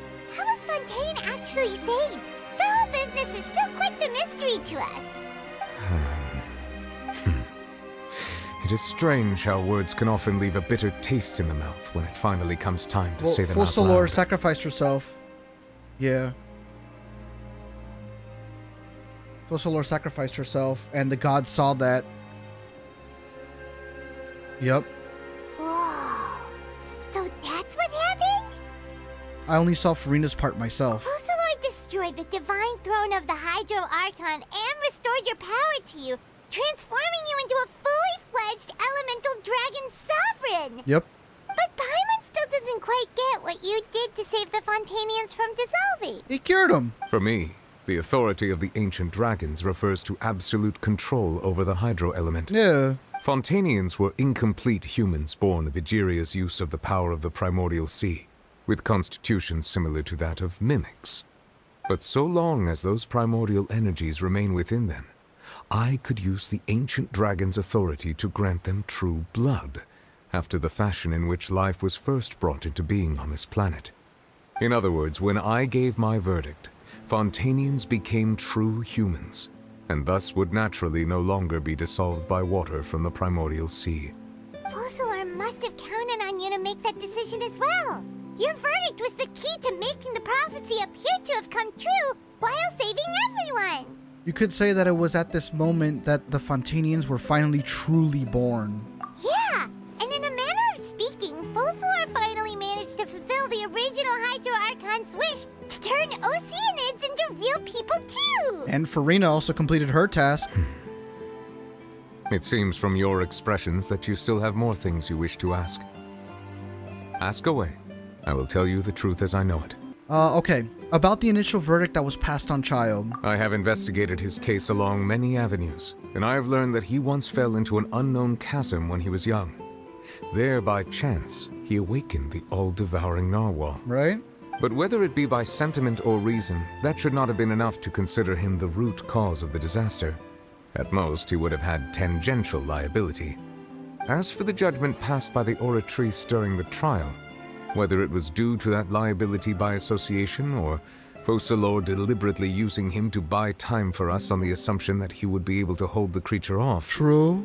I cannot say. Guess Focalors had Fontanians in mind the whole time. In the end, it was thanks to her that they finally became real humans. Right. Hang on a second. Paimon suddenly got another question. Back when Fontanians hadn't yet become real humans, were the children they had also transformed Oceanids? Life has always flowed like water.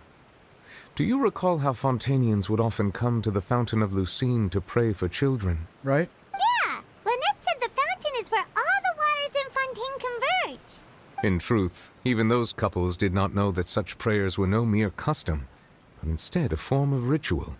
Those Oceanids who were blessed within the spring water would later descend as new humans in the coming months.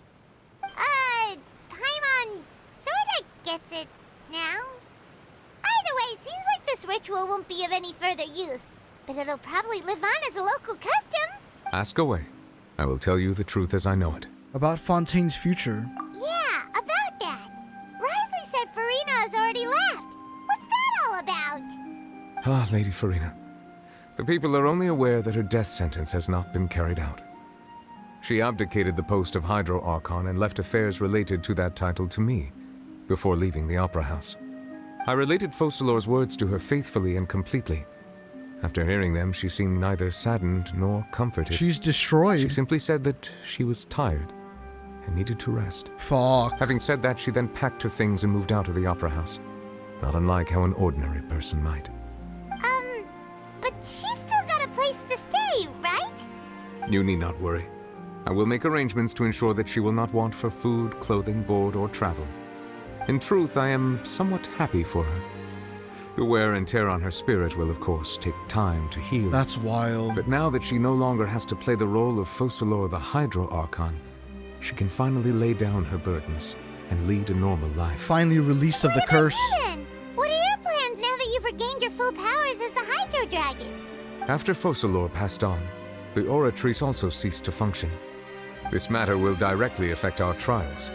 After much careful consideration, I've decided to take over its role in our courts. From now on, I shall hear cases and pass verdicts by myself. Okay. Looks like you're still considering stuff from the perspective of the Udex, huh? As an elemental dragon, there are indeed many things that I must do. But this power and this duty, in a manner of speaking, you could say that both were granted to me. As such, before I attend to my other responsibilities, I must first and foremost continue to serve Fontaine as its highest judge. The duty of the Hydro Sovereign and the duty of the Udex shall coexist within my person. Additionally, the Hydro Archon's departure has brought about another problem, which is that the Opera House shall no longer produce indemnitium. That's true. That power was derived from the people's faith in the Hydro Archon, wasn't it? True. Wait, but the various mechs and machines in the city are all still okay. Where are they getting their energy from? As I am now, I have full command over New Musia, and it can serve as a complete substitute. Oh. Another reason why I cannot quite leave Fontaine immediately. He's the battery. Wow. This ancient dragon's authority stuff is really quite useful, huh? Ask away. I will tell you the truth as I know it. About Fontaine's Gnosis. Oh, that's right! They say you've given it to the knave as a diplomatic gift or something! Yep. Leaving aside their intentionality, the two Fatui Harbingers have indeed done much for us during this crisis. Their sole remaining goal in Fontaine, at least at this point, would seem to be the Gnosis. The Oratrice has ceased to function. The Hydro Archon's divine throne is now no more, and I do not need the Gnosis's power.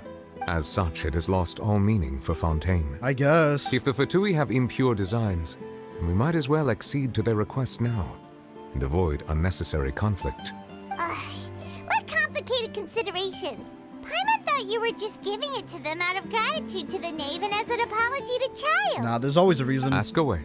I will tell you the truth as I know it. About the next stop on my journey. You will soon be heading to Natlan, I presume. Yeah. I'm afraid that I have little talent as a travel guide, so all I can do is tell you what I know about that land. As far as I'm aware, Natlan can be said to be a nation of dragons. A nation of dragons? You mean like you? No, I suspect that I would not find myself welcome there. Unlike ancient dragons such as myself, The dragons of Natlan have undergone long years of development and evolution. Oh. Large numbers of them have entered a form of coexistence with humanity. Natlan is also the nation of war. War ravages those lands like an undying flame. There is one other piece of information I got incidentally from my negotiations with the Knave that I believe may be useful to you. Shoot. The Harbinger known as the Captain has thrown his hat into the endless ring of war. The Captain. Sounds like a real tough customer. Seriously, everywhere you look, there's a Fatui Harbinger doing their thing. I suggest that you fully prepare yourself before going to Natlan. In the meantime, Fontaine's doors will always be open to you. Ask away. I will tell you the truth as I know it. Isn't that crazy? Like, this is the first ever thing we're actually hearing about Natlan? I have no more questions. Hang on a sec. Paimon's still got a question about Gnosis. When we spoke to Linny earlier, he mentioned that your attitude towards giving away the Gnosis had clearly changed. We guessed that there might be some reason for it that only you were aware of. He's ready to fucking fight. No wonder the House of the Hearth is the Fatui's intelligence division.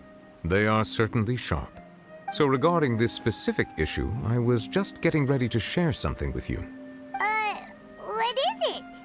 In truth, I exchanged some further words with that lady named Skirk after sending you two back to the surface. It went something like this. Well, we're going to head topside to see what's going on. You hurry over soon as well, all right, Nervalet? What next? The all-devouring narwhal isn't here, so I'm no longer getting any interference.